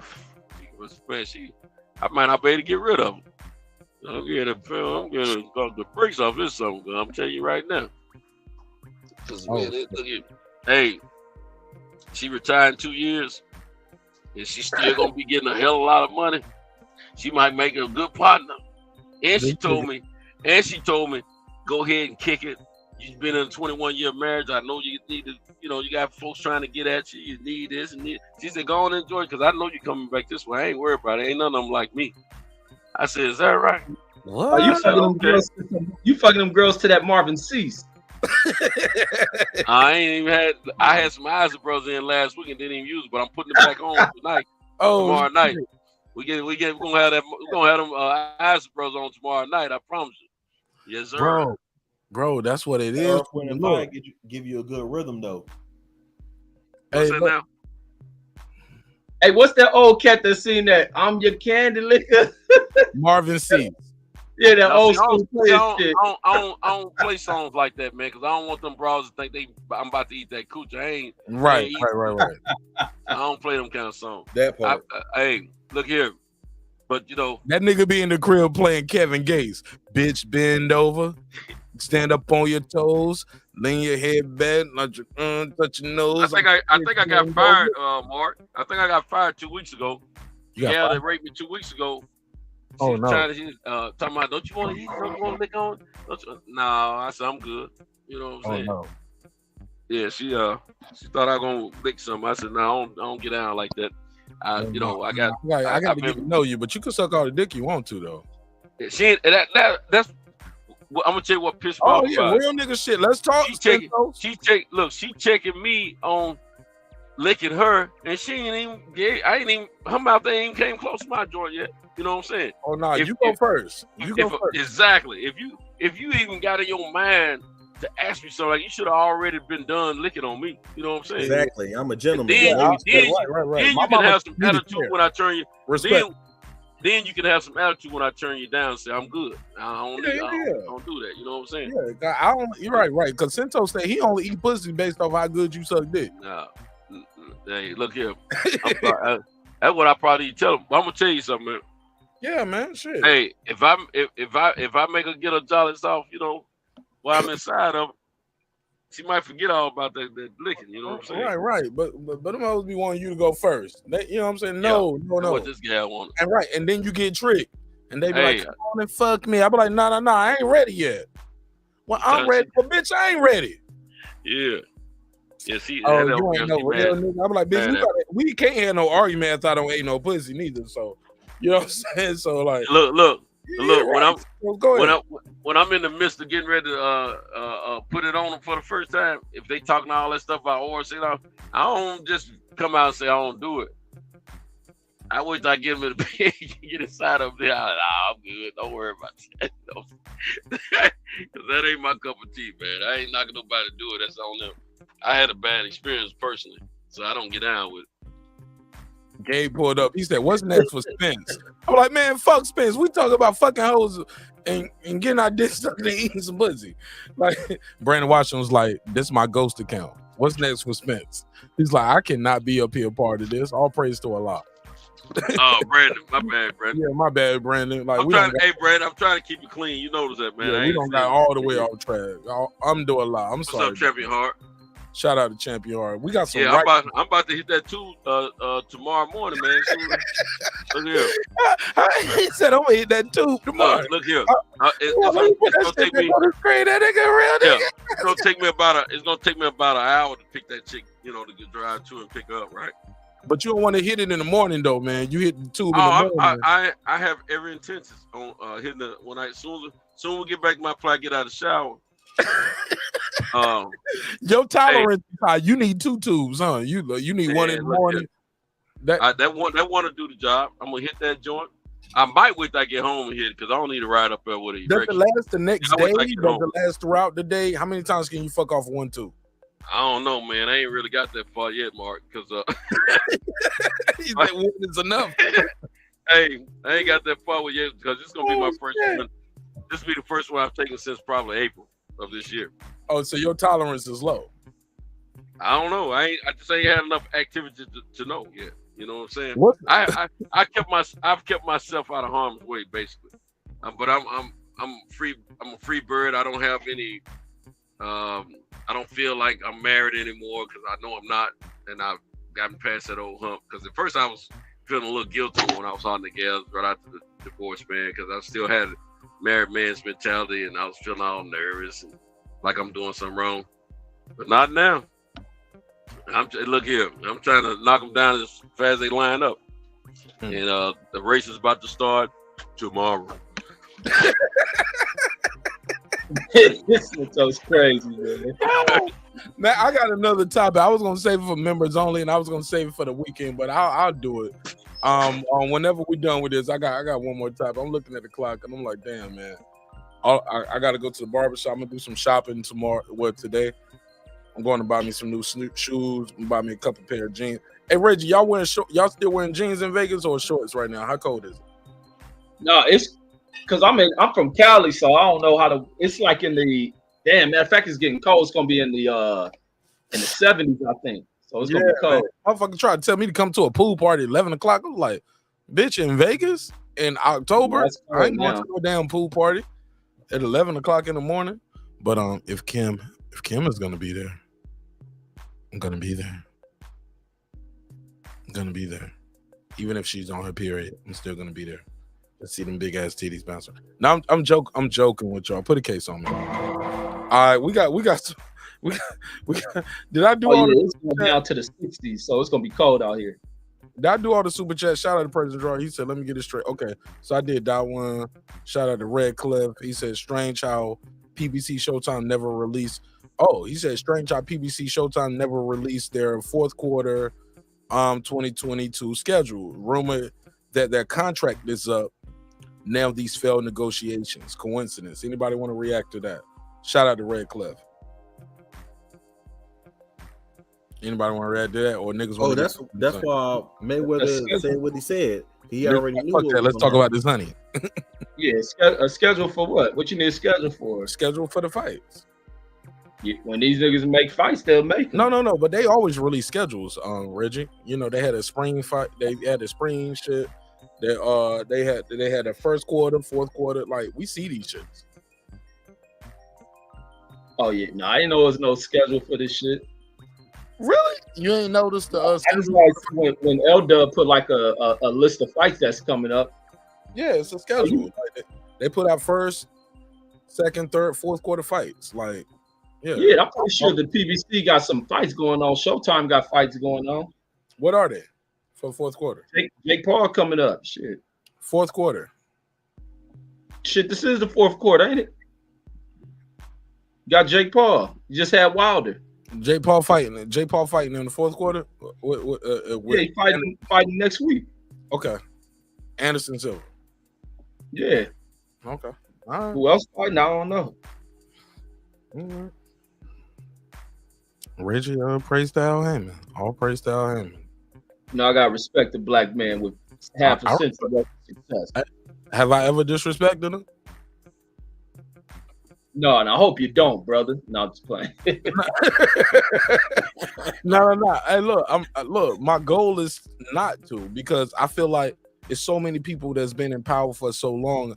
Like, that's my only issue sometimes with cooning ass niggas. Like it's so easy to tear down people that look like you. We're so unprotected. I don't know what Brandon got going on, but I know he's nowhere near his phone, because he would have cut in like 80 times right now.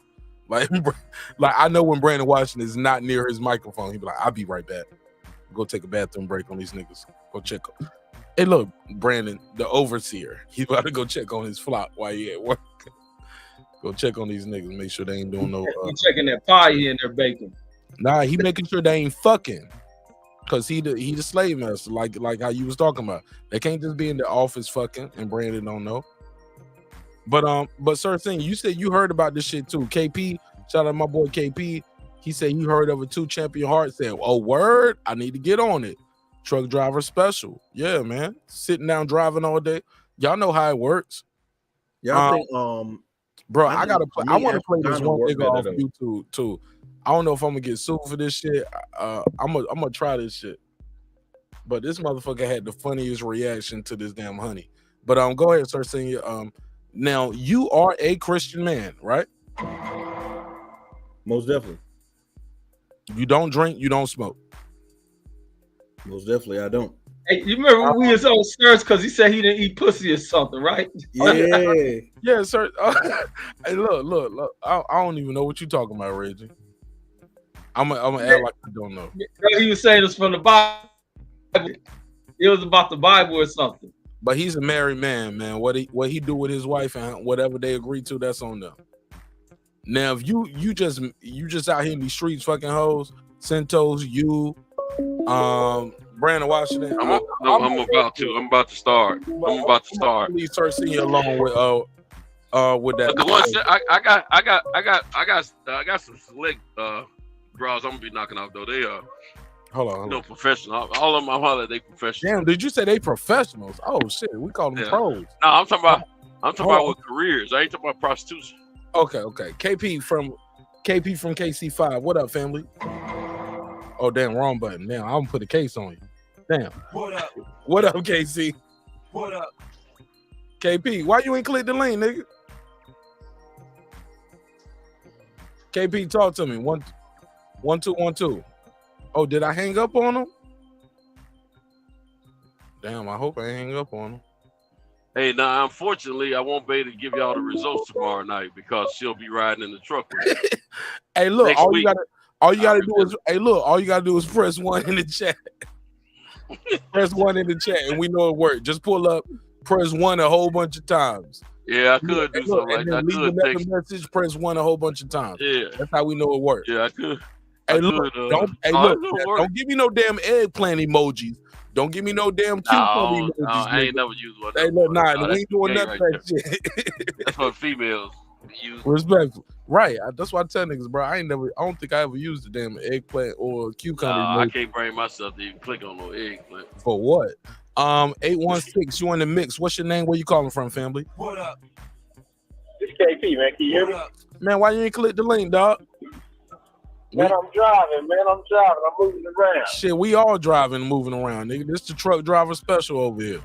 Yeah, KP, you know I'm driving. Everybody on the panel, man. Y'all wow, man. Santos got y'all going crazy. Talking about honey packs and shit. Hey, man. Yes, sir. What in the hell? Oh, you never heard of it? You never heard of it? I heard of it. My cousin tried to give me some of that shit about 15 months back. I said, what the hell is this? He said, man, I'm telling you. The nigga's eyeball looked like the crackhead I fit into society, but he tried to get it to me. Stop snitching, I nigga. don't need that shit, dog. We ain't that old, bro. Hey, look, that's what everybody always want to go with. Centos, that's they one. Say what? I said Yeah, Centos. Bro, Centos, that's they one. We ain't that old. Shit, bro. Right. Shoot. You want to fuck like you did last time and your first time. I'm not saying that I need it, but I'm saying I enjoy using it. Nah, I know you're not saying that you need it. See, I know I'm not in my 20s. Let me tell you this though. When you in your 20s and 30s, you ain't cheating, you ain't trying. Came back to the market on PEDs. He's a free agent now. He on this very fine, dog. Fuck you. Hey, you already know. Hey, look here. I am trying to knock it over the fence, for real. Every time though. But look, you know, when I was in my 20s and 30s, I had a certain stiffness that I don't get to that level anymore. Right, So, that banana on the counter. With that honey, the honey give me that extra that I need, bro. What's the difference between that and Blue Chew though? Hold up. Because some people have Viagra, Cialis, Blue Chew. What's the difference between? Because look, man, I understand my age group. I see my demographics. Yeah, I watch around my your age too, No. Mark, This some real nigga shit, KB. Our age is using the honey, but guess what, Mark? And Red too. My 18-year-old son said he heard young niggas using the honey. I said, what the fuck? That's who put me onto it. Was the young niggas? Young cats is what young cats wearing that honey out, man. Man, them young cats be in the stores buying that shit like it's Black and Miles, nigga. That's how I heard about it. Young niggas be in the store. Young niggas be buying it at the liquor store, bro. They bought it at the liquor store at the counter, dog. Motherfuckers be in the store. Let me get 10 on pump 10. Hey, pull up the female honey.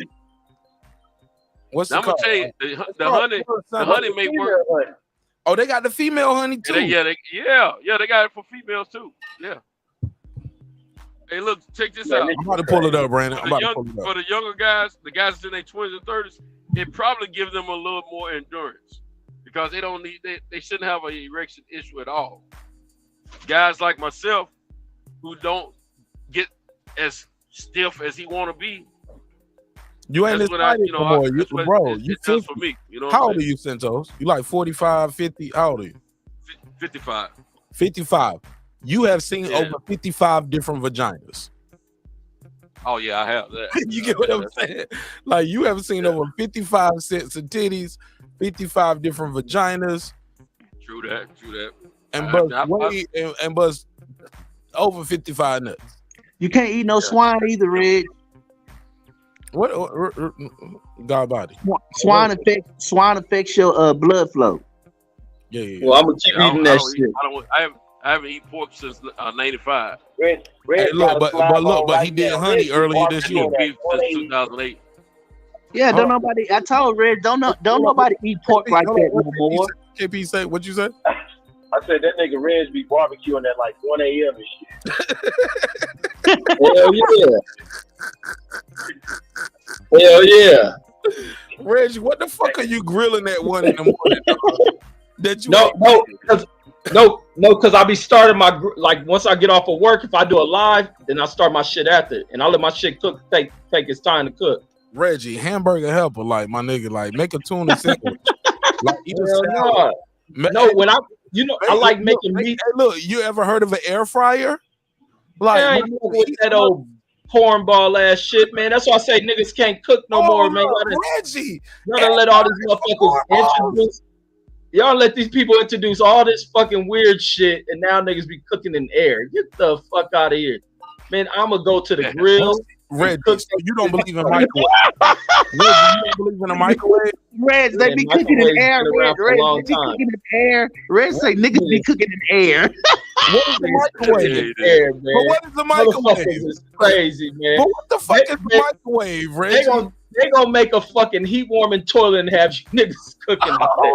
Hold up. Reggie don't believe in air fryers, but he believes in microwaves. Nobody. No, how you Hold up. I'm about to go, be quiet. I'm about to cue Reggie. I'm about to make this shit a clip right here. Go ahead, Reggie. Let me give you the big screen.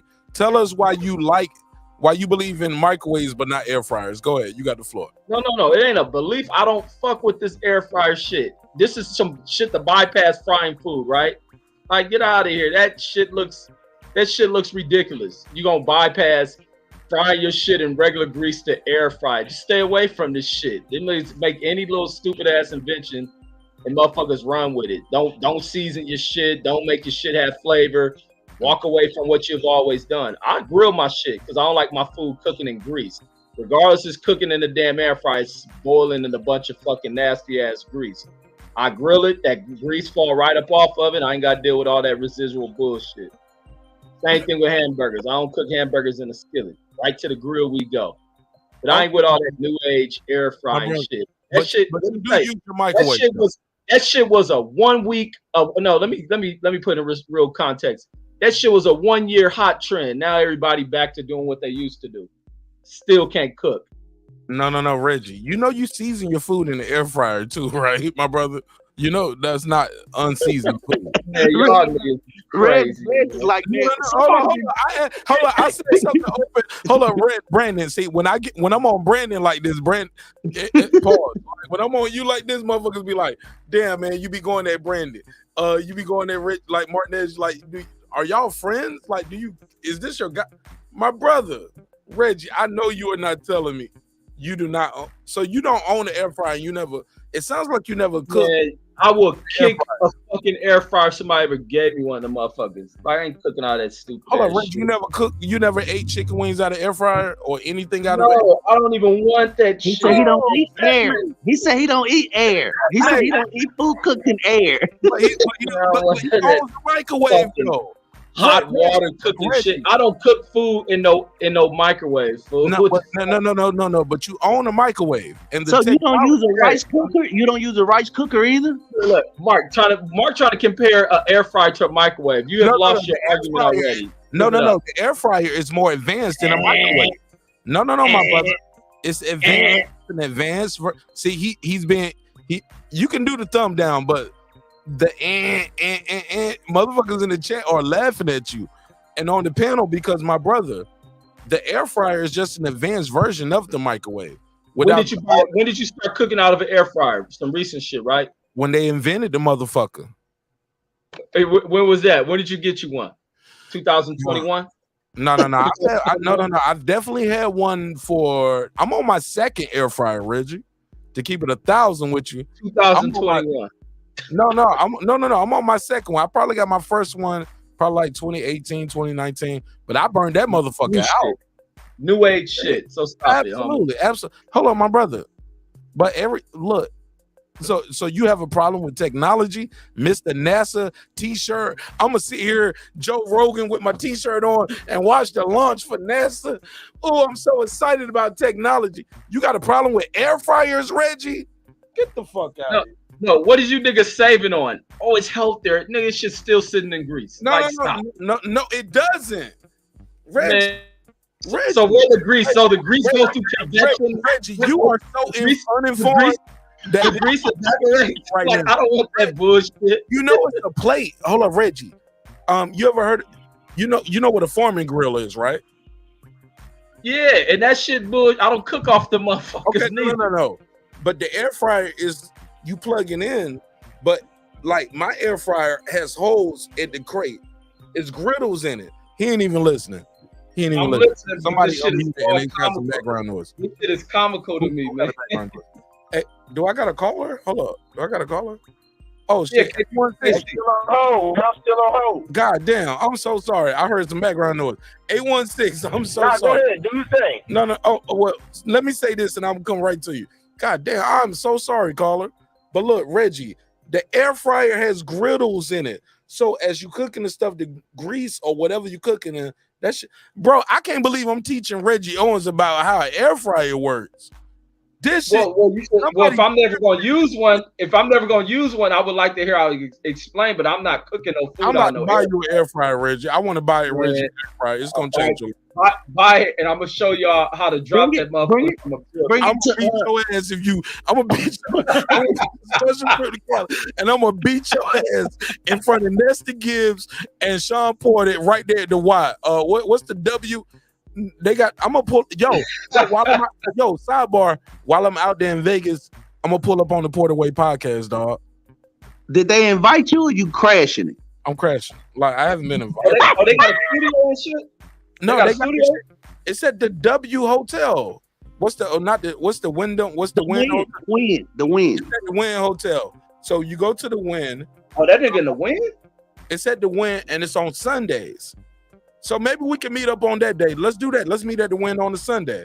And they filming their podcast around lunchtime, like between 12 and 1 on at the Wynn. They do it open invite on. You don't watch the Porterway podcast. I caught you, Reggie. I catch it. I don't catch it live, but I'm gonna be able to get out at when it's dark and shit. You talking about early in the morning? You work on Sunday? You gotta work on Sunday. No, because I'll be having shit going He with got the to kids. sneak. Remember, you know that's Reggie word, sneaking. He got to sneak. Leave him I alone. got the kids. That's why. You know, my kids don't change up because niggas come in town. Look, this how he advertised it. He was like, cause the way they are in like imagine walking through a mall and you see a shoe store, right? But it's a glass door, but you can't go in. So you can see all the shoes. They're in there filming the podcast like that. So you could take a picture. Like it's almost like you got So you just gonna put your face on the glass. Yeah. Well, I'm gonna get there early enough, or my goal is to get there either early enough or stay long enough where they gotta walk outside. If they at the Win, that's some major shit thow. I didn't know you- Absolutely. And he Mark, said, just tell him you know Fred. You'll get top billing. He'll let you see what a boxer. You get to see what a boxer punch like. I'm gonna get slapped. My daddy did, your boy. You know what I'm saying? I'm gonna get fucked up in there. I want to hear that. Nah, I don't want no beef with Sean Porter. You know what I'm saying? But the way he said it, he was like, yo, it was funny because I can tell Sean is a cool dude, but I can tell when he's that nigga when he's around his dudes. And he don't accept nothing less than that. I'm the dog, yo. I'm the little dude, but I'm the big dog in the room. You know what I'm saying?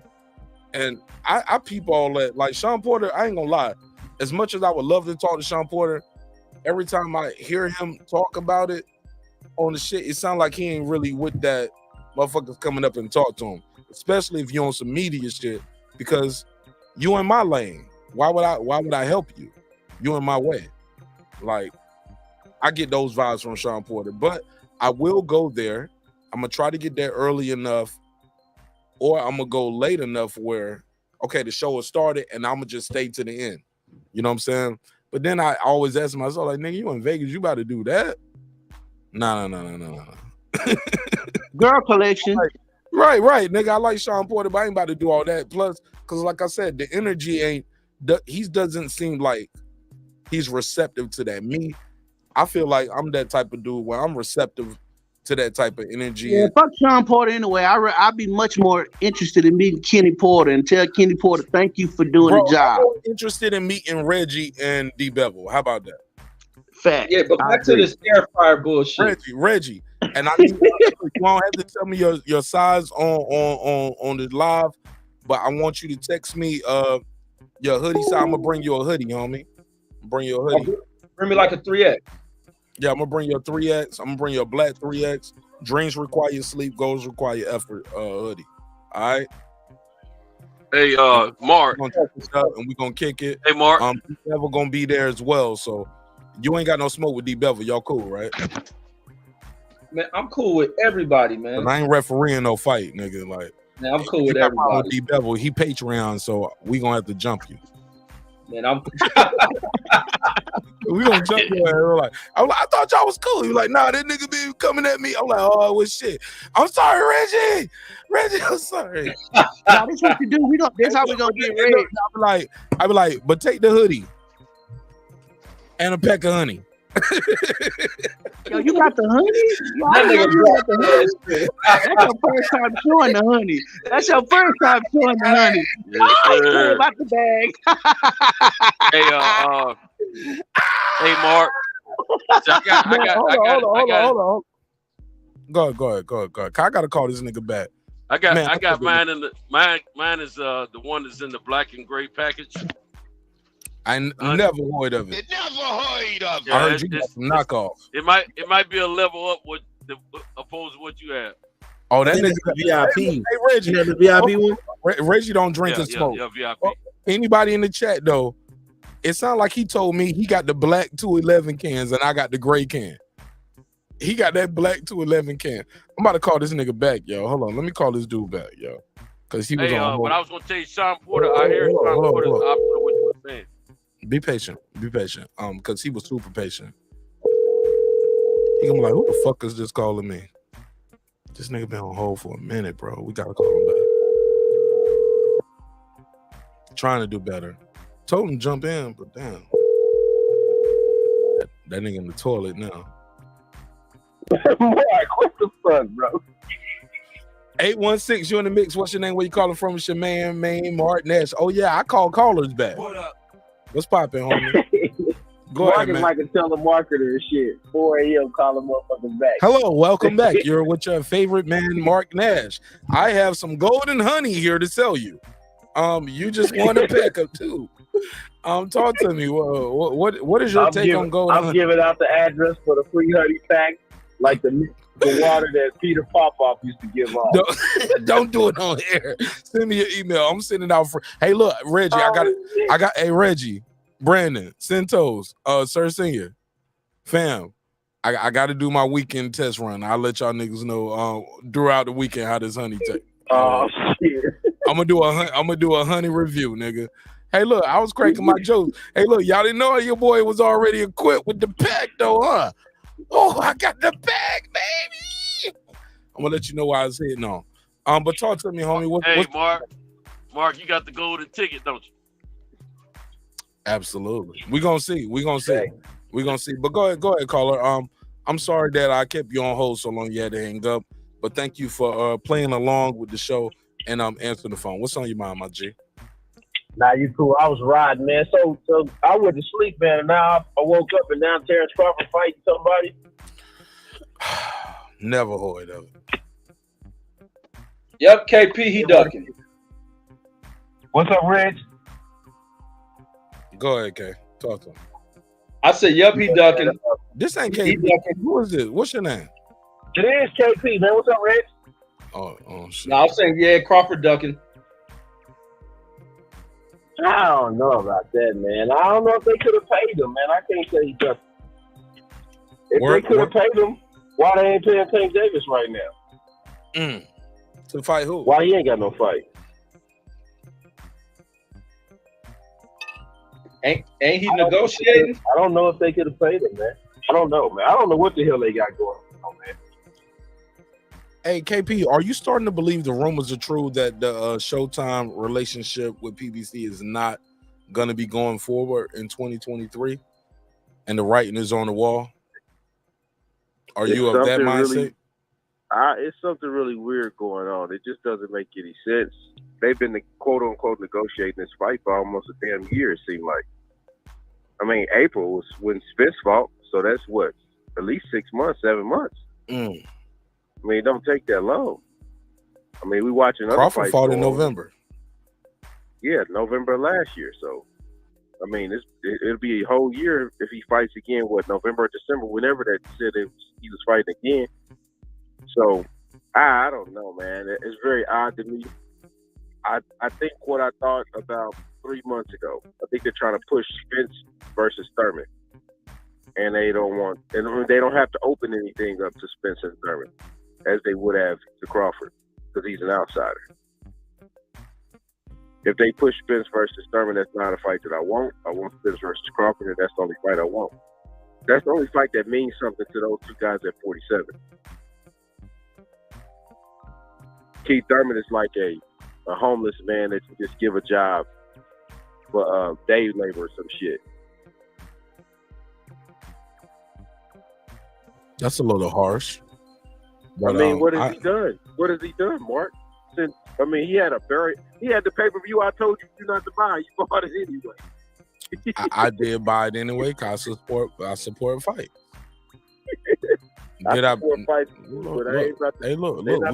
We bought Andy Ruiz versus Areola. We bought Wilder versus Helenius. I didn't buy it on my own. You know what I'm saying? It was a crew. It's the neighborhood. Like we all look, individually, none of us probably want to spend and did spend the $80. But as a team, as a crew, as a channel, as a family, like we all want to watch the fight. And we all put in a couple dollars and we got the fight watch. You know what I'm saying? We supported the sport and we all watched it together. It's a virtual fight party. And members watched it whether they put in or not. Some members were like, I'm not putting on that motherfucking fight, Martinez. I'll watch it though. And they still were able to watch the fight with us. It's a fight party. You know what I'm saying? But we did one pay-per-view buy. It took 4 or 5 of us to do it. But it took 5 of us to spend that $80 to see Wilder fight Helenius. But in the midst of that, what did we see? We saw that Gary Russell upset.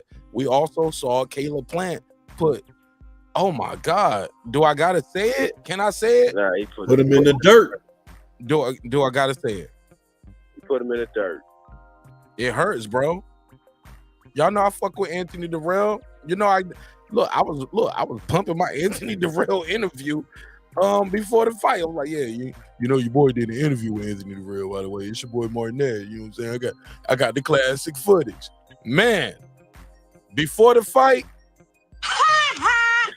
after the fight, God damn. Say it again, sir. Saying he put him where? Put him in the dirt. It hurt, bro. It hurt my feelings. But it happened. It happened and it's over. My biggest shit, I didn't like all the soft shit. Niggas up there talking about I didn't like all the celebrating and he was still shaking. He Like, got what he deserved, bro. Bro, it's a fight, homie. Motherfucker been training, thinking about you for the last 6 to 8 weeks, bro. 6 to 8 weeks, maybe longer. And they had no pussy. Well, I don't know when they go on the pussy break. Everybody's different. They usually go when they start. But people, hold on. How about this? Charlo got when does Charlo fight? When is Charlo supposed to fight his guy? Charlo who? The undisputed big Charlo. He little big Charlo.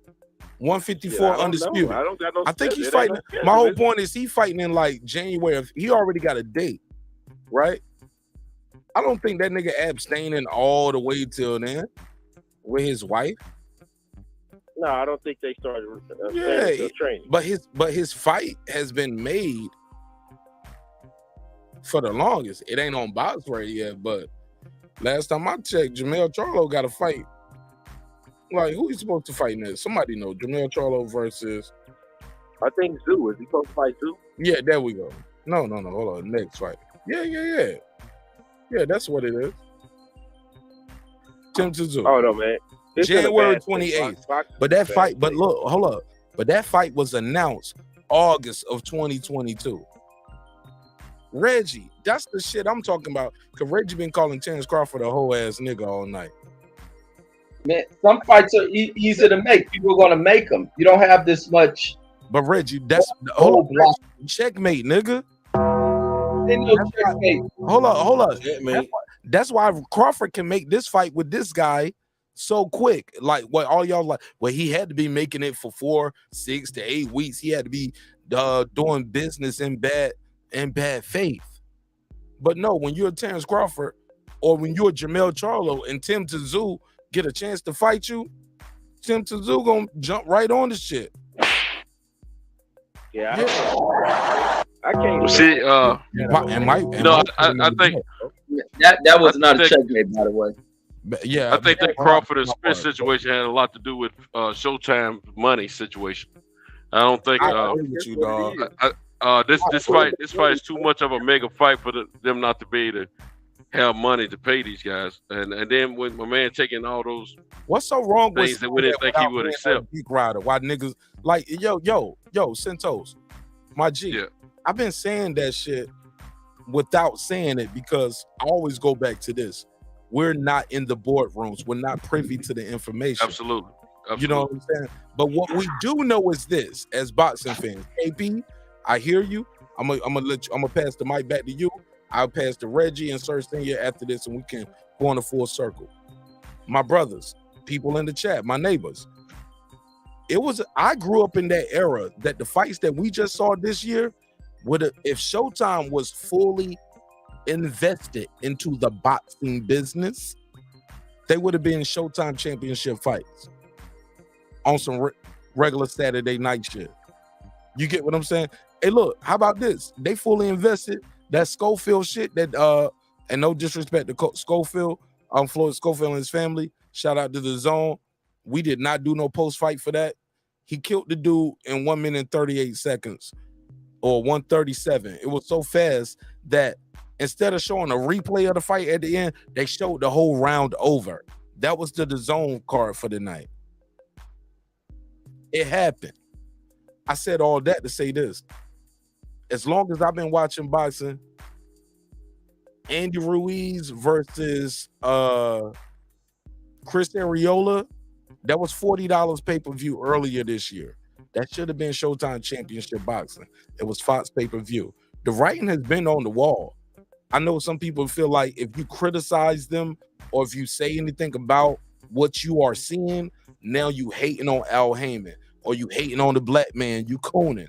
Like, bro, I do not dedicate shows to disrespecting PBC, Floyd, Al Heyman, or any fighter. Other than Errol Spence. I did that early on when I was getting started. I ain't gonna lie. The footage is there. I didn't take it down. But I got off of that too because I got respect for him. I wore the Errol Spence hat. I don't be out here, let's go big fish. Let's go big fish. I don't do that shit now. I ain't gonna be out here with the pom-pom. But I don't like the route he took. That's a whole nother conversation. But as a fighter, as a man, I respect him. The shit that's going on right here, the writing has kind of been on the wall that Showtime is kind of getting out of the boxing business a little bit. I ain't gonna say they're getting 100% out of it. We'll see where they go with Showtime Sports. But the fights that we've been paying pay-per-view for, and even with Showtime, the fights that we get free for Showtime, we got an undisputed free for Showtime. But that don't get lifted up and praised, and the viewership shows that too. They didn't get a whole bunch of new subs off of that neither. I feel like people are looking at Showtime in a different way when it comes to boxing. What's his name? Andy Ruiz versus Luis Ortiz. Pay-per-view. It was $80. But that was shit. Was that what shit? I gotta look back. Was that Showtime? Or was that Fox? I think that was Fox pay-per-view. Showtime didn't bite on it. Showtime is not spending the money for these fights. that should be, if we think of PBC with Showtime as boxing fans, it's like we kind of separate them. And low key, if you look at Showtime programming with their other shows, it's lacking. I like The Chi, but my favorite show on Showtime is Billions.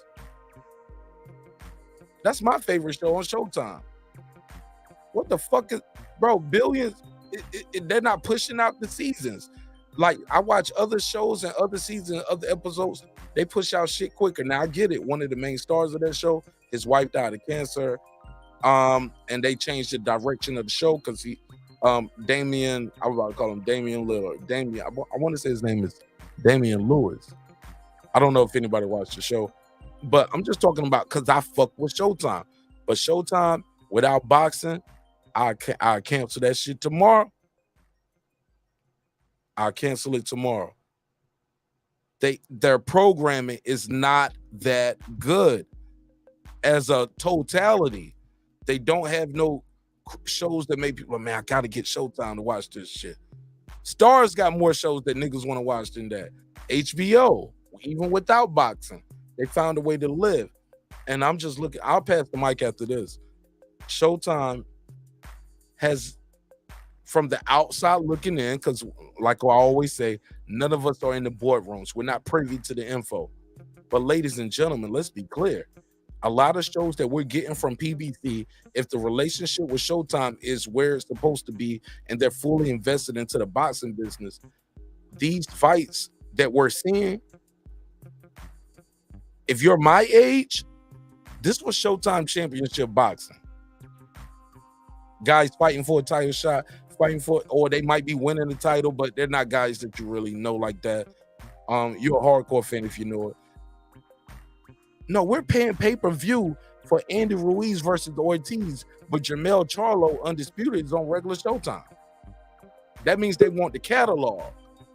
And for me, for a guy from the music side looking into this, it's about catalog for certain shit. I want that catalog for this guy. I want the catalog for Errol. Nah, I don't really care about the Andy Ruiz catalog. I don't care about this catalog. It's the ownership. But and owning the fight, but I'll pass the mic. Damn, I lost KP. I'm sorry, I got long-winded, but I'll pass the mic. Go ahead. Okay, Puro's here. Go ahead, Puro. I made everybody else go to sleep. I actually I wasn't in the background. What are you guys cooking on? Oh, I hate y'all niggas. I hate y'all niggas. Go back to your country. I have them. Hey, I'm here. I'm still here, man. Okay, what Centos is Kendrick Perkins. I'm not speculating. I'm not speculating. Sure. I have the information. I'm not speculating. Puro, vote for you. Go back to your country, white power. Go back. Go back to your country, Puro. Go ahead, Centos. Somebody who knows what I've been talking about. Yeah, I agree with you. I'm gonna tell you something, man. I went on a rant right there. I'm sorry. I lost a couple people. I'm sorry. I think Showtime is this. Let me just tell you what I've seen of boxing in my past 50 years, man. I've been keeping up with boxing since I was like 4 or 5 years old, believe it or not. But I got to understand it more around the age of 10.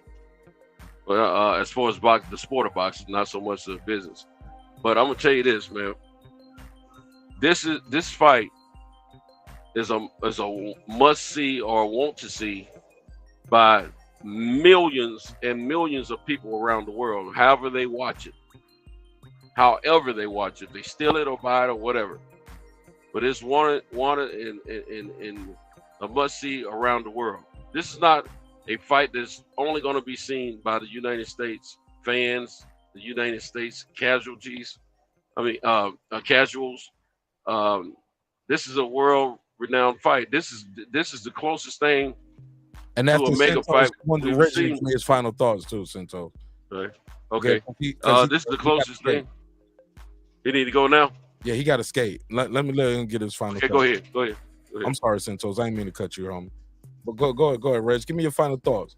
I'm gonna link up with Reg in a couple of days, and we're gonna have a good time, man. For the brief time that we have together, and I'm gonna see him, D Bevel the champ, and we're gonna have a good time, man. Reg, give me your final thoughts of everything we talked about. I know you said Terence Crawford is a hoe, man. I want to do this episode, man. I'm gonna probably do this on members only. This dirty motherfucker got caught peeing in the motherfucking water at the office, so don't drink no water at the office, homie. So bring this shit home. But that's why I tell people, pour their water out, you walk away from your shit. Yep. I'm gonna do a members only episode about this shit. We're gonna talk about that. Reg, you already know that story too. I'm sure you've seen it. No, I didn't see it. Nah, but I always do that. If I walk somewhere, herpes. This nigga done gave the bitch herpes. Oh yeah, that's fucked up, man. That's why I always pour my water out. If I leave my water bottle somewhere, I pour that shit out. If my eyes leave my water bottle, I ain't drinking out that shit. Go ahead, man. Give me your final thoughts on everything we talked about, bro. Thanks for pulling up. The Crawford, man, I'm disappointed in that shit, man. I'm disappointed. But best of luck to him. I don't know how that shit's gonna work out, but salute to the black business folks. Win. He better not go in there and get Buster Douglas. Yeah, he better not. But I'm gonna put some money on the dude who he going against, just in case. But salute to the black folks to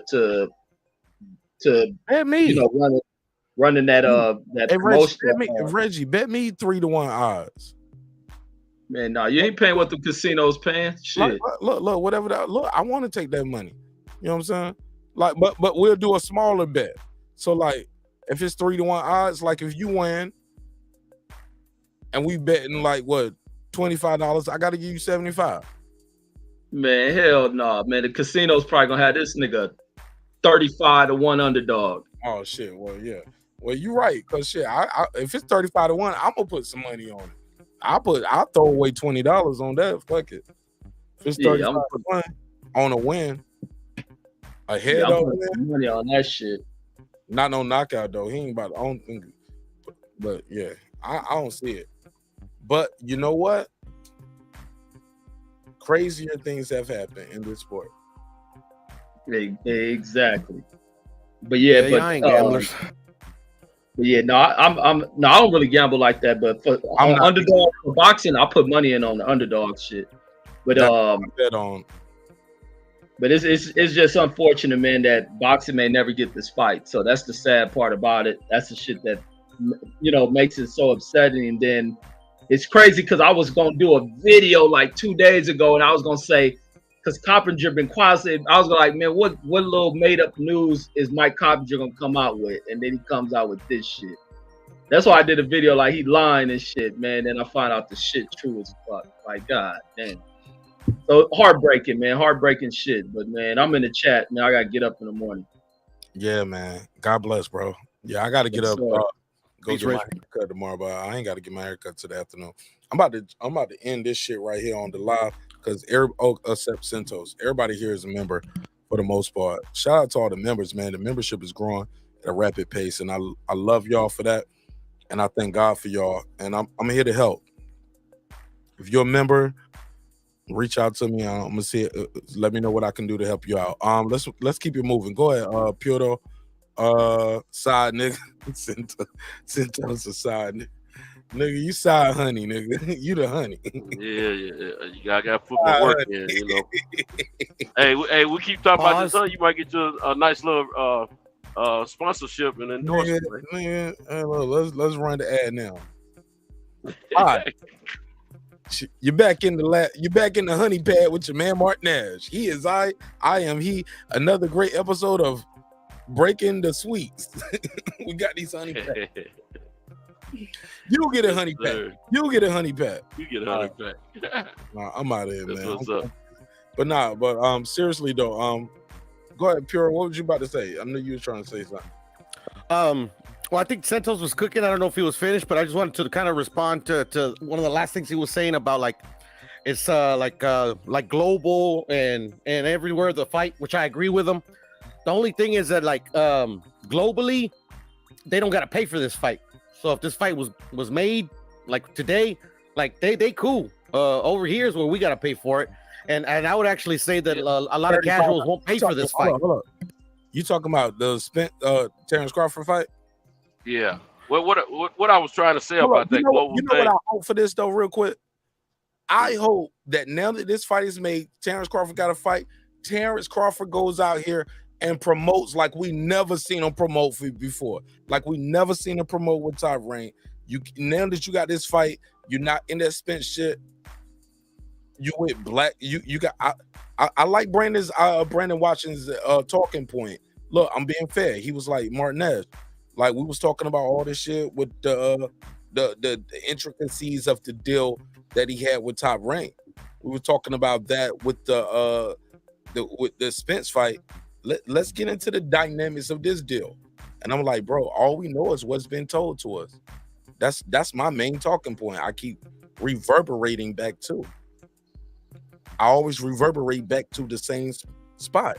None of us are privy to the information in the boardrooms with these executives, with the fighters, with their lawyers, when they get the term sheet. Like niggas won't even say a term sheet to a couple years ago. I've been around boxing long enough where niggas won't even say A side, term sheets, aerosexuals, Bud Avengers, YouTube daddies, Toby Top Rank. Come on, homie. We can go back to the Pactards and the Flow Modes. I seen it all with that shit. And I'm telling y'all, this shit is gonna come and go. You guys are gonna damage a lot of relationships with good people, making that shit personal. You know what I'm saying? But Yeah, man. that's neither here nor there. I'm trying to go somewhere else with it, cause that I'm not here for none of that. Cause I'm gonna be at the fights. I'm gonna still be on YouTube, and even when YouTube gone, we'll just be on martinhash.com or Twitter. I'm on TikTok, Instagram, Facebook. We got the Breaking Beats Facebook group. Join the Facebook Breaking Beats group. Join Facebook on the Breaking Beats group and plug your own content as well. No big capping. This is big capping. That's big capping. I'm not big capping when I say that. It's open to everybody, even if you do it for me. You know what I'm saying? To some degree. Like you don't have to agree with everything I'm saying, but post your content. You think Spence gonna win? Post the content. We plug that. Our cooking channel. We plug that. Hip hop, battle rap, social commentary. We're gonna support you. So, pardon me. I kind of went on a tangent right there. I started promoting. My bad. Yeah, let me say this real quick, Mark, so Piero can get his out. What I didn't get to say, Piero, earlier about the global situation. This fight is a mega fight. Fans of all, any type of boxing fan, casual or real true boxing fan, pugilist or whatever, want to see this fight. There's no way the money's not out there to make this fight. But when you got these entities that have contractual deals, some of them may not want to let go of what their share may be in to a situation like this, even though they may not have the proceeds to make it happen. I think it's a bit of control issues going on. Of course, Terence hasn't signed with the PBC or Showtime, but I think Showtime is lacking some money, but they may not want to get out of the way of the network part of the deal. If Eddie Hearns had anything to do with this fight, he'll get money from some other independent interest groups, and don't necessarily have to be a network like the Saudis or whatever, and the fight will happen. And these guys don't want to do that. They want to keep it in-house. They want to keep it here in the United States and all that. This is a world-renowned fight. The world wants to see this fight. So they need to stop playing around. They already got Bud where they want to keep control of everything. They got him agreeing to some bullcrap I never thought he would agree to, but he did. So each side saying this or saying that. I don't think there's no way that the fighters don't want this fight. I think it has to do with the business of boxing, period. That's it. Yeah, Santos. I mean, you make a lot of good points.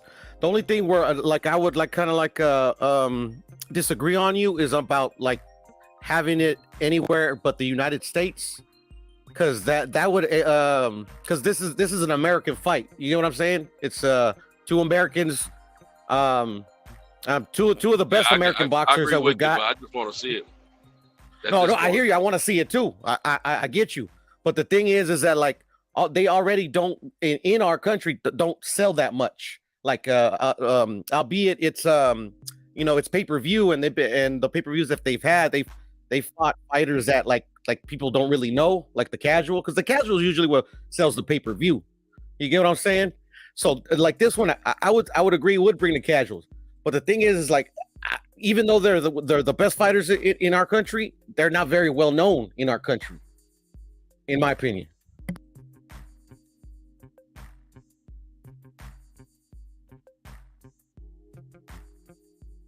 All right. Well, look, we can't have no dead air. Let me say this. Make sure y'all join the Breaking Beats Facebook group. You can share your own content, share your stories, videos, photos.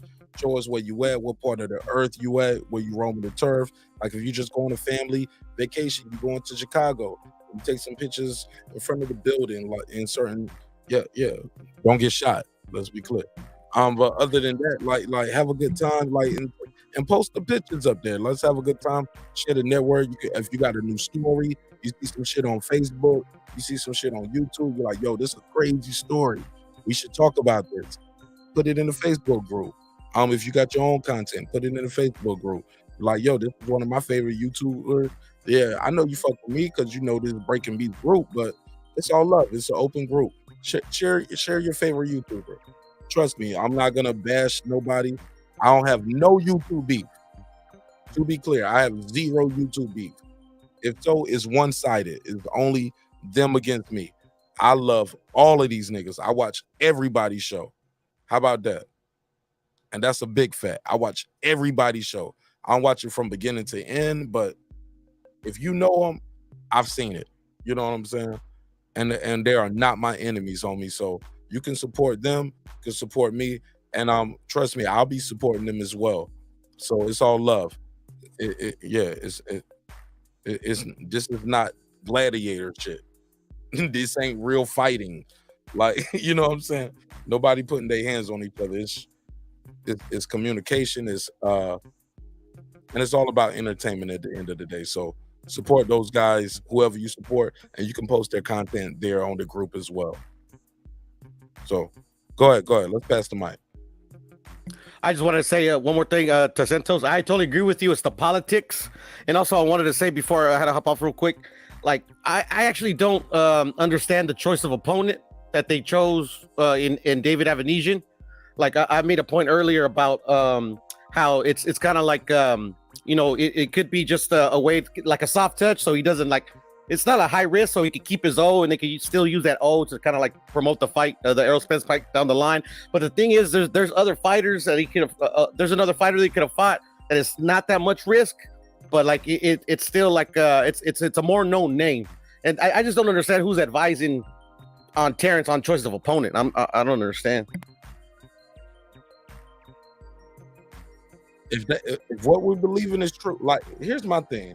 People are picking and choosing at what they want to think is fucked up, or what they think is bad, what they think is good, and how it's interpreted.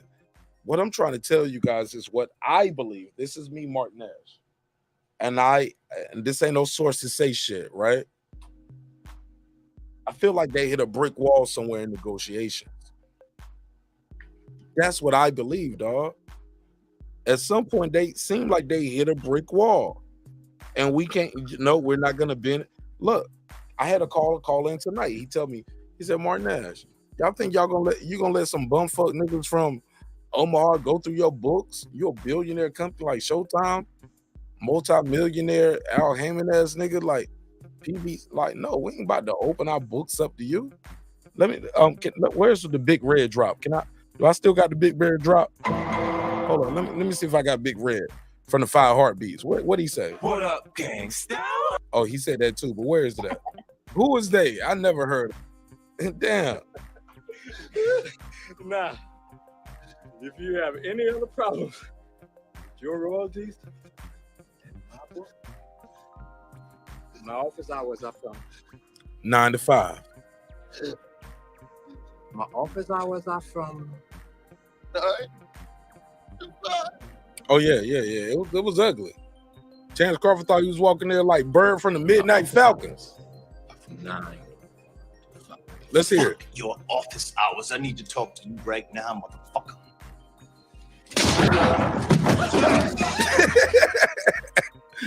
Oh shit! I know it's graphic. Don't get me flagged, y'all.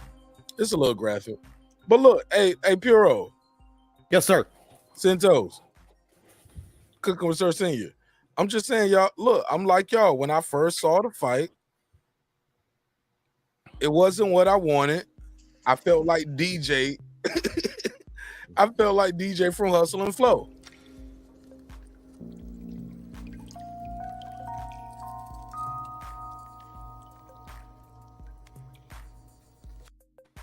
Oh yeah, that's how boxing fans felt, homie. Get that shit out of here, nigga. I don't want to. Silence. Oh, Silence. I'm sorry. I didn't want to see it. But yeah, man. I'm being fair. I'm trying to be fair to him as I would want to be fair to Errol Spence, because at the end of the day, if Errol Spence fight Keith Thurman in Dallas in December, homie, if they able to pull this off, oh, PBC got one. And I would definitely still support that fight in a group setting, of course. Look at the dude I got on my avatar, Mark. That would have been the perfect opponent for Terence Crawford. Explain, break it down. Well, it's Rashidi Ellis, undefeated welterweight. He was on the shelf for 2 years at Golden Boy. He just recently got to the PBC, so he's on the same side of the street. Whatever. I'm sorry. Go ahead. What's his best win? His best win is Alexis Rocha, another undefeated welterweight. It was a very close fight, but Rashidi eked it out. Alexis Rocha is the guy that knocked out. I know. Didn't he knock out Michael Williams Jr.? Hold on. No, Rocha. No, Blair Cobb. Blair Cobb. Exactly. Blair Cobb. I said Michael Williams Jr. Shout out to Michael Williams Jr. This is my guy. Hey, look, but David Avanesyan's best win is who? He don't have one. Shane Mosley. Shane Mosley Sr.? 2016, right? Or am I tripping? I'm pretty sure you're not tripping, but I'm pretty sure he was 80 when he fought him. Yeah, that's what I'm saying. Like I pulled his record up earlier, and we were talking about it, and I was like, damn, I didn't know he fought Shane Mosley. I missed that. I was like, well, damn, well, Shane. And I'm looking at it, it was like 2016. I was like, Shane shouldn't have been fighting in 2016.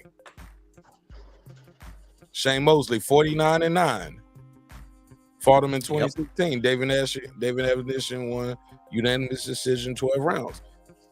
That's his best win. After that, he lost to Lamont Peterson, 1-1, and then lost to Aegis, Crab and Lobster, as they used to call him on the Boxing Wars. People call him Crab and Lobster. People call him Green Beans. Hey, look, I know what yo, I've been watching this shit so long before I had a channel. I know what niggas. I know who your YouTube daddy is by how you call how you call the guys. If you call them Crab and Lobster or call them Green Beans or what, Toby Top Rank, depending on what you call guys, I'll be like, oh, I know where you came from. Cinnamon. I know where you came from. Shit like that, bro. I know where you came from. That's how long I've been around this shit, but that's neither here nor there. You know what I'm saying? Yeah, man. I respect everybody doing their thing. Like shit. I don't birth a couple things. You know what I'm saying? My damn self. I see how it go. It's all love. It's all love. Respectfully. Right. We'll do an episode on all of that shit one day. But go ahead, Puro. Yeah, man. But I mean, this would have been the perfect opponent because so he's obviously been waiting for his shot.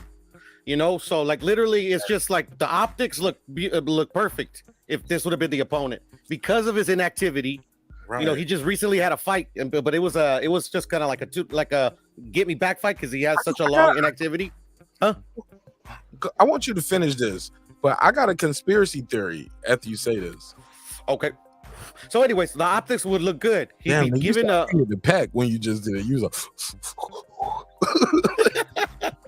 niggas sound here that God damn, Piero.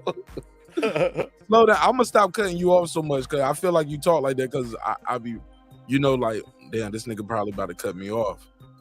nah. Just so I'm gonna be a little. patient. Go ahead, get your bars off, dog. Yeah. I'm almost done. It's just to me, it's the perfect fight because the optics look good. He gives an up and comer that, you know, like that's been sitting on the shelf. You know, they've been dicked around by just like him. You know, from a promoter.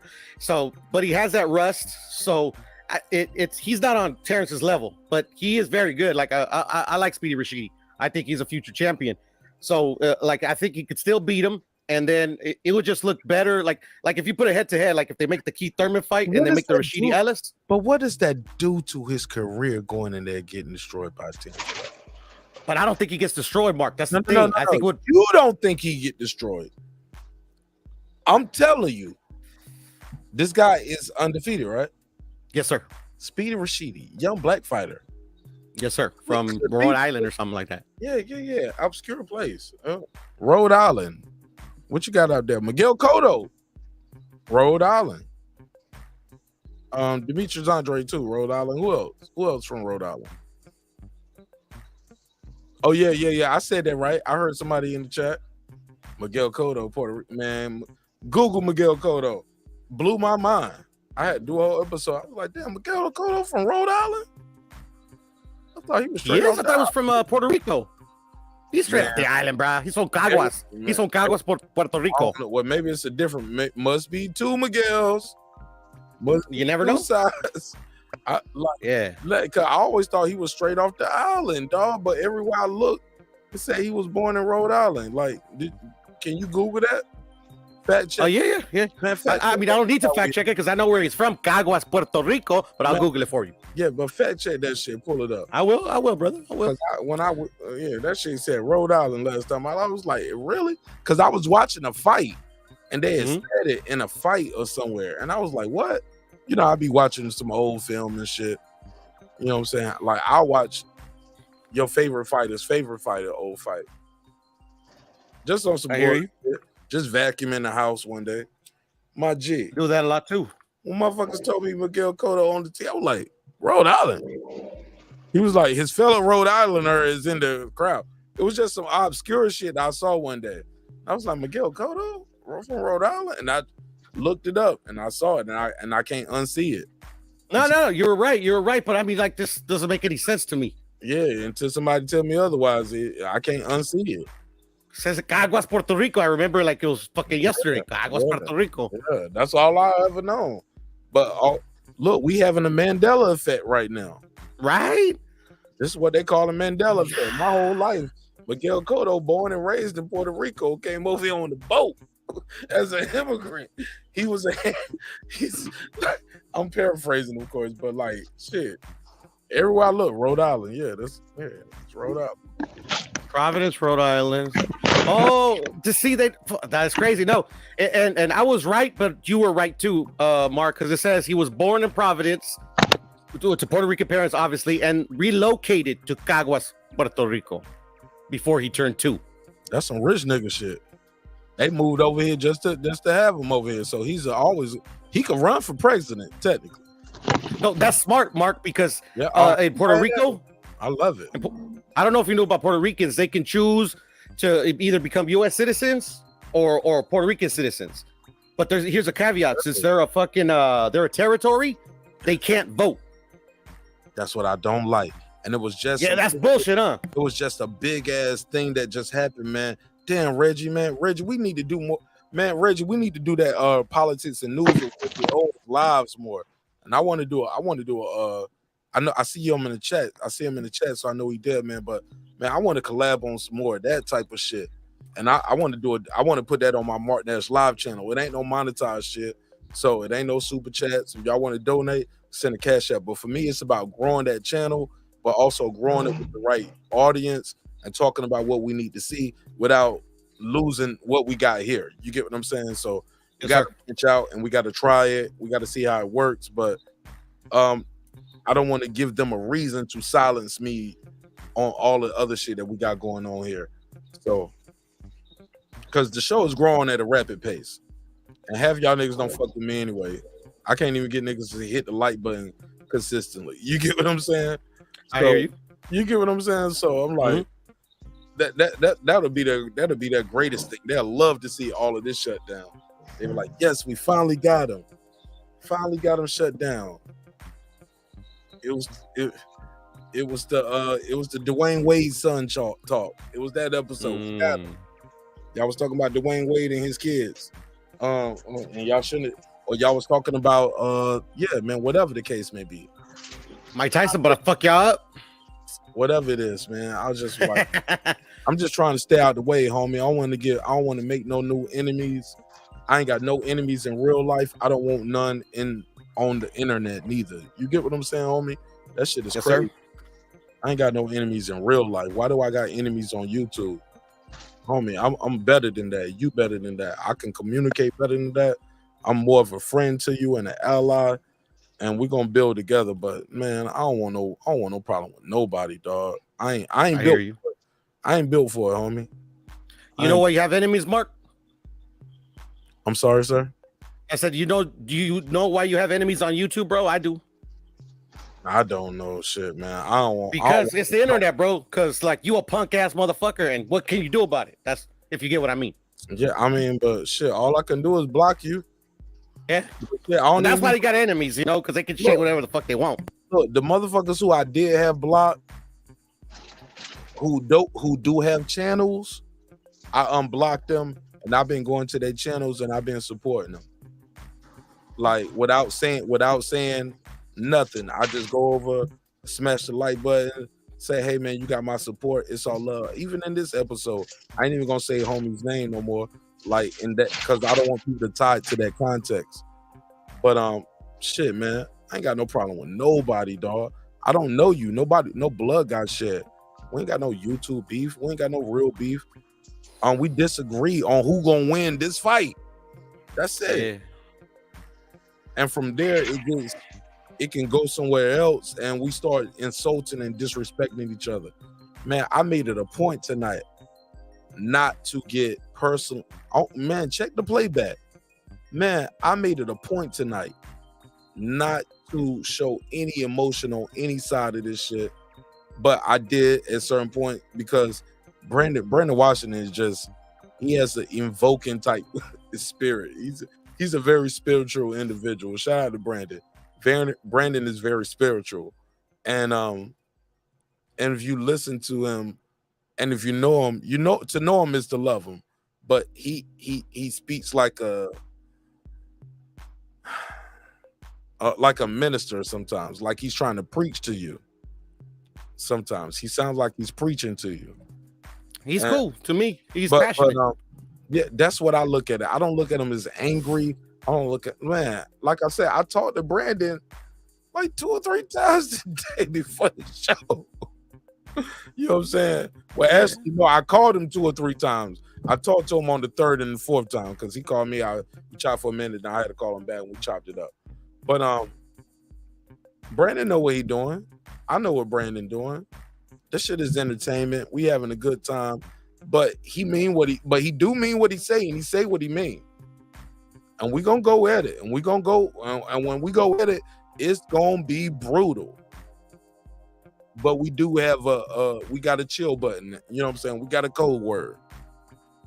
And y'all, nah, it ain't even that. And the crazy thing is, as hard as y'all see us go at it, pause, we never even had to hit that pineapples, like Kevin Hart say, pineapples.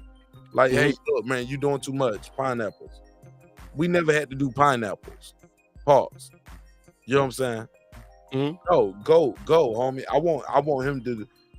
want him to be as free as he want to be, but also I do want him to know those words live forever. Your name is your name. People might be offended, but at the end of the day, it is entertainment, and I know you don't mean anybody to get hurt. That's why when I heard somebody say, when I heard him say about Reggie earlier, he was like, "You gonna live a short life."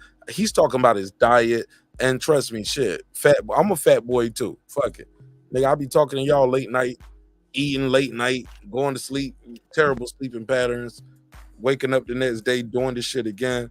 Like, we all got to do better. We all got to be healthier. I don't think he's wishing death on Reggie, but you know, I don't want to create no environment where that shit is okay to say.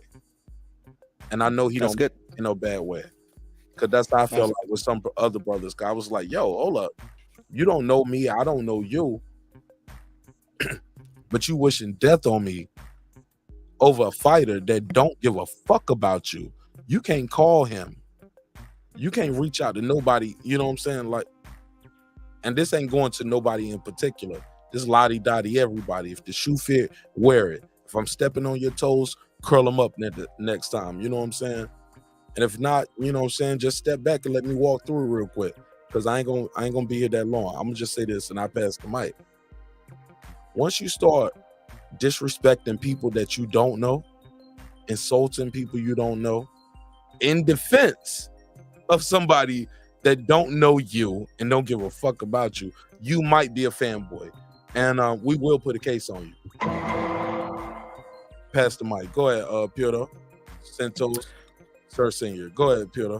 You're next. Well, I was gonna go back to, you had a conspiracy theory, and it just reminded me of something I wanted to cook on yesterday or the day before about the PBC and the contracts and all that good stuff. Remember, I sent you that video. I don't know if I sent you the right one though, because Yeah, you sent me an audio. You sent me an audio, and you said the audio right here surmises everything that you think is going on with boxing.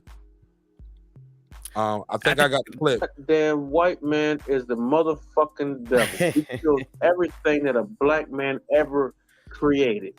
Is that what you sent me? Hold on. Somebody sent me this. They said it. Hold on, let me play it again. The goddamn white man is the motherfucking. Yeah, I thought you sent me that. Okay, that was Terence Bailey. Yeah, that was Terence Bailey. He kills everything. Yeah, that was Terence Bailey singing. Shout out to my good brother Terence Bailey. I thought it was you. Thought it was you. Now, mine was more about David Benavidez situation. What did he do? It was a recent interview with Sean Zeitel, I think. Oh yeah, and he said, "I love the PBC. They did everything. They're amazing." He didn't feel no other offers. He didn't feel any other offers. No other offers. You want me to play it? Pure, I got it right here. Play it. I've already played it like on everybody's channel I rock with. Oh yeah. So you've been out here panel hopping. I always do it, man. I'm here to destroy narratives, Mark. I'm gonna let you know something. Shout out to my good brother H Money, which is another bridge, or another fake beef that niggas were trying to make out here. You know what I'm saying? Niggas wanted me to beef with H Money, and I won't. You see, I never did it. I grew my channel without beefing with him, and I ain't gonna beef with him. And I'll be over there now, and I want him to know, and I'm gonna say it live on this channel, like I said in this chat, like, hey, homie, thank you for the opportunity. You gave me a shot very early on when I was doing my thing. We had a disagreement one time, and that was it. And it wasn't on my channel. When on his channel, it was on another person's channel, and the shit had nothing to do with me. You get what I'm saying? And we bumped heads that day, and that was it for me. I'm one of those people where we bump heads, I just keep moving, and you know what I'm saying? And that's what I did. But for people to try to make me have some kind of beef with him, like, nah, that's not gonna happen, homie. I'm smarter than that, and I've been watching the game longer than that, homie. He's not my enemy. You know what I'm saying? No. More than you know, Mark. More than you know. He's not my enemy. No, I know, but I mean, like, literally, they do that to me every day. Yeah, man. I absolutely. Look, that's a different game. That different little quasi groups and subcultures that are built within. It's a subculture built within this shit that we doing, dog. And it's not just with boxing. It's with hip hop. It's when we talk about relationships. It's when we talk about media conglomerates who control industries. It's layers to it, and people are trying to gain allies. And I'm letting everybody know I'm not your enemy, but I'm also letting everybody know I'm not your fucking friend either, though. And that's a big fact. Mm-hmm. We can coexist, we can move along, but I just want to be clear out here. I don't have no enemies on me, and I don't want people to support me thinking that by supporting me you're anti that guy. No, man, I'm not anti. Somebody said drop the link. The link is out there. I just dropped the link again. Nah, man, I ain't got no beef, homie, with nobody. I wish everybody nothing but health, wealth, and prosperity. You get what I'm saying? Yes, sir. Yeah, it's enough out here for everybody, and we can all coexist. And if not, we can go our own separate ways, and we can still be in the same room without causing a problem and fucking up a whole event. That's crazy. That's some high school shit, homie. Never heard of it. Never heard of it. No, heck. Yeah, never heard of it. It never heard of it. Yeah, we bigger than that, man. So it's all love on this side, homie. I just want to talk boxing, bro, but it's just real toxic and shit. So I was like, fuck it. I'll find my lane. Yeah, but you know we gotta do some toxic shit because I'm a troll myself, but I keep it respectable, you know. Yeah, but we in the swamp though. It's some gutter ass shit going on out here. People gonna disrespect your family, your culture, your race, religion, over mama boxing talk. And I be like, how we get here with some boxing talk? That's why I talk about shit. Bro, watch my channel, bro. You'll see some days we don't talk about boxing, nothing. The whole day. Some days we won't talk about race. We'll talk about relationships, and it'll be black folks bringing in the race. Well, you know, black men don't take care of their babies. It'll be a black woman.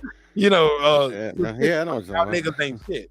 And then we got there's black folks talking about black families. We talk, man. I want to get into this Donald Trump shit because I don't think they about to do nothing with that. I think they wasting motherfucking time and resources on me. They ain't gonna do nothing with this shit. This nigga's not going to jail. I don't think they about to indict him. They about to let him do a walkthrough. He was like, man, we can do a walkthrough again and just see what y'all did. Y'all forget something the first time, homie? Right? They don't put motherfuckers like that in jail, bro. Come on, fam. They know too much. Yeah, not that guy. Not that guy. Nah. Not in these days we in. Not that guy. Back in the day, maybe. Like back in the day when they was first building this shit, they might have done some shit like that. Yeah, facts. Like treasonous, like hang a dude or whatever for being a traitor. Some sedition used to be punishable by death. Yeah, Benedict Arnold. Now I was watching this Benedict Arnold documentary the other day, y'all. Y'all know who Benedict Arnold is, right? We know the name. But did y'all know how highly decorated he was? Yeah. Hold up. Of course. Let me ask you this. Fun fact, real quick. Does anybody know what happened to Benedict Arnold? I don't remember. We lost Mark. Nah, I'm here. Oh shit! I thought we lost Mark. Yeah, it says Mark right there. That shit say Mark Nash right there, yo. You want to see you need to see the bucket hat. That nigga said it ain't. I don't need to see the bucket hat. I'm tripping. That's all. There we go. It ain't Mark Nash without the bucket hat. Yo, this motherfucker lived a regular life and lived out. Last time I checked, He didn't die? Man, this nigga made off. He got caught. This nigga got elevated in the army, and George Washington had some of their people, and George Washington was on. Like, I gotta watch this second part, bro. I've been watching this shit. Like, I watched this a couple of days ago, but I was half asleep, half high, half drunk, and I've been talking to y'all all night. You know what I'm saying? I put shit like this on to go to sleep too. Which is bad for my PTSD because I fuck around and end up dreaming about war shit all night. You know what I'm saying? And strategies and shit. but it's terrible for my PTSD. But it helped me go to sleep sometimes, watching like war documentaries. You know what I'm saying? Yeah, sure. So I watch these old war documentaries sometimes. They help me go to sleep, like because it's informative. I'm entertained enough, but it's boring enough that I go to sleep. But it'll fuck with me when I sleep sometimes. But I can't explain it. But I can't watch BET and go to sleep. I can't watch a TV show or my favorite movie. I could watch the Weather Channel. I could probably watch the Weather Channel sometimes, but I can't watch regular news or current news because the newscasts are like, so we're back. That was a great break. We're going into Caitlyn Jenner and her Kanye West just said. I was like, nigga, stop talking to me like that. I've been talking to Brandon Washington all night. I don't need nobody else. I'm fucking with him. I know he listening. I'm just throwing shots at him. Yeah. But yo, that motherfucking Benedict Arnold shit, yo, this nigga was. I didn't know Benedict Arnold was so highly decorated. I didn't know how deep he was into the treason.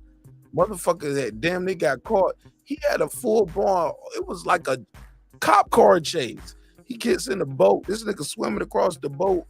Niggas they on his heels. They see him, but he's just too far away from their bullets. They can't reach him. They see him. He pedaled his way to the big boat that's waiting right there. Like it was like a grand scheme to assassinate Washington. That it just went wrong by just chance of luck. I'm fucking the story up terribly. But once he get there, Washington got some of I forget the other guys, the head of the other guy's army, who was the equivalent to Washington. But basically, Washington was like, well, just give us back them and we'll give you back him and you can kill him. Like Washington, all he wanted was give us back Benedict Arnold. We'll give you 10 soldiers for that motherfucker. We got a lot of your boys over here. We just want him back. And they was like, we'll give him back, but you can't kill him. You know what I'm saying? Yeah. So cause you know what I'm saying, we ain't gonna kill your people. You know what I'm saying? You're not killing us. Man, George Washington said, man, give me that motherfucker back, and I promise you, I am gonna kill him. Like I can't agree to that.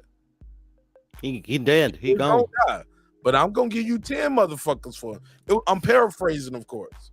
Yes, do your own research, but this is how the story goes in a nutshell. Motherfuckers like, no, we can't. They did not give Benedict Arnold back. They did not give him back.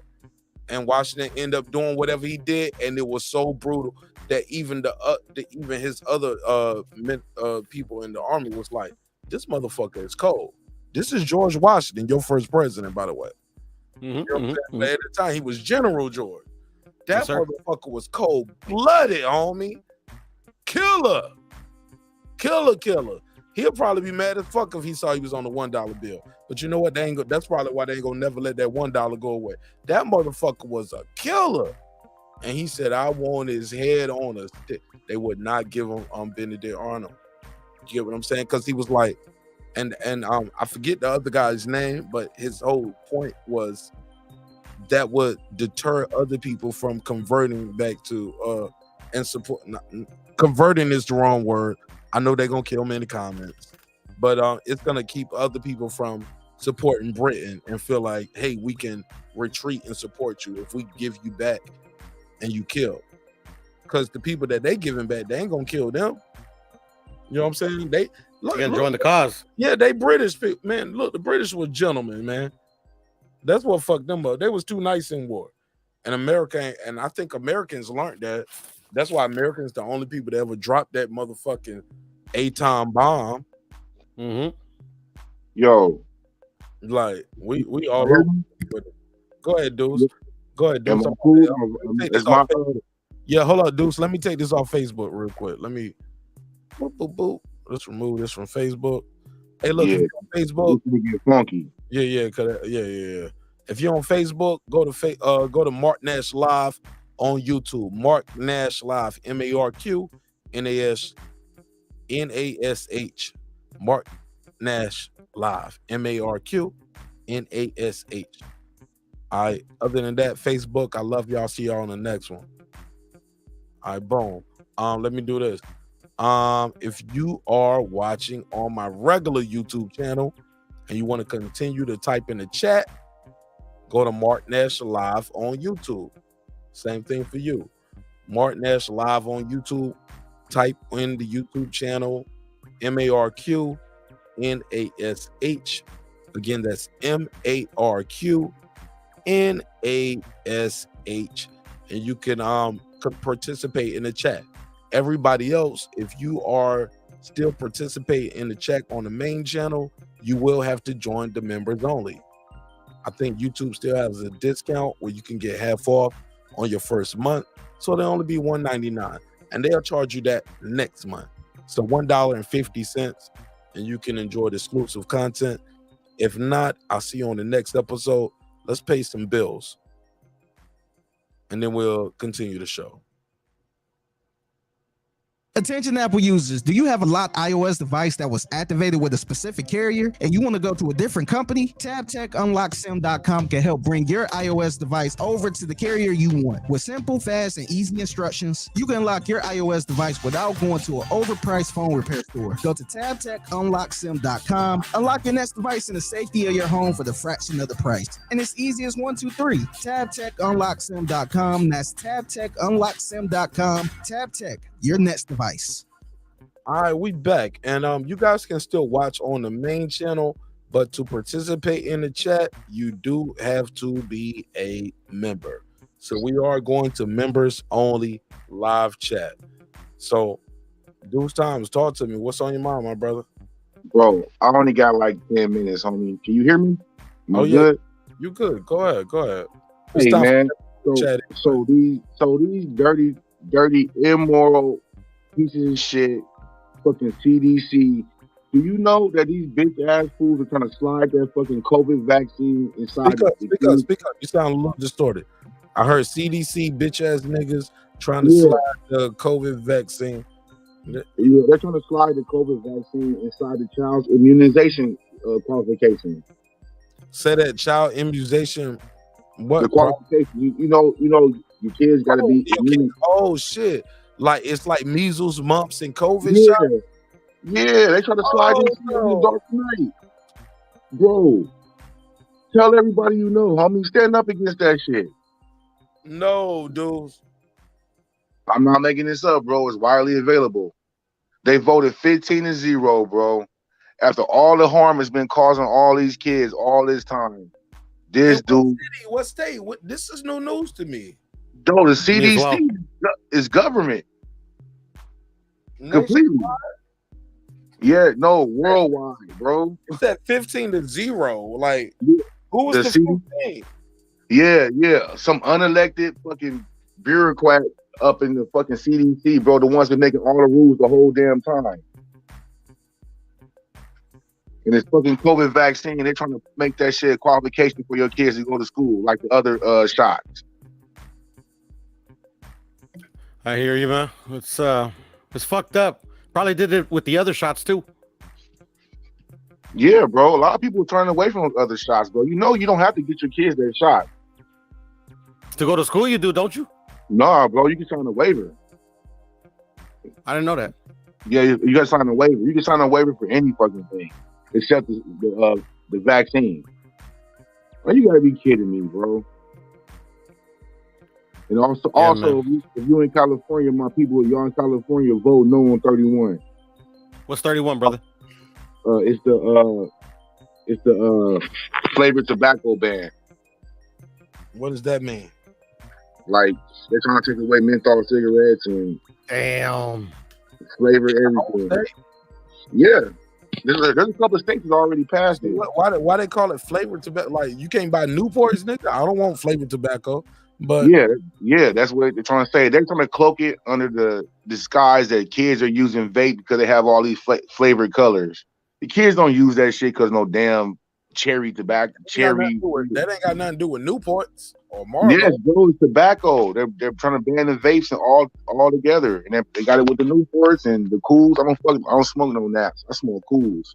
But I smoke I don't smoke Camels. no, I don't smoke no squares at all. But I Lucky but, you. but I will Good smoke shit. a cigar. I'll smoke a black and mild wine. I do Yeah, smoke. they're gonna cancel all that, bro. Well, in California, I don't know about out there in Georgia. I might hit a black and mild. But in look, California, look, bro, my whole crew got a they joke about like, nigga, you can't never take no picture. You can't be in a video or no picture with no mouth. Like, yo, you ought to see our group chat. And the crazy, none of them niggas are in this live right now, and it's like 10 of them niggas. You know what I'm saying? And I love them all. Mhm. But we all got this inside joke. We like nigga, you can't take no picture with no mouth, nigga. You can't. Hey, dudes. Well, in California, they trying to change that shit, man. Like, Dude, you can't be in this shit right there with no damn mouth. Like, nigga, you don't put that damn mouth down there. Man. Yeah, I never understood the prohibition with those type of products, bro. I just I don't understand. I'm like, it's like you're killing yourself. I mean, that should be your choice. Yeah, they're trying to tell you what kind of cigarettes you smoke. These are the bright ideas. These unelected fucking bureaucrats come up here. These fucking Silicon Valley nerds. These are the bright ideas they come up with. Powered by fucking Gavin Newsom, your next president of the United States. So be prepared. Oh, the Gavin Newsom's winning no hands down, bro. It's already designed for it. And all they do is they're gonna push it to the black market. It's not like it's gonna go away. Kids are still gonna smoke if they want to. No, that's the problem, bro. Like even like a couple of years ago, maybe was that 2016 when they put that high ass tax on the cigarettes. You should see the shit that was going on for cigarettes. Dudes were driving their cars into the liquor stores, stealing scratchers and cigarettes. You know what I mean? Like this is crazy, bro. Like, Nicotine's hell of a drug, bruh. Yeah, man. These people don't understand. Like, oh, you just quit, stop smoking. Yeah, it's easier said than done. That's a fact, man. Like these people are crazy. Dudes. Yo. Don't get mad at me. Don't get mad at me.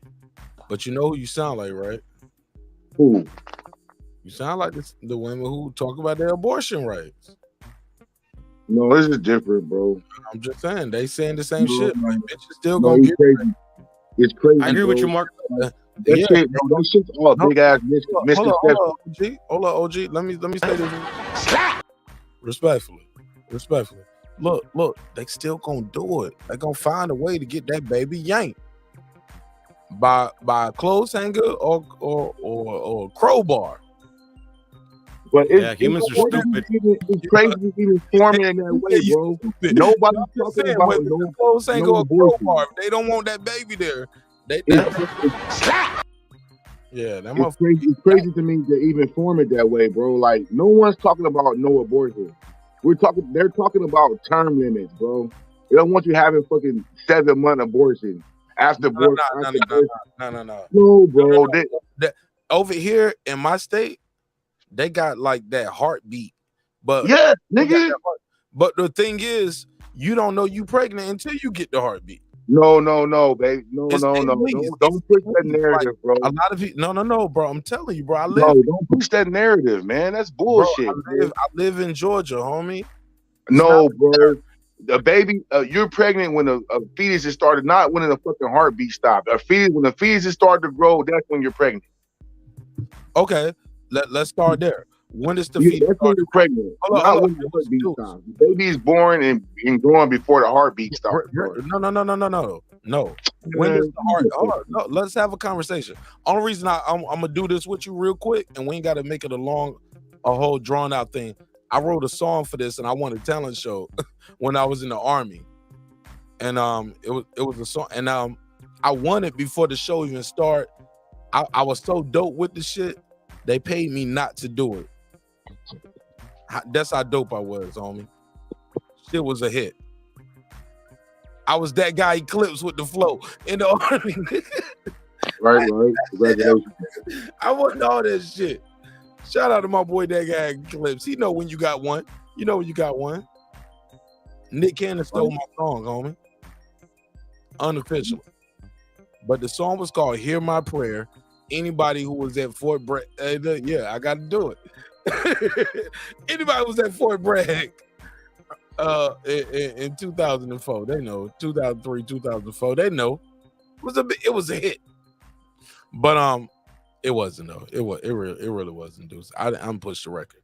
But I had big dreams for it. I was, you know how niggas do. You working on the album, but it was a song.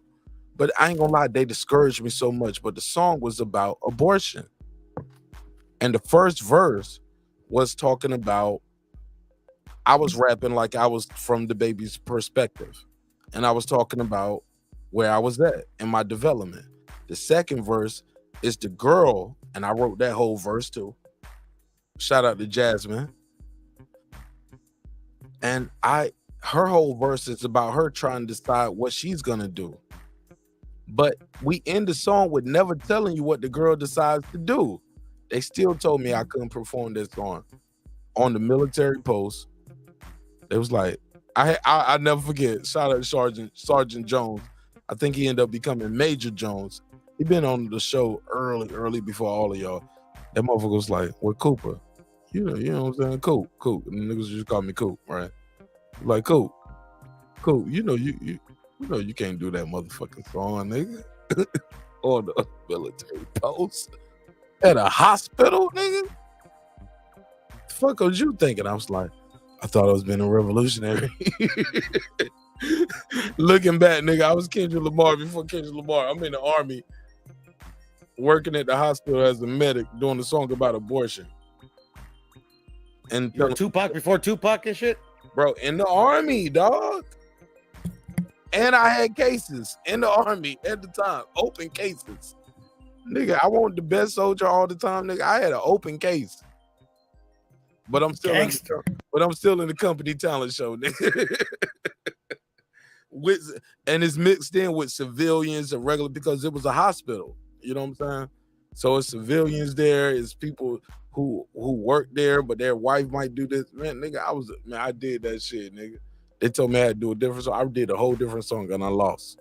1 second place. But the girl who sung for my second place song ended up joining the Army chorus and traveling the world singing for the Army. Like she joined, like the Army has like the USO tours where you a singer and a performer, and you go perform for soldiers all over the world. Shout out to my girl Rondi. Rondi ended up joining the USO tour. Like that one dude that used to flip a car on his head. What's his name? Rondi Edwards. I think her name is Rondi Edwards or Rhondi Edwards, but I can't remember how to spell it. We're going to get to the discussion about the. Oh, yeah, man. I'm rambling. I'm rambling. For real. Dudes, this members only, homie. Like I'm just chopping it up.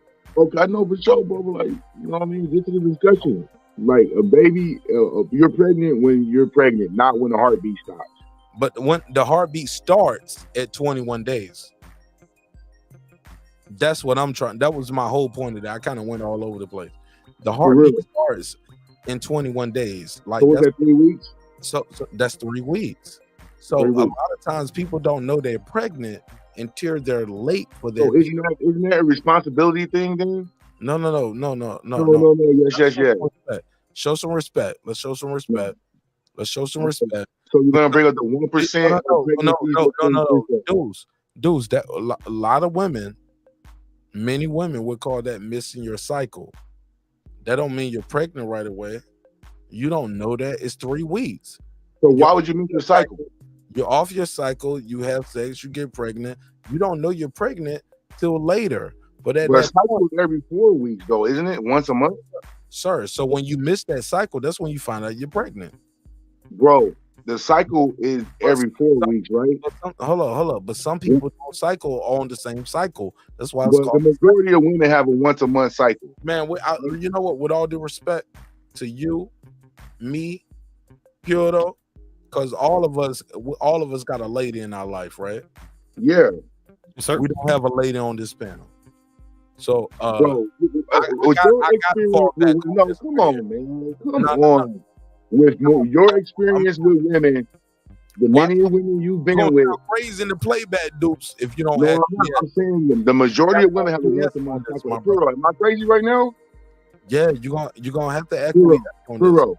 But I'll let you float though if you want to float. Hero. Sir. You fall asleep? Hero. No, I'm right here, bro. the majority of women have a once a month cycle, right? They do. Well, I could just speak for my, I have sisters. I have no brothers, so I know a little bit. But just for my wife, every now and then it'll go like maybe a week. Maybe it'll be like an extra week, or maybe like a week less. I don't know how that works, but she'll tell me every now and then. It's like, oh shit, I think I'm pregnant, and it's like, oh no, I got my period finally. Stuff like that. Yeah. So give or take a week, but it's most likely a month, right? Correct. I would say you're spot on. Yeah. Yeah, man. You talking about this 3-week shit? Give me a fucking break. No way, bro. It's up to accountability and responsibility. You're having sex. You're doing your thing. Okay, you missed your cycle. Oh, I need to know if I'm pregnant or not. I don't wait till I'm 4 months pregnant to go check if I'm pregnant. It's unaccountable. I hear you. And you know what, Deuce, for me, when it comes to the debate, I actually don't have like any I don't disagree with anybody for or against. The only thing with me is that I don't think the people that like create these laws or try to enact these laws do it for the kid. They do it as a way to it's kind of like a test. Like if they tell you that you can't do this, then they're gonna try to fucking enact something else that you can't do that. You get what I'm saying? That's how I see any type of legislation that tells you what you can and can't do with something that's that personal. You get what I'm saying? Like I don't like it, especially government telling me what to do. Fuck that. That's just the way I see it. Yeah, there is some towards that, but it's been all propagandized and misunderstood, a bunch of misinformation to get people against each other. No one's talking about no abortion. That's never been said nowhere. It's term limit, time to get an abortion. You can't wait till people have abortion after birth abortions. You know what I mean? I hear you. Yeah, no, I totally get it. I ain't hear. Say it again, Deuce. Say it Because again. people are having after birth abortions. For 3 days, 30 days after baby's born, abortions. And this information is widely available. I'm not making this up out of my head or coming up with one. What do you mean? So the What do baby, you mean? They're killing babies once they're born. in what states are this? Every fucking where, bro. I never heard of this, dude. This is my first time, bro. Okay, well, I think it refers to Mark where they used to throw like babies in trash cans and shit. No, Have I'm you not heard about referring stuff to like that, bro. I'm referring to. I I'm not referring to that. abandonment. Like No. Okay. I'm just trying to show respect to dudes. Like he talking like everybody know what the fuck he talking about, and I'm like, my G, I never heard of this before. I know, bro. People 7-8 month term pregnancy abortions. Give me a fucking no. I thought you was talking about like 30 days after the baby is born. Bro. Yes, they have videotape. I believe it was but after the baby is born. The baby's here 30 days. Like that's what we talking baby got a about, social security number in 30 days, right? Right. Yeah, bro. You're not supposed to kill nobody 30 minutes after fucking born. 30 seconds. Yeah. They made it, man. They made it. Shit. You bro. They just did some. It was maybe May or June. That ain't what I thought you said though. You said some 30 day shit though. Yeah, they have places that did that shit, bro. Underground black. To be fair, we got some people that's been here 80 years, and somebody got to make the decision to pull the plug. You know what I'm saying? That's different. No, I'm saying somebody got to make the decision. Like, somebody's on Hold up. Even with the baby that's been 30 days, I'm just trying to be fair. There's nothing fair about that. That baby got a hole in his heart. The baby has a fractured lung. Like, you don't want that baby. They would know that before the baby's born. No. Some things you don't know. Man. No. I don't. Please don't do that. 'Cause I just saw one of my homies' daughters at my daughter's birthday party, and they have a testimony. Dog. That baby don't supposed to be here, and they fought for their daughter so hard because it was their only daughter. They got so many boys. I ain't gonna say too much because I know some people watch the show who know me in real life. You get what I'm saying? But please, just don't be dismissive. Let me tell the story. They Tell have him a lot of sons. 30 words or less. Their daughter had an ailment. According to the doctors, they should have aborted the child. They stuck with it. No. According to the doctors, everything was fine. Right when the baby was born, that's when they found out all the problems. You know what I'm saying? But long story less, Lauren, that daughter is super strong, super healthy. Smoking my daughter's boots in every foot race at our party. You know what I'm saying? I was like, don't get that little nigga no more cookies and candy. Give her the light candy bag. She don't get the big candy bag. Yeah, I'm joking, but yeah, man, she's super smart, super healthy, super strong. But all the science said their baby was gonna have a problem. That's what I'm fucking up at. The science said their baby was gonna be healthy. No, that's what we had. The science said the baby was gonna be healthy. The baby was born and had all the problems. And through prayer, God, and medicine, the baby turned out fine. But they didn't know that until the baby got here. That was my whole point. Science said baby's gonna be fine. We're looking at everything, blah blah blah. But some people look at the science, read that shit and be like, and they say your baby gonna be fucked up, and they just abort the baby. Yeah, they do. And that's some powerful shit. Those situations like that happen. Like, they told us our baby's gonna be fucked up. Our baby's smart. She fast. Look. We got all boys. We finally got a girl. You get what I'm saying? And she's smarter, faster, stronger, younger. Like she's everything that the boys did at that age. She's better at it. I do not look down on people who make that decision to abort or to keep once given those information. Once given information, I'm talking about people who using fucking birth control, using abortion as birth control. Well, that's a whole nother episode. We call that. That's what they're talking about, bro. That's what they're talking about. The 1%, the 1% of the rape, the 1% of the fucking rape, pregnancies, and the mishaps and stuff like that. What you talking about? Those are minuscule, bro, situations. Man, it happens a lot in black birth. It does happen a lot. But it happens less more than we get talked into aborting our babies. Like, I know, I say it does happen a lot, but it happens less in other things. Cause that's what we let live. We let them ratchet kids live. Good Mark. No, for me, like I used to be a savage when I was young, and I remember like kind of not no more, man. I'm calmed down. But the point I'm making is that like I remember like just thinking to myself, like if I ever got into a situation where like I knew like if I had like a kid, I'd probably fuck it up. I wouldn't know what I would do in that situation. But then then my cousin got into a situation where my nephew was gonna be born, and like 15 minutes after it was born, everything was cool, right? No hiccups or nothing. But in 15 minutes, it went to cardiac arrest, right?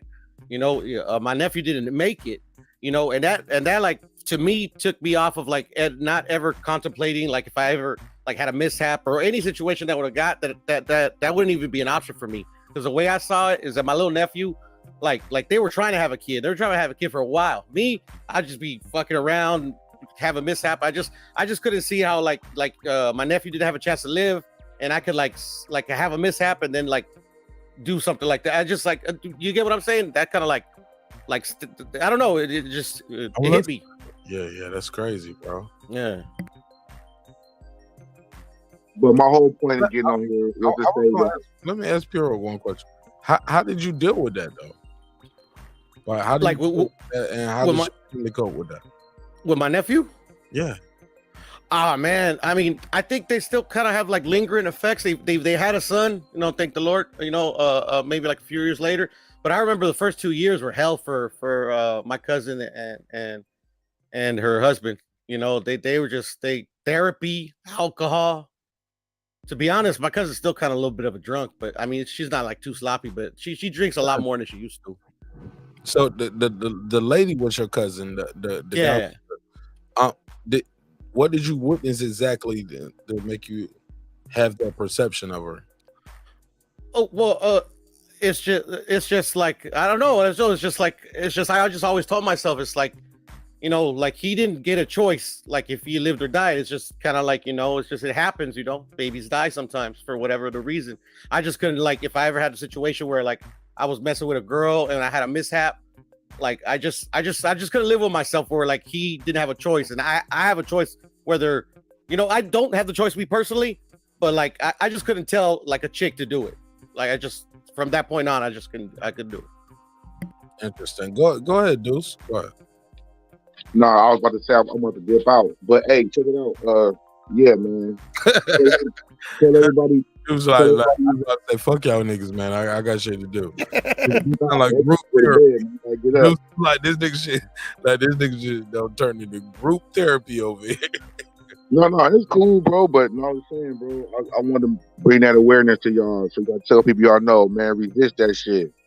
Fucking that COVID, that vaccine was giving kids all kind of fucking strokes and heart attacks and shit. Kids, strokes and heart attacks and shit. You know, JJ Watt fucking had a heart attack. You fading in and out. You said JJ Watt.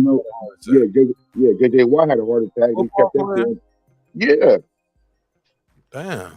All kind of athletes been falling fucking dead from this damn COVID vaccine. They trying to push this shit. Even talking about it. Yeah. Who are the other athletes? Because I didn't know athletes was falling dead. Bro, I'm gonna send you some shit on Twitter. Put it on Twitter, and I'm gonna put it on community tab.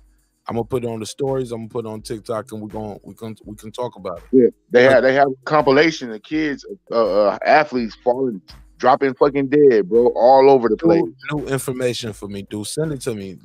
So let's send it to me as soon as possible. So we can. I get out right now, I'm gonna send that shit to you right in your little DM right now.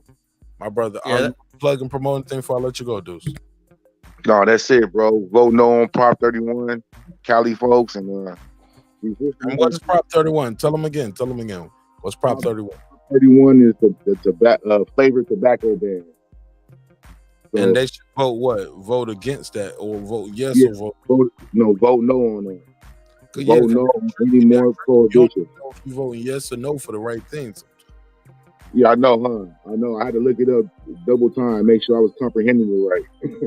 Bro, I voted for some shit one time, and I felt bad when I got home. I told my mom, like, oh, you ain't tell me. She was like, yeah, nigga, you supposed to vote no for that. I was like, what it looked like? Yes. She was like, yes means you said fuck them niggas. I was like, but it's taking 1 penny away from my taxes to go to homeless military veterans and building the hospitals for orphans. It'd be some crazy shit. I'd be like, what? I voted no to that, and they was like, yeah, you voted no by voting yes, or you voted yes by voting no. You should vote yes to that. No, I want to see the receipts. That's the crazy thing about them prop laws. Like they trick you with it's foolery with the jewelry. All that, man. You wasn't vote no on all those shit because as we seen. Motherfuckers live in states that want legal marijuana and they want to go play the lottery, but they don't know. But they don't know that every year y'all vote against your interests by voting yes to this or no to that. Well, yeah, was the bitch on the rag, Mark? I was like, hold on, Jared. You know what I'm saying? Hold on, Jared. No, we're not there yet. Yeah, they do that shit on purpose. Double word and double meaning. They do that shit on purpose, y'all. Yo, that shit is crazy. Like people don't even know that they vote against their own interests all the time. We should be voting no, because as we've seen, the government has all kind of money to do everything else but help the people. But dude, the problem is we got too many people telling us voting don't matter. Because you're not voting for nothing. No. But it's a reason why marijuana is legal in Cali and not in. Has it been on the ballot? Huh? Has it been on the ballot? That's the hardest part, dude. How you get it on the ballot? You don't got a referendum. Okay, what's a referendum to a nigga? Tell them what that is. If memory serves, a referendum is just like a proposal to put shit, like a law on the ballot for the people to vote on it. I don't know too much, but they did it right here for but it was only for the Democratic side. Yeah, they do that shit too all the fucking time. And they did it was only for the Democratic side, so it was almost like checking the temperature of the people. Like, let's see how many people gonna vote over here. That's exactly what it is. Yeah, identity politics, bro. What a world to live in. And that punk ass bitch Stacey Abrams. Like, man, I feel bad for y'all I ain't niggas gonna now. call it no punk ass bitch, but I did tell my wife, I was like, I think she's gonna lose. She is gonna lose. Landslide. Every Democrat. Bro, I told my wife, I was like, she's gonna lose. She was like, why are you saying that? She was like, why are you saying that? It's a year to go. I was like, she's still nice. She's black. She got dreads. She got gap teeth. Bad grip. Like she was like, nigga, that's you. I was like, yeah, but she got titties. She was like, nigga, that's you. I was like, what, nigga? I'm a man. I can put a tank top on. She just. No, you should have been a debate. I was like, the nigga whole ad is this. You know what Brian Kemp ad is? Brian Kemp ad is this. I beat Stacey Abrams once. I can beat her again. Bro, did you see her damn? Hey, you see her damn thing? I live here, homie. That's his campaign. He'd be like this. I beat Stacey Abrams once. I can beat her again. Bro, did you see her damn things when she was like, they asked her about inflation and shit, and she was like, "Well, if you get an abortion, you don't have to worry about inflation." Oh my god! Like, bro, I did not see that, but I saw a lot of things that I didn't like. But I gotta look that up. I didn't know she said that. You said, where did she say that? I never heard. I'm paraphrasing. It was like yesterday when she was at her debate. And they asked her about her. I knew they did a debate, but I knew I had to vote for her regardless of what I saw. No, the fuck you don't. I also know that anything that I wanted to do would be so. Leave it absent. You don't have to vote for her. Too. Like, I'm just like. Leave it absent. I just don't. Bro, I live here. She's not pushing her plan. She ain't got no fucking plan. Like I said, they asked her. She got a commercial. She got a commercial. And she talking to kids about her plan. Bro, they asked her about her plan for inflation. And she's like, about getting an abortion. Bro, I hate that commercial.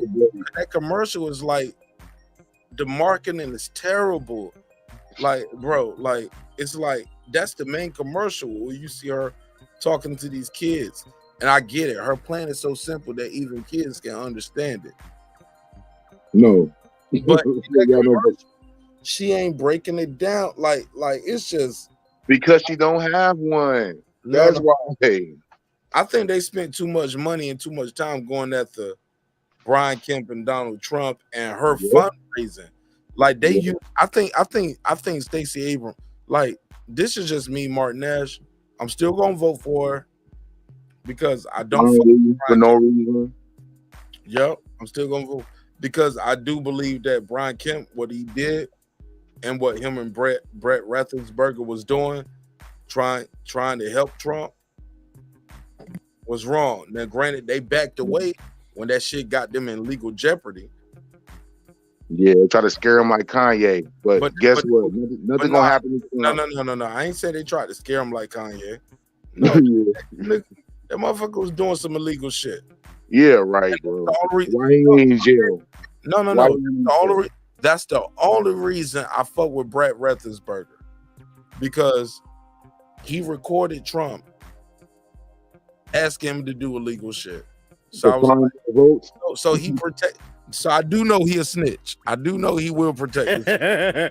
I was like, oh, we got a rat. I'm gonna fuck with your brother. Shout out to Brett Raffensperger. He gonna tell on your ass. He Charleston White of the Republican shit. Hey, Mark. Go ahead. That's just a quick question. Have you heard of a dude named J.D. Vance? I don't know, but he gone. But Duke's gone now. We can get back to boxing now. Fuck. No, I just wanted to ask you because you brought up the campaign ad right now. Which ad? The one that's talking about like I beat her once and I beat her before. Oh, Brian Kemp. Yeah. Well, this JD Vance dude, he starts his campaign ad was like he's in a field. He's like, "Do you hate Mexicans?" Like that's literally what it is. Is he current running right now? He ran for Ohio GOP Senate primary. When was it? This year, April of this year. Nah, I might have missed his ad, but I did see one ad recently that was running, and this guy been wilding, and it wasn't. I'm trying to remember what he said. I don't want to misquote him because I don't want to get sued.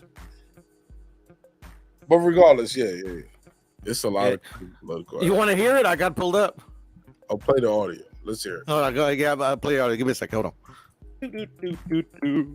Make sure I got the audio. Context. Like this is who you supporting, right? No, I'm not. I just thought it was funny. It's like because it's a guy in Ohio asking if you hate Mexicans. So it's something. It's a border issue. I think he's running on. Don't play too much, then, because we are not supporting him. No. I mean, I'm Mexican. What the fuck? I just thought it was funny. This motherfucker just comes out like, "Do you hate Mexicans?" I'm like, "What the fuck?" Well, you already know what he means, Piero. I know it. Go back to your country, white house. That's what he had with it. Yeah, no, I know it. All right, yeah, man, that's crazy. Yeah, but anyways, I don't know if you knew who that was. I mean, I don't live in Ohio, but I was on Twitter and I saw it. Fuck that nigga. So, anyways, Mark, back to what we were saying before. Deuce was saying about the abortion. So, I mean, like, it actually brings me to Errol and Bud. Could it be just for shits and giggles, just for another angle? Could these dudes just be about the money and they don't give a fuck about us?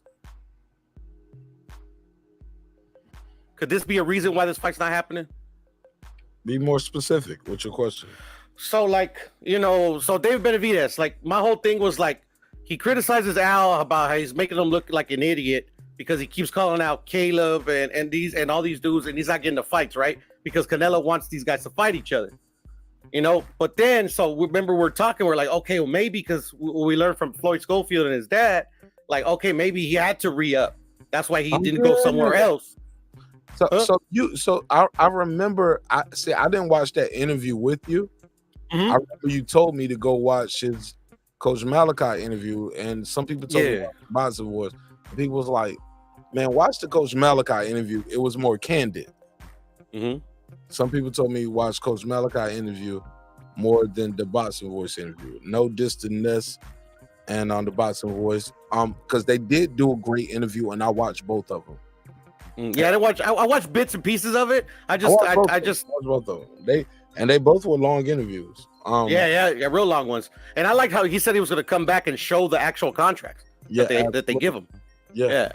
He said I ain't gonna show it on air. Like I won't show it on air because that would be a violation. But he said he does want to do a contract episode.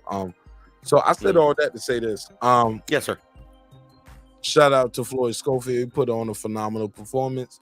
Went in and did what he's supposed to do, showcasing a fight tonight. He gave casual fans something to talk about. First round knockout. Man, he won that bitch look like Mike Tyson tonight, man. Man, he whooped his ass so bad they showed the fight twice.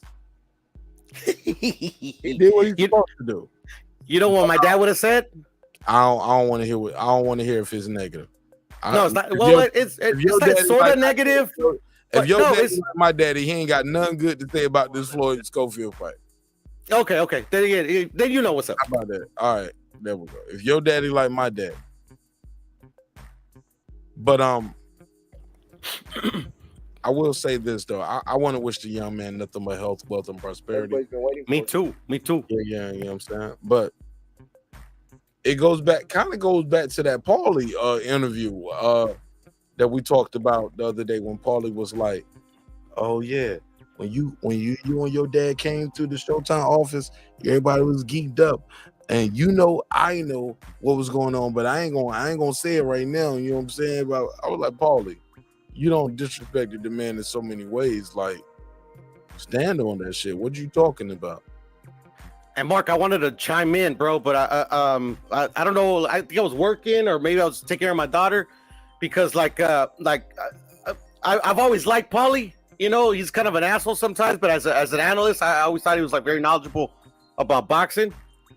But the thing is, like, he's already been canceled and shit by certain people. Like, I remember I was talking to, I think, like, my buddy or whatever across the street. I'm like, I don't think it was very smart of Devin to like piss this dude off, because like this dude don't give a fuck. You get what I'm trying to say? He do. You think he does? Absolutely. Without the media, Paulie is just another washed up boxer. Paulie needs his media credentials. He needs. So you don't think people will take him serious? He ain't no fucking Roy Jones. He ain't no Tim Bradley. He didn't beat no Pacquiao and no motherfucking Marquez. He ain't no come on, bro. Get the fuck out of here. But you know, Roy Jones and don't play and Antonio Tarver did the same thing, right? Did what? Like questioned his title before he became undisputed.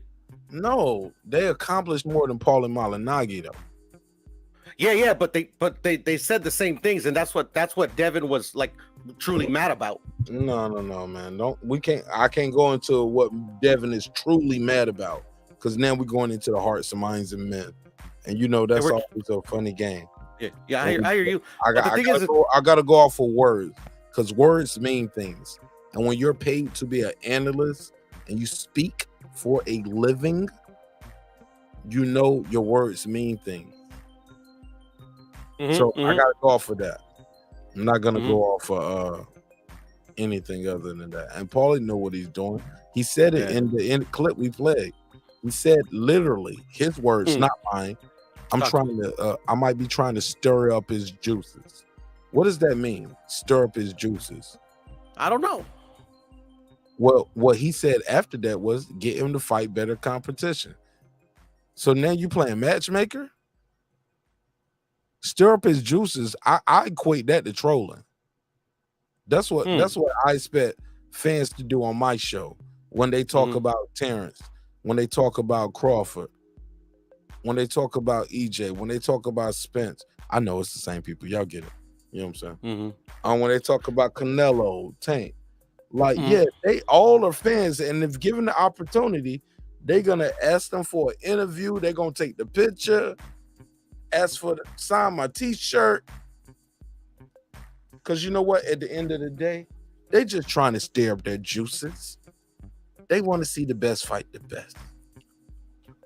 Paulie is the analyst by his words, not mine. Again, he knows better. He knows how those words travel on these airwaves, and he knows what he's doing. For him, I'm trying to get his juices stirred up. Like, nigga, who the fuck are you to get Devin Haney juices stirred up? You're not in no position of a Max Kellerman, a Stephen A. Smith, bro. In sports, yes, sir. In sports, Skip Bayless could talk about a boxing match more than Paul and Malignaggi. And it can do get out of here, Mark. I'm because of the platform. He got Fox Sports. So he don't know shit. I'm just telling you though. That's just how the business go. That's blasphemy. That's all I know. No, I'm just saying. I'm fucking with you, but I got you. It's the business of broadcasting. It ain't the business of knowing boxing. It ain't the business of knowing everything you're talking about. It ain't the business of expertise. It's the entertainment business. And if Skip Bayless and Shannon Sharp get on TV tomorrow and talk about Bud Crawford fighting David Avanesyan versus, did I say it right? Say it again. David Avanesyan, you got it. Perfect. Okay, because they've been calling him what all night? David what? I don't know. I was just trolling Reggie too. But he was calling it. He was saying it. I mean, I'm sure it's a hard name to say. It's a hard name to They say. made a whole new name for the nigga tonight. Yeah, that's what I was trying to get in there too. I thought I was saying it wrong. But No, I think you're saying it right. But my whole point is, let's get Bayless, Shannon Sharp, get on Fox Sports tomorrow, and talk about this fight. Now it's big news.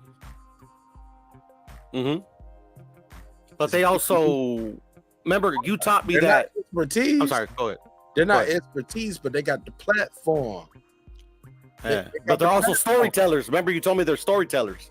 Absolutely, and that's important because the storytellers make the storyline for the shit that we live on for generations to come. We've always, man, we've had this conversation several times on members only. Matter of fact, are we 100% members only now? Let me do this. I'm gonna end this rest of this shit because I fuck with y'all, man. But we got to end it at some point, right? Let's run this ad and we'll come back and give final thoughts. Let's do this ad. Where is it? Where's the ad? Where's the ad? Let's do it. Don't know. Attention Apple users, do you have a locked iOS device that was activated with a specific carrier and you want to go to a different company? TabTechUnlockSim.com can help bring your iOS device over to the carrier you want. With simple, fast, and easy instructions, you can unlock your iOS device without going to an overpriced phone repair store. Go to TabTechUnlockSim.com, unlock your next device in the safety of your home for the fraction of the price. And it's easy as 1, 2, 3. TabTechUnlockSim.com. That's TabTechUnlockSim.com. TabTech, your next device. All right, man, we back, man. I hope y'all enjoyed this episode of Breaking Beats. Y'all can check me on the backup channel. Other than that, man, I love y'all. Hope you love yourself. If not, guess what? God loves you, and so does Martin Ash in the neighborhood. Again, if you are not a member to the channel, go to Martin Ash Live, starting now. Yeah, I did it in stages. See, normally, see, I'm trying something new, little by little. So we'll turn the chat into members only, then we turn the whole live into members only. Cool. Yeah, man. I'm trying something different right here. Trying something different. Do you think, brother? Do you think? And then from there, I closed the whole show out. And then I'm adding my timestamp. Did you see the timestamps from yesterday's episode? Nah. Oh my God, that shit was crazy. I saw the premiere. I was chatting in there with you guys. But yeah. Last night's episode, I have to check it out. Especially if you timestamped it, I'm definitely gonna check it out. It was 5 hours of content. That motherfucker, and I timestamped all of that shit. Only thing, just like today, man. I don't know if I'm gonna do it for this one because I felt like you know what? I'm gonna keep it a buck with you. Now that we members only, I felt like motherfucker was looking for a moment tonight more than anything. What do you mean? Because I timestamped the other episodes and I did so many shorts. Like I did 2 shorts with Brandon Washington and Reggie. Then I did a short with Brandon Washington and Jerry. So I felt like people felt like tonight, like people was trying to look for a moment sometimes. I understand where you're coming from, Mark. I don't know if that makes sense. No, I don't know if it makes perfect sense. It makes perfect sense. But I would say try to take that out your mind. Just still do the work, right? Just do it like you would normally do it. Like people are being genuine, even if you think they're not, because it's just gonna change the flow of your show, I think. But look, normally I wouldn't go back and do no timestamps into everything. It was like that shit, the way it flowed, like it was like from here to here, we talked about that topic. From here to here, we talked about, and it's just every topic just had its own moment. This tonight, we was like, we kind of went into the racial shit so quick. I didn't feel like it was a natural flow. And I was trying to get into it. Then you guys went to slavery. I'm like, shit, I couldn't get my bars off. It wasn't even like I just didn't feel like it flowed naturally. Like, I hear you. Like people was looking for a moment. And I ain't talking about anybody on the panel specifically.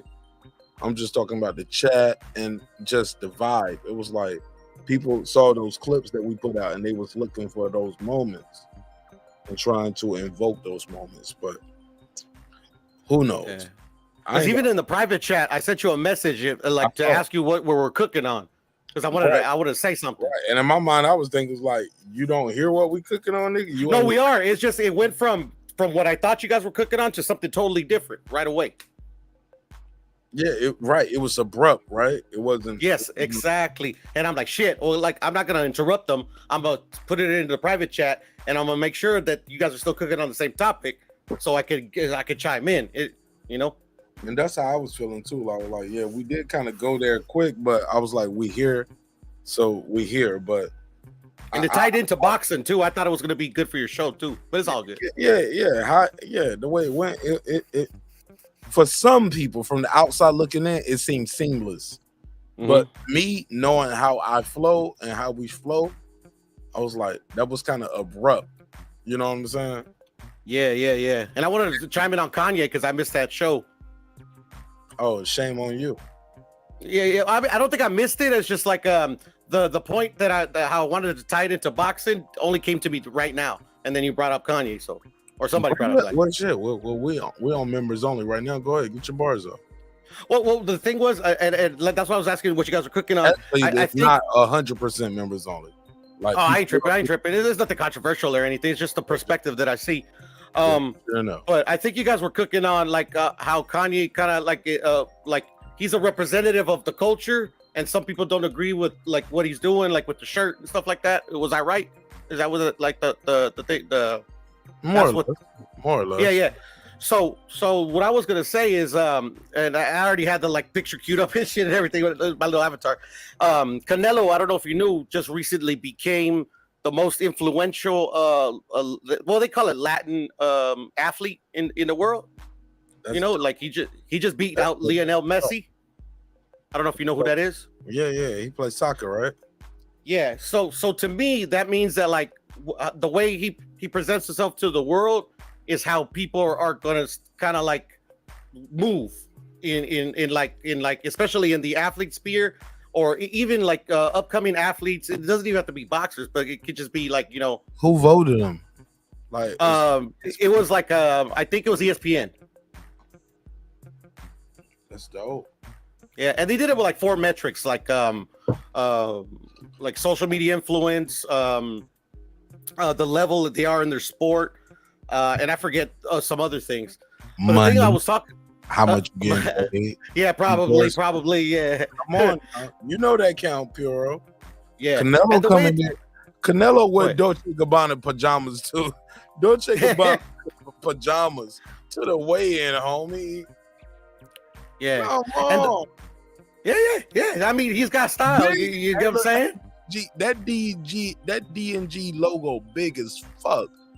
Like, damn, Canelo getting that Dolce & Gabbana bag right now. All right. Yeah. Oh, for sure, he pulls it off and shit. Hey, look, most of these niggas just coming in their regular this one with that team gear, the team sweatsuits. Most definitely. Some Dolce & Gabbana silk pajama shit. Did you can buy on Fashion Nova or Amazon Prime right now for about $300. Facts. Get your Canelo short set. Short set too, nigga. Like that silk short set. That pajama shit didn't come in just lawns. Man, it came in the short sleeve and short shorts too. Pink for the girls. Canelo star, man. Yeah. And the thing is, too, also, it kind of ties into like the way Canelo's perceived after the Triple G and the whole Benavidez thing. And it's about the whole like I don't like to fight Mexicans thing. Remember we had the discussion on one of your shows? What's the thing? Yeah. What? Because he did do an interview after that. He was like, man, fuck all y'all shit, man. Like, man, y'all don't piss me off. I ain't even answer no more questions tonight. Like, exactly. He was like, man, y'all insulting me. He was like, this guy fought nobody. He fought 1 champion, maybe 2 champions. Like, he did nothing. Like, y'all, you insulting me. Like, you know what? I'm out of here. I need to ice my hand, get some surgery. I'll see y'all bitches in September. Miss me when I'm gone. Like, like that nigga did the Jay-Z fade to black. Y'all, like, he faded out on the niggas. See, man, I ain't had no vacation yet. And people don't realize that the reason, like, I don't think there, at least to my knowledge, I don't. I'm sorry. Watch how May look 2023. Y'all better have some shit. Y'all better have y'all a blockbuster event for May 2023. Because who is it going to be if it ain't Canelo? Who's gonna be the blockbuster Cinco de Mayo event? Oh, I already know. And it's a huge fight. Biggest fight in boxing, in my opinion. Deontay Wilder, Andy Ruiz. Nigga, if you don't get the fuck off my line, it's gonna be huge. I'm telling you, Mark. The way if they market it properly, I'm telling you, it's gonna break records. Bro, it's just 51 in the AM on the East Coast. I'm going to bed. I ain't fucking with you no more. You playing around? I'm telling you, you just don't know. You just don't know the marketing that they got. That they have a layup. They got a layup. Yeah, you're right. Hey, look, and they got a window. They better make that fight for it, right? Start promoting that shit now. Get us hyped up for it. But exactly. Nigga, please. But do it properly. And the thing is, they got more than one angle. The Spence versus Crawford shit. That's what fuck you talking about. They better make this shit happen. But that's the thing, though. Like, literally, what can they do to make it big? Because, like, these dudes don't sell. Nah. Make them sell. How, though, Mark? Like I've been trying to think myself. How do we market these two fighters? Because we know this is a big fight just in the history of boxing. Just stop calling for the bombs. But Mark, like, literally, I don't think that works anymore. And the Ruiz like, they don't like the trash. I don't think the American fighter likes the trash talking no more. Man, say that again. American, like, yeah, because before trash talking worked, you know. Shit, but now I don't know. It's because like one, that's not. This is the thing. This is the thing about trash talking. I think we have fighters now that if they trash talk, they come off as disingenuous, and it doesn't work. Elaborate. So like I remember this was a while back when Shakur was first starting to get known. You get what I'm saying? He was always polite, but then around the Jamel Herring fight, I don't know if it's his marketing team or whoever, they try to turn him into the villain. At least for me, it came off as disingenuous. It came off like this is not this kid. Maybe because I've seen him on in all of his other promotions not do that, like try to grab Jamel's belt and like that. I'm just like, you never used to do this shit. It could have turned me off. That shit worked, and then it did. Mark, he's not a star. No. I said it, but it starts with a spark though. Like what spark? The spark. Look, he talked that shit, did that shit, and won the fight. Oh, then, okay, won him the fight, but it didn't win him no new fans. That spark carried. Look, man, he gained a lot of fans. Took that shit to the Valdez fight. That's how he got the Valdez fight. Beautiful that you brought that up. Go ahead, though. Keep. No, I just think even in the Valdez fight, he took that same energy of the villain. I don't think he's. Look, we're gonna have a good conversation right here, Piero. We about to have a real podcast conversation right here. We are, trust me. Without the bullshit innuendo. Certain fighters are naturally that guy or that woman far as the women fighter. Like certain people are naturally that person, and sometimes they rise to the occasion, sometimes they fall. But regardless, that meanness that we thought, like, we gotta have some meanness to you, that tenacity, that's who they are. Some people that shit is manufactured. Triple G, how about that? Like, I use Triple G as an example. Triple G's a good guy. He's a nice guy. He's a good guy. Some people smile and do all that shit like Triple G, but they are not nice guys. I use the example of Andre Ward. Smile, son of God, all of that. He is mean in that motherfucking ring, dog. Am I making sense? Like, I'm a pass the mic. You're making total sense, brother. And this all ties into where I was going towards too. Go ahead. Some people are just naturally. Michaela Mayer. She's mean in the ring. She's mean in that fight. She didn't fight mean. She didn't have the bounce. She didn't have that. I really want to fuck you up right now. Bumgardner showed that for 3 rounds. She got the edge. That's why she wanted to fight. The way she performed in those first 3 rounds, she looked like I'm the baddest bitch in here. In round 3, she was stunning on her. That woke up Michaela Mayer. That woke up her team. Look, if I was anywhere around Alicia Baumgartner and they do the rematch, I'd be like, just fight your fight. Don't do all that stunting. Don't clown. Because it was almost like when people talk about, I'm not saying Michaela Mayer's Jordan. I know they're going to kill me in the comments. But the way Michaela Mayer performed after Alicia Baumgartner started stunting on her, she was like, bitch, you're going to beat me for real. You're going to have to beat me. I'm walking through these looping right hands. I can't block them all and I can't duck them all. But I'm going to jab your ass and I'm going to get in here and I'm about to try to do my whatever I can do. But you ain't going to just be dancing around me, shooting jabs to the body and just doing looping right hands, laughing at me for this whole fight. She laughed at her in that 3rd round and woke up Michaela Mayer. Some people you don't need to wake up. And that's Go ahead. I'm sorry. Go ahead. I said I passed the mic right there. Go ahead. Oh, and that's the and I remember I remember when we were watching the fight. I told you that particular fight that I saw. I'll never watch women's boxing again, bro. Yeah, that fight frustrated me. Mm-hmm. Oh no! Don't say that, Pierre. I want to do a rescore with you on that. Let's do it, and I'm gonna tell you why.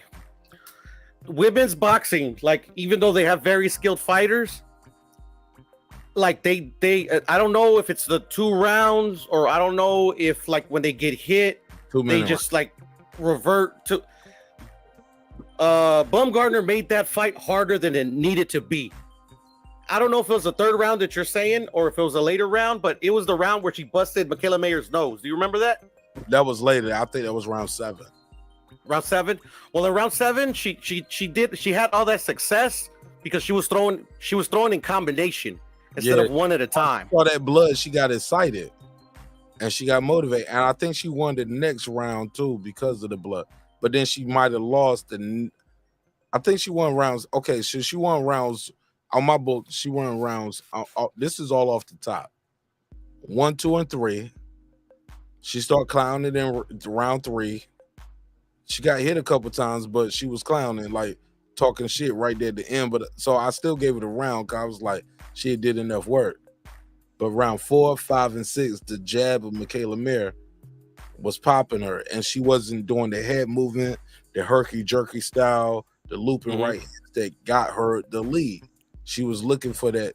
She was looking for the right hand too much instead of trying to set it up with the jab to the body that she was doing early in round 1 and 2. So she lost 3. She lost 4, 5, and 6. Round 7. This is all off the top. I'm not reading any notes. I think that's where she cut her, and she might have been losing that round until she cut her, and then she got a little excited. She won round 8. Round 9 was Michaela Mayer, and round 10 could have been a toss-up. I actually believe round 9, neither one of them did enough, and I think I could have been influenced by the people I was watching the fight with, and it was because they were rooting for Michaela Mayer. And so round 9 and round 10, I was like, yeah, man, this shit could. I'm open and I'm honest enough that I could be susceptible to group think. It's a real thing. You know what I'm saying?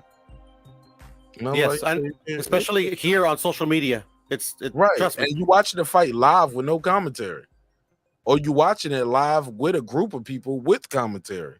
Yeah, because they're talking. Yeah, they talking, you talking. Like, yeah, it was like 10 of us watching the fight. You know what I'm saying? 9 of us. Yeah. Like, I'm gonna keep it a buck, Mark. When I was watching the Devin Haney and Kambosos fight, I was like this close to leaving the live stream. Because all the talking, it bothers me for some reason. It does. Man, yeah. I like to do. I want to do a rewatch with that because I thought Kambosos was doing better than what the audience thought he was doing during that fight. When you guys were saying the fight was boring, because it was doing HLD, it was like, this is boring. And the fight didn't get excited, y'all, till the Devin started bleeding. But I was like, I was giving Kambosos credit early. even for the different looks with the southpaw style. And so was I. I'm gonna start go ahead. recording the watches. Like when we do the live watch, I'm gonna start recording those shits, man. So we can chop those up into breaks too, and we can hear how you guys were really scoring those rounds, or what happened when somebody got knocked out, or what happened when somebody finally got cut. Because a lot of times it seems like it's a lot of revisionist history. I ain't talking about you per se, but myself included. You know what I'm saying?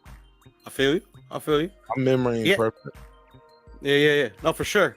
And it's just me. Like it's just like because I did the same thing. Maybe I didn't verbalize it, or maybe I did, but I did give Kambosos. I wouldn't say I was giving rounds Kambosos rounds early, but I noticed he did what I hoped he was gonna do, and he took away Devin's jab. I think Kambosos took away Devin's jab in that fight. Oh man, get off my phone. I'll talk to you tomorrow, bro. I'm about to watch that fight now. That's what I'm saying. Like, just watch the first, especially the first 4 rounds, Mark. And I think I did mention it to you. The distance. No, I don't know if you know what?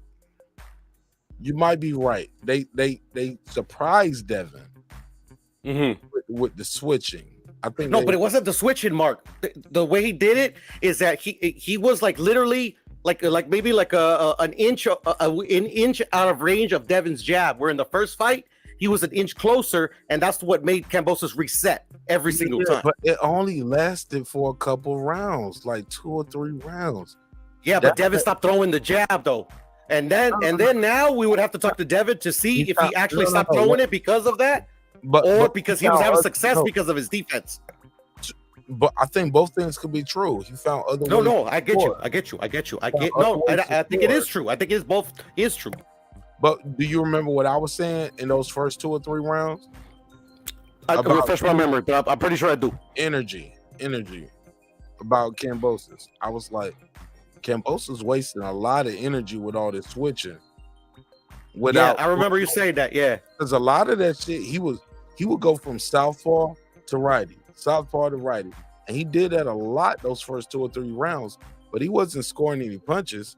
But what he was buying time and giving Devin different looks. And I was like, oh, he's trying to give Devin different looks. But I don't think he rehearsed how to score on that. And because it's hard to train for a Devin Haney. Like, and this ain't no D-Rod, and I'm just saying, the kid is fighting at 135. Got the frame to be a 147, 154 fighter. I hear you. He's a big kid now. He's a big kid. Motherfucker 150. Motherfucker what? 5'9"? Come on, bro. Yeah. No, he's a big kid. And people think, like I've said this multiple times to you and to other people. People think I'm a Devin hater because I don't buy like he's this great, like the best thing since sliced bread. But I see the skill, I see the potential that he has, and I see the flaw that, at least in my perception, why he's not doing better. Why, with the skill set that he has? My train, man. Jump on my train with me, man. Nah, bro. I never left the train. I never left the train. I'm always consistent. Hold up. My train is this. I think that you're going to see more knockouts once he move up in weight. Terence Crawford won a knockout artist at 135. He became a knockout artist at 147. He was on his way there at 140. But 135, man, these guys are at a deficit. They're at a deficit. You can get what you can while you're there, but you got to move on. If not, you're going to be trying to babysit a division. You are not built for it. Like, your frame, people was like, well, Gary Russell. I'm like, man, Gary Russell little. He always been little. But Gary Russell has power, brother. He got power for his frame and his size. Not and look, he got God-given power. He can drop a guy at 147. Let's not play around. Gary Russell can crack. But he also got a beard, too. Well, you have to have it. You have to. He have to have a beard. Has that Olympic pedigree with those trainers and that coaching and all of those minds that was around him, those fighters that he fought around, those Olympians, those coaches that training. The American amateur system isn't the same. in 2022 as It's it was not. when Gary Russell came up. I'm fair, bro. And you know what? Fair. Go ahead. The best fighters that people say are like the master boxers, to me, are, especially in defense, are lacking in fundamentals hardcore. Say it again. Like, I'll just put a name on it. To me, Shakur, Devin, and Keyshawn now, for some reason, because before the Olympics, he was not fighting the way he fought this last fight. That, like, literally, they're more defensively minded. But they're not using proper defense, not the way that I know proper defense to be. A la Sweet Pea, Floyd, the best defensive fighters that we know of, like from when I was a kid. Like these motherfuckers, that to me is like the proper defense. Sweet Pea had a lot of Sweet Pea, Roy, Floyd, all of them used their athleticism. But that's it, Mark. That is that for a slick boxer, for a technically slick boxer, that's defense. Is using your feet, you turning dudes, not clinching. Clinching is illegal. That's why I keep telling people. The nowadays the coaches, because they're not the old school coaches, they're like uncles, grandfathers, maybe PE teachers, like they call Ben Davison. What they're doing is they're exploring. 20 years. I'm sorry. What's up, brother? People like, he a journalist. No, that's what they're gonna be calling me in 20 years when I'm training fighters. Let me land my plane though real quick, because trust me, I'm gonna get. I think you're gonna understand what I'm trying to say. They're using the lack of referees enforcing that rule to their advantage. But the thing is that you know how they say styles make fights. There's certain styles that are like NBA where people and I seen the NBA where they add a hop step and they do shit that they used to call in the NBA a travel. They call that now Euro step now. I'm just saying the game evolves, Puro. You know it does, and that's where I was going to. The best fighters, but the best fights that I've ever seen. Obviously, I'm biased because I'm American and I'm Mexican. Is literally an African American and a Mexican. And like, but at the highest level, you get what I'm saying? But the game evolves. Jordan versus Larry ain't the same as LeBron versus Steph. Yeah, but this is the point I'm trying to make. Now people are whatever, for whatever reason they enforce the rule, they don't enforce the rule. The styles, the coach. That they're going to start breaking this style down, and they're going to start adapting their own style to counteract it. And that's all I'm saying is that, like, literally when that happens, like what are these fighters to do? Because they're not taught properly. Do I make sense, Mark? Do I make sense? I'm listening. I don't know if that was a rhetorical question or can I respond? No. Go ahead. I was just saying if that makes sense. Man, yeah, you make sense even when you don't. Like, I hear you. I'm bad at explaining things. At least I think I am. You know, no, man, I think you're magnificent. You're doing a great job. Yeah, absolutely. I just, you're talking about the evolution of the sport of boxing and what's going to be legal as far as clinching, what's not clinching, and I just think you're a dreamer. With all due respect, you're a dreamer, and that's okay. I don't want to ruin your dreams, but I'm a dreamer too. Some of the shit I'm talking about, you know. So I hear you. I just know the sport. I know the sport of boxing, bro, and I was taught by the best, Melesio Allen. And I ain't trying.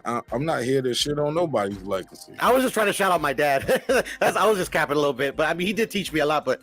You know, it's just what I see, and then like you said, how you're like sweeping your room or whatever. You're watching an old school fight. Watch Pernell Whitaker versus Baromero Paez, and you'll 100% understand what I'm saying. As much as I love Pernell, I hate watching his old fights because I thought why? Because he got hit. No, I thought he played around too much. No, that was old Pernell. Like later on Pernell, Oscar De La Hoya Pernell. Not even young Pernell played around. Before the Oscar fight, he played around. He had Well, to go because- in there, yeah, he had to go in there and damn near kill Hurtado because he was losing from behind because he played around so much in that fight. And you want to know what it is, why he did these And things, Mark? Arthur McCanty, that was probably Arthur McCanty's worst referee job ever. And I always like Arthur McCanty, but that's some shit he gotta live with forever. Like he let Purnell hit Hurtado. Was it Hurtado with like, was it 12 or 14 unanswered? Yeah. I remember. I saw it like recently. Left hands. One, two, because he caught him with one that dropped that stunned him, sent him to the ropes.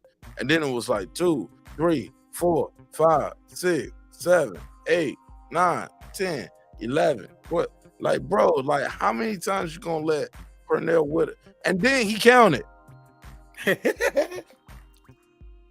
Man, like, no, man. But you know why he did those things, Mark?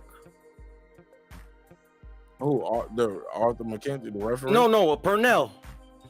Oh, because the Oscar De La Hoya fight was on the loom. No, he did it to entertain, Mark, because these No, boxers, he the was old school losing- boxers he back was in the losing day, that fight, dog, and he needed to win that fight to get that Oscar fight. Oscar was about to be his big payday fight. That was the big fight, dog. It was him versus Oscar, and he was losing that fight. Let's not act like he was just dog walking homie all night. He was losing. but Purnell did it in like literally all his fights when he became a professional, like the showboating. Yeah, I just like you gotta be winning the fight convincingly on. No. He did what he needed to do to win. But the thing is that like some people don't like professional boxing, Mark.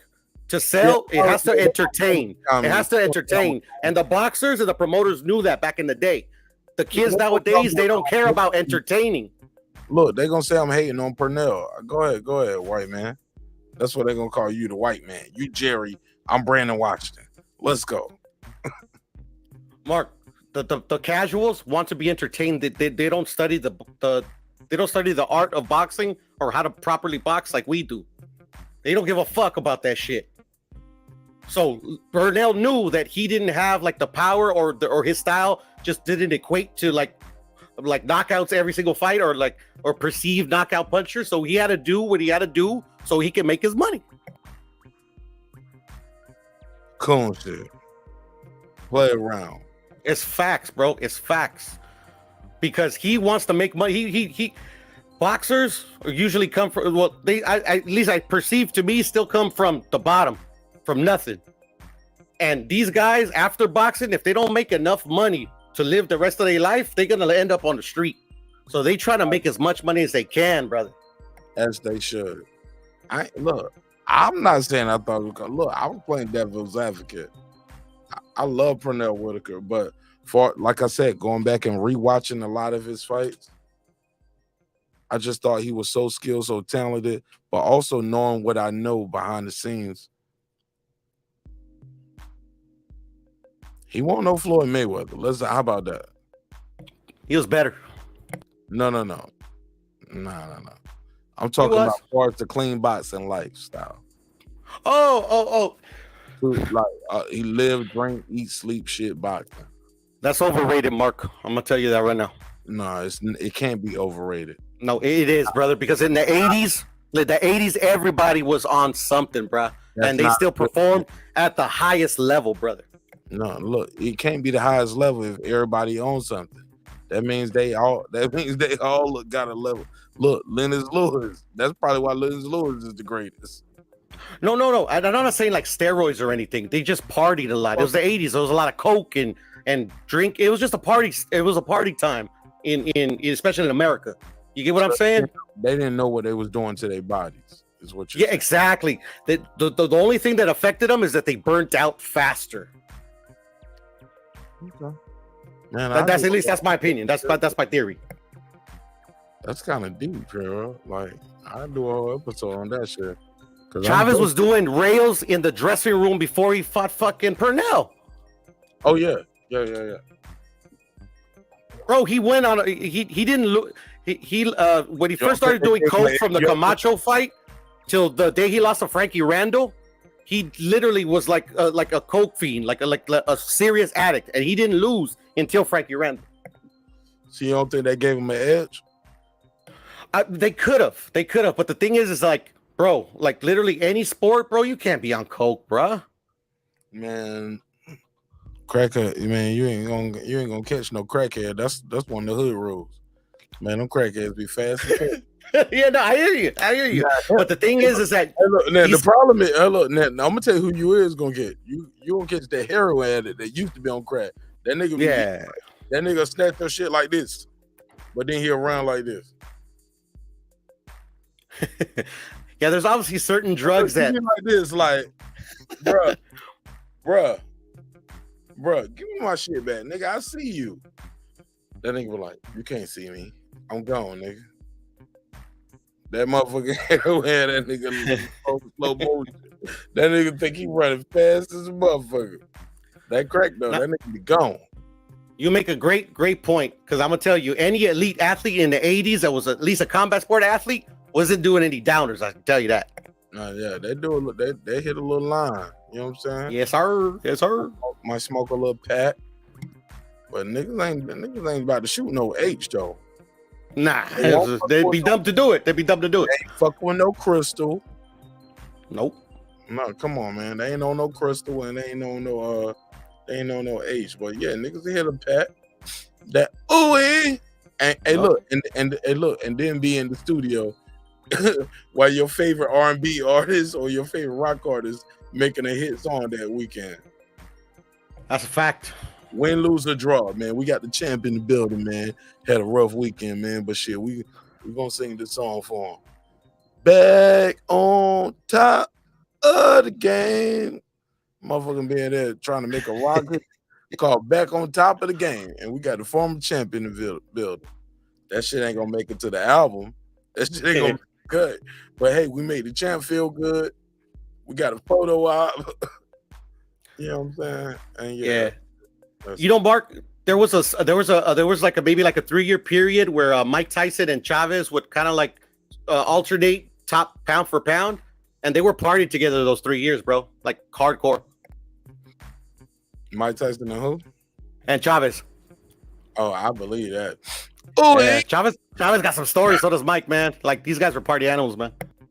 Ooh, yeah.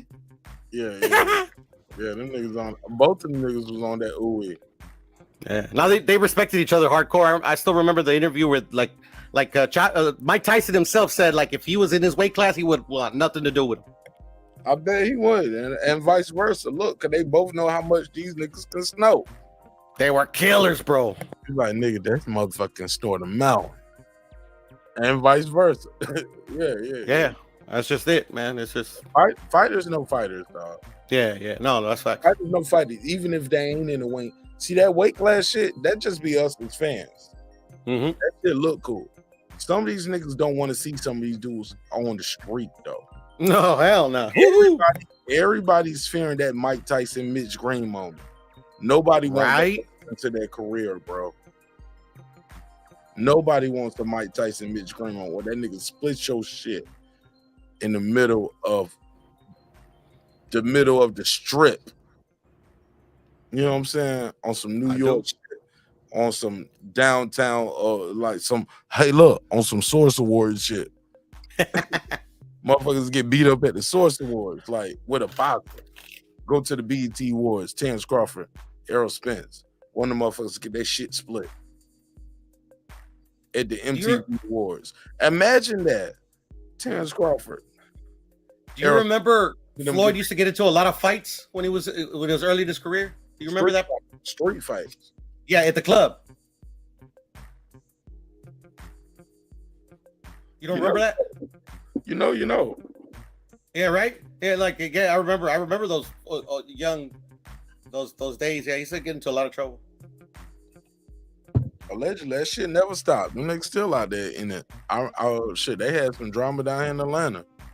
Right? Did T.I. or whatever, didn't he get some beef with T.I.? No, that happened over in the West Coast. That T.I. Oh, shit. Okay. Over here, like, that shit got robbed. Oh, shit. Not him and his crew got held up at gunpoint. They had a little gunfight here. That shit was on the news. That little gunfight, niggas tried to run down on him. Well, that's the thing about the flashiness and flashing your fucking your gold or even just. I mean, come on, this motherfuckers out here don't give a fuck who you are.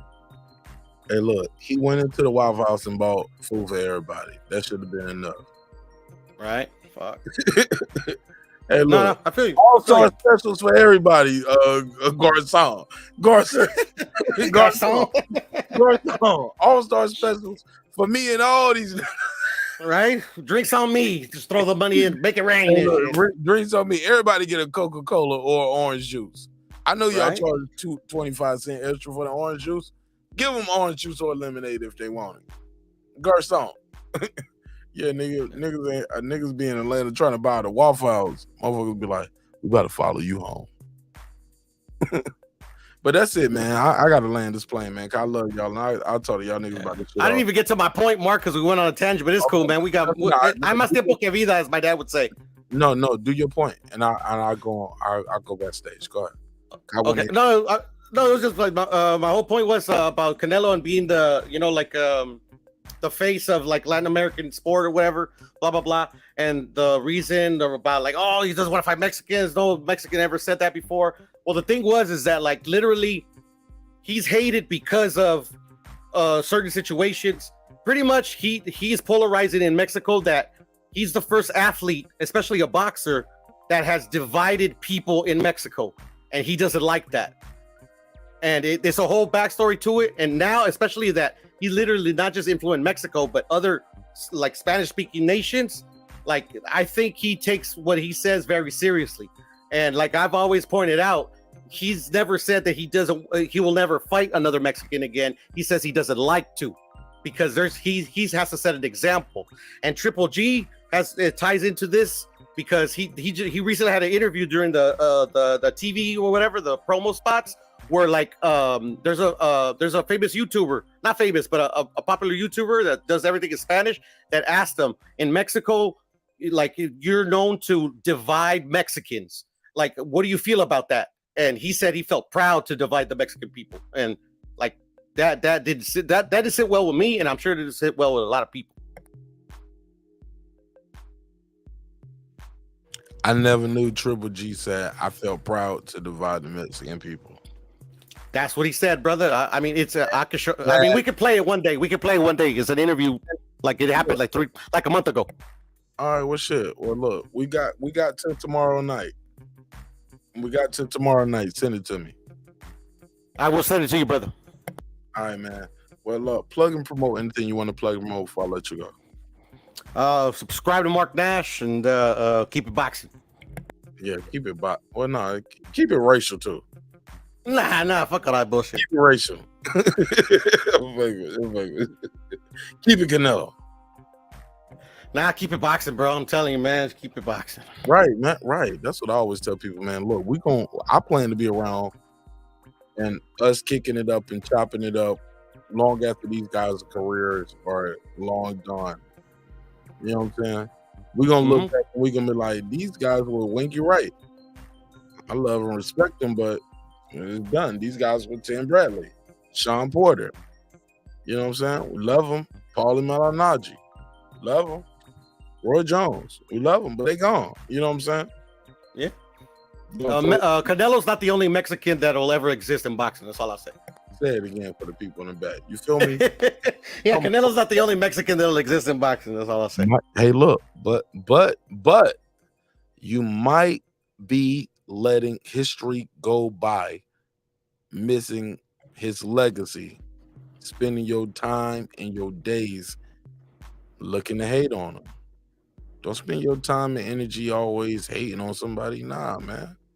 Tell him again, Mark, because he's literally the first Mexican to have the type of influence he has. Motherfucker going in the Hall of Fame. Canelo's a walking Hall of Fame. Sorry. I know you don't like it. He can stop tomorrow, dead or alive. He's going in that motherfucking Hall of Fame. The Alvarez family has solidified a legacy through Saul. Mm-hmm. And shout out to Saul. Like, he put his whole family. in the boxing Hall of Fame forever, man. That shit Marky, you're not even knowing how he's influencing the new boxers, bro. Like, that's another story, bro. Man, he ain't influencing shit, because these niggas scared. These niggas scared. They ain't doing none of that Canelo shit. What Canelo is, man, I'm gonna do my Canelo appreciation episode. But I gotta get we gotta get to 14,000 before we do it. He's redefining what Mexican style is. That's all I'll say. We'll save it for the next one. Did he not do it when he did it? He already did it, but the thing is like it's a contentious debate amongst Mexican style debaters, if you get what I'm saying. But Mexican style is it's, I don't want to say the word myth, but it's a euphemism, but it's bullshit. It's bullshit. Is what it is. It don't exist. Like you got. I'll say it. The Mexican will say it. It's bullshit. Yeah, there you go. How about that, my brother? But Mexicans are pressure fighters. You got some that are counter punchers, shoulder to shoulder. Some guys use their length with their jab. Like, that shit is some HBO Larry Merchant type shit that came up with a narrative that motherfuckers been pushing for years. You know what I'm saying? Where it's we rock 'em, sock 'em, robots, bruh. Man, that's cap, homie. Can I know? Yeah, couch cushion caps. Big capping. Let me put the couch cushion on for him. This is bullshit, dog. I know it. Motherfuckers can box, they can move. Like that's a whole narrative, but I'll battle the black guys who disagree with me, because I know the black folks gonna come for me. They're like, no, niggas got that slick shit. The Mexicans record. Like, man, when did you start watching boxing? I'm gonna let you know something. It's always funny when you talk to people out when they start watching boxing, and they don't even want to tell you that. I had somebody tell me tonight, and this ain't no diss to nobody, but one of the callers was like, I've been watching boxing probably done longer than everybody on the panel. I was like, well, how old are you? Wow, I don't want to disclose that. I think I know who you're talking about. But he instantly went into like a Pacquiao fight. And I'm like, Pacquiao? It was like Pacquiao versus Mayweather or Pacquiao versus Bradley, whatever it was. It was a Pacquiao fight, but it was like when Pacquiao was a star. And I'm like, nigga, like, motherfuckers was grown or in college or in the army when that came out. Like, what you mean you've been watching boxing longer than here? Like, when I'm just saying, bro, if you say you've been watching boxing longer than anybody on my channel or on my panel right now, you better talk to me about some Sugar Ray Robinson shit. Like, you better talk to me about some black and white HD. I mean, some black and white shit before HD or HLD, for that matter. Shout out to my brother HLD. You gotta be Mark, I'm telling you though, Errol Spence, I love him. Great fighter. And this is no slight to Spence, but he fights like a Mexican. That's all I'll say. Oh, I'll second that motion, but that's not a bad thing. It's not a bad thing. You get why he said that though, right? Oh man, he's the pressure fighter, fights behind the jab. I think Spence is amazing, man. What makes Spence amazing is his volume. Like, he's just motherfucking volume is just incredible. But rivals Canelo in body punching, I'm gonna say that. This motherfucker is just incredible, man. He just keep coming towards you. So, like, man, I'm not an Errol Spence hater, dog. I'm just saying. Like, I think I threw a lot of my audience off. I think I'm throwing a lot of my audience off now too, because they think like anytime you get these breaking news like this, Spencer Crawford, yeah, Mark, kill this nigga. Oh, he gonna kill him. Oh, big fish, big guppy gang, and then I get up here and I show Errol Spence and his fans the utmost respect. So some people I'm throwing off. Some people will be like, well, nah, well, fuck it. He might be cool, but I'm still on my warpath. So they just still do what they do. But man, I got nothing but the utmost respect for Errol Spence. And I'll end this episode like this. I'm excited to see what Errol Spence does with this new opportunity. How about that? Yeah, of course. I mean, like he's still fighting. He just say he's gonna retire. Man, I'm gonna get some rest. I gotta go to the barbershop. It's 7:30 on the East Coast. I gotta be at the barbershop by 1 o'clock. I'm gonna get some rest, but I'm gonna probably do a pop-up if I got time while I'm out shopping. I'm gonna just be on the move, and I'm gonna I gotta get some jeans. Gotta get some jeans because I heard it's cold in Vegas right now. So yeah, man. I'm gonna do a chop up, and I'm gonna press up some new merch. So I'm gonna show people how I press up the merch too, like the merch that I bring and I deliver and I sell versus what you can get from the site. But come on, fam, like let's show both of these guys respect, and let's see what Errol Spence's next move is. Terence Crawford is busy now, it seems. December the 10th, he's fighting David Avanesyan. What's next for Errol Spence? I would love for Errol Spence to use that time to go fight Keith Thurman. Fuck it. You know what I'm saying? Show It's up. a fight that I want to see. Bro, show up Terence Crawford like you fought David Avanesyan. I'm fighting fucking Keith Thurman. And everybody know I ain't want to fight him. All reason I'm fighting was because you ducking me, Terence. Stop ducking me, Terence. Talk that shit. That's what I want to hear. I don't want to hear the guy stalling. Yeah. Like in the tweets. Where the tweets at? Let me put them on the screen. Nah, I don't want. No.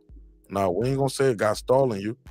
If the motherfucking ducking you, Errol Spence, ducking you, lean into it, stand on that shit. Tell us who you fighting next. When are you fighting? Are y'all gonna link up after this? Is it over? Are you moving up to 154? What is Errol Spence's next move? That'll be part of our next show. And also for the haters, I know y'all gonna steal my shit. You know what I'm saying? Like y'all been doing. So y'all will probably get to it first because y'all early birds.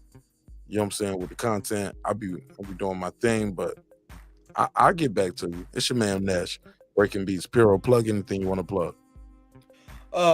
Subscribe to Mark Dash, man, and keep it boxing, bro. Keep it boxing. If not, your mama will, bitch. She gonna bob and weave on this head, bitch. All right, man. I love y'all. Hope you love yourself. If not, guess what? God loves you. So does Martin Nash in the neighborhood. Always remember, drinks require sleep. Goals require your effort. Go out there and get your goals. Sorry, I'm not doing the members only roll call for the outgoing tonight. I'm going to bed. Actually, I'm about to go in and grab me a sandwich. I'm going to bed, and I'll see y'all in a few hours because it's October and we're doing Veto, V-E-D-O, video every day during October. Video every day during October. I got 10 days left, man. 10 days left. And it's a little goal I set for myself. Video every day for the whole month of October. I got 10 days left. I've dropped a video every day. Today I dropped 5 of them motherfuckers on y'all. Actually, 4 over here, 1 on TikTok, and 1 on Instagram. So I dropped 6 videos. 6 videos today. So we grinding it out, man. I love y'all. Puro, thank you for your time. Thank you for your energy, my brother. Anytime, bro. Yeah, my voice don't even sound the same to me. I sound weird to myself. It's time to get some rest. Peace. Peace. Fuck out of here, nigga. Fuck out of here, man. I've been trying to kick this nigga off show for 2 hours. Nigga won't go away. Damn. Puro. Go back to your country, white power. Damn, man. Go away. Damn. Can't close out the show with all these niggas up in this motherfucker, man. All right. I lied. We are doing the members only roll call before I get out of here. I lied, nigga. Had to get Puro out of here. You know, I had to get him out of here. But what did David Benavidez say? What did he say about Errol, man? Like I said, it's just a slow process, bro. Deal, I believe were there offers from everywhere? What did David Benavidez say? David Benavidez talking about BBC. Well, he said, Sean said, was it offers from everywhere? It is.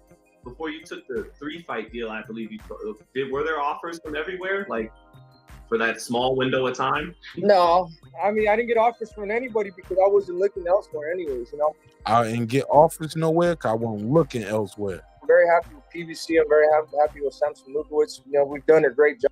I'm very happy with PBC. And you know what I'm saying? They pay great over here too. So I mean, why would I want to move? So this is just what it is right now. Did you feel like Canelo took? And they pay well over here. All right, this is where I'm at. A step back as a fighter in All right, so that's the David Benavidez clip. David Benavidez said PBC did good by him. Put the case on all y'all bitch ass niggas and put you in the dirt. I'm just saying the conversation. That's what it is. Thank you for your time. Thank you for your energy. Let me run this tab tech ad, and I'll come back with members only, and we'll close the show out.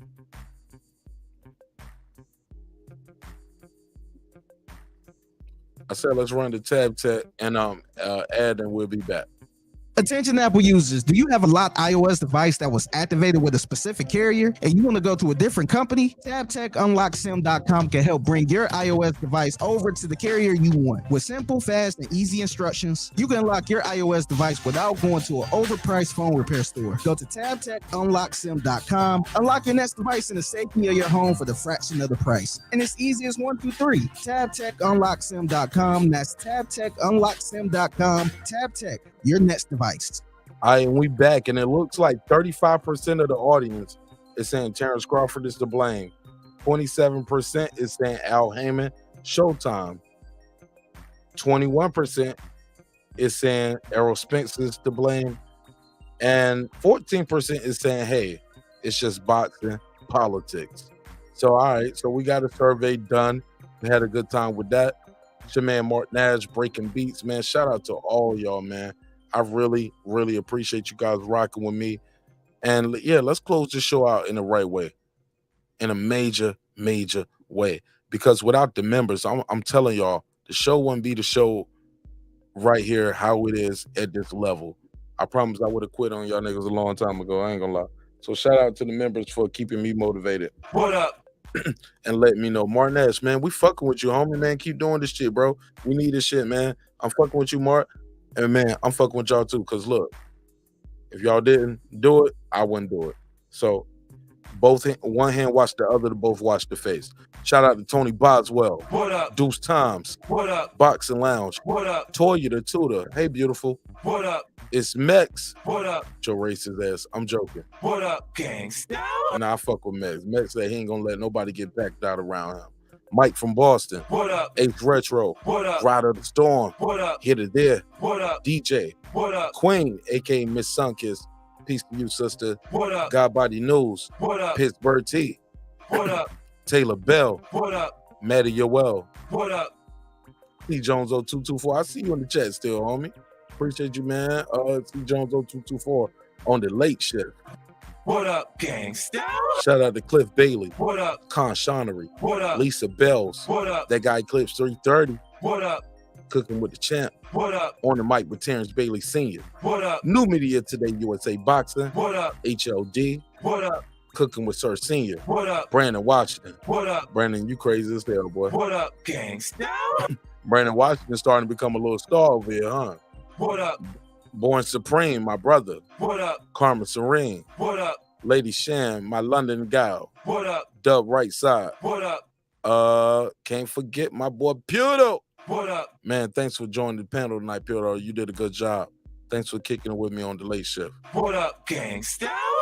Tank, the Sweet Science Examiner. What up? D Bevel the Champ with your crazy ass. I'm gonna see you this weekend in Vegas. What up, Rob G Films. What up? And of course, my good brother Derek Lincoln, the big fish himself. What up? Derek Lincoln is somewhere laughing and thanking God that Terence Crawford has moved on. I already know, Derek Lincoln, you did not want this fight to happen. What up, gangsta? I love you, though, regardless, my brother. Thank you for supporting the show. It's your man, Martin Nash, another great episode of Breaking Beats. Look, sometimes we have these heated, hectic conversations. Always never forget, I am you, you are me, and none of us wanted this fight, and we are gonna pull this fight out like how DJ did.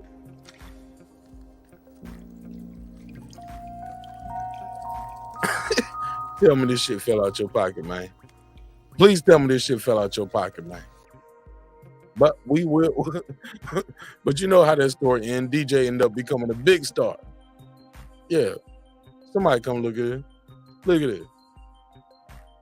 Look at it.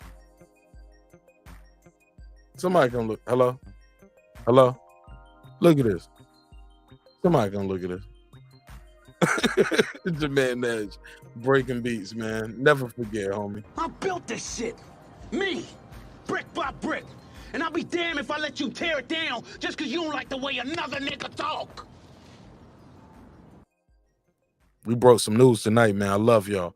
See y'all on the other side of this coin. 24 hours or less. You know, I'll be back with the best. It's your man Nash. Breaking beats. Let's get it. This that squad sound. This is weird now.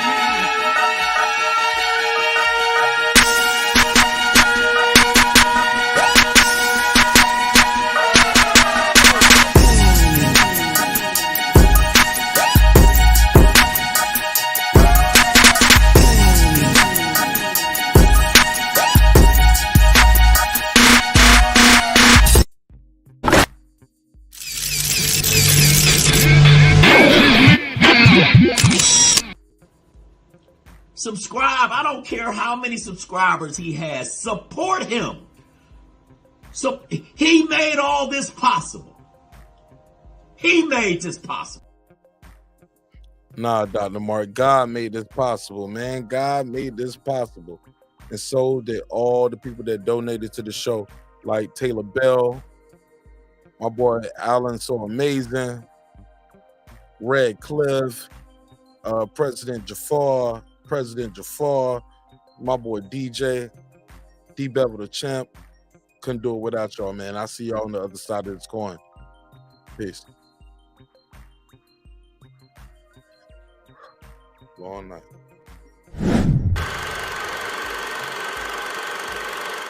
This that squad.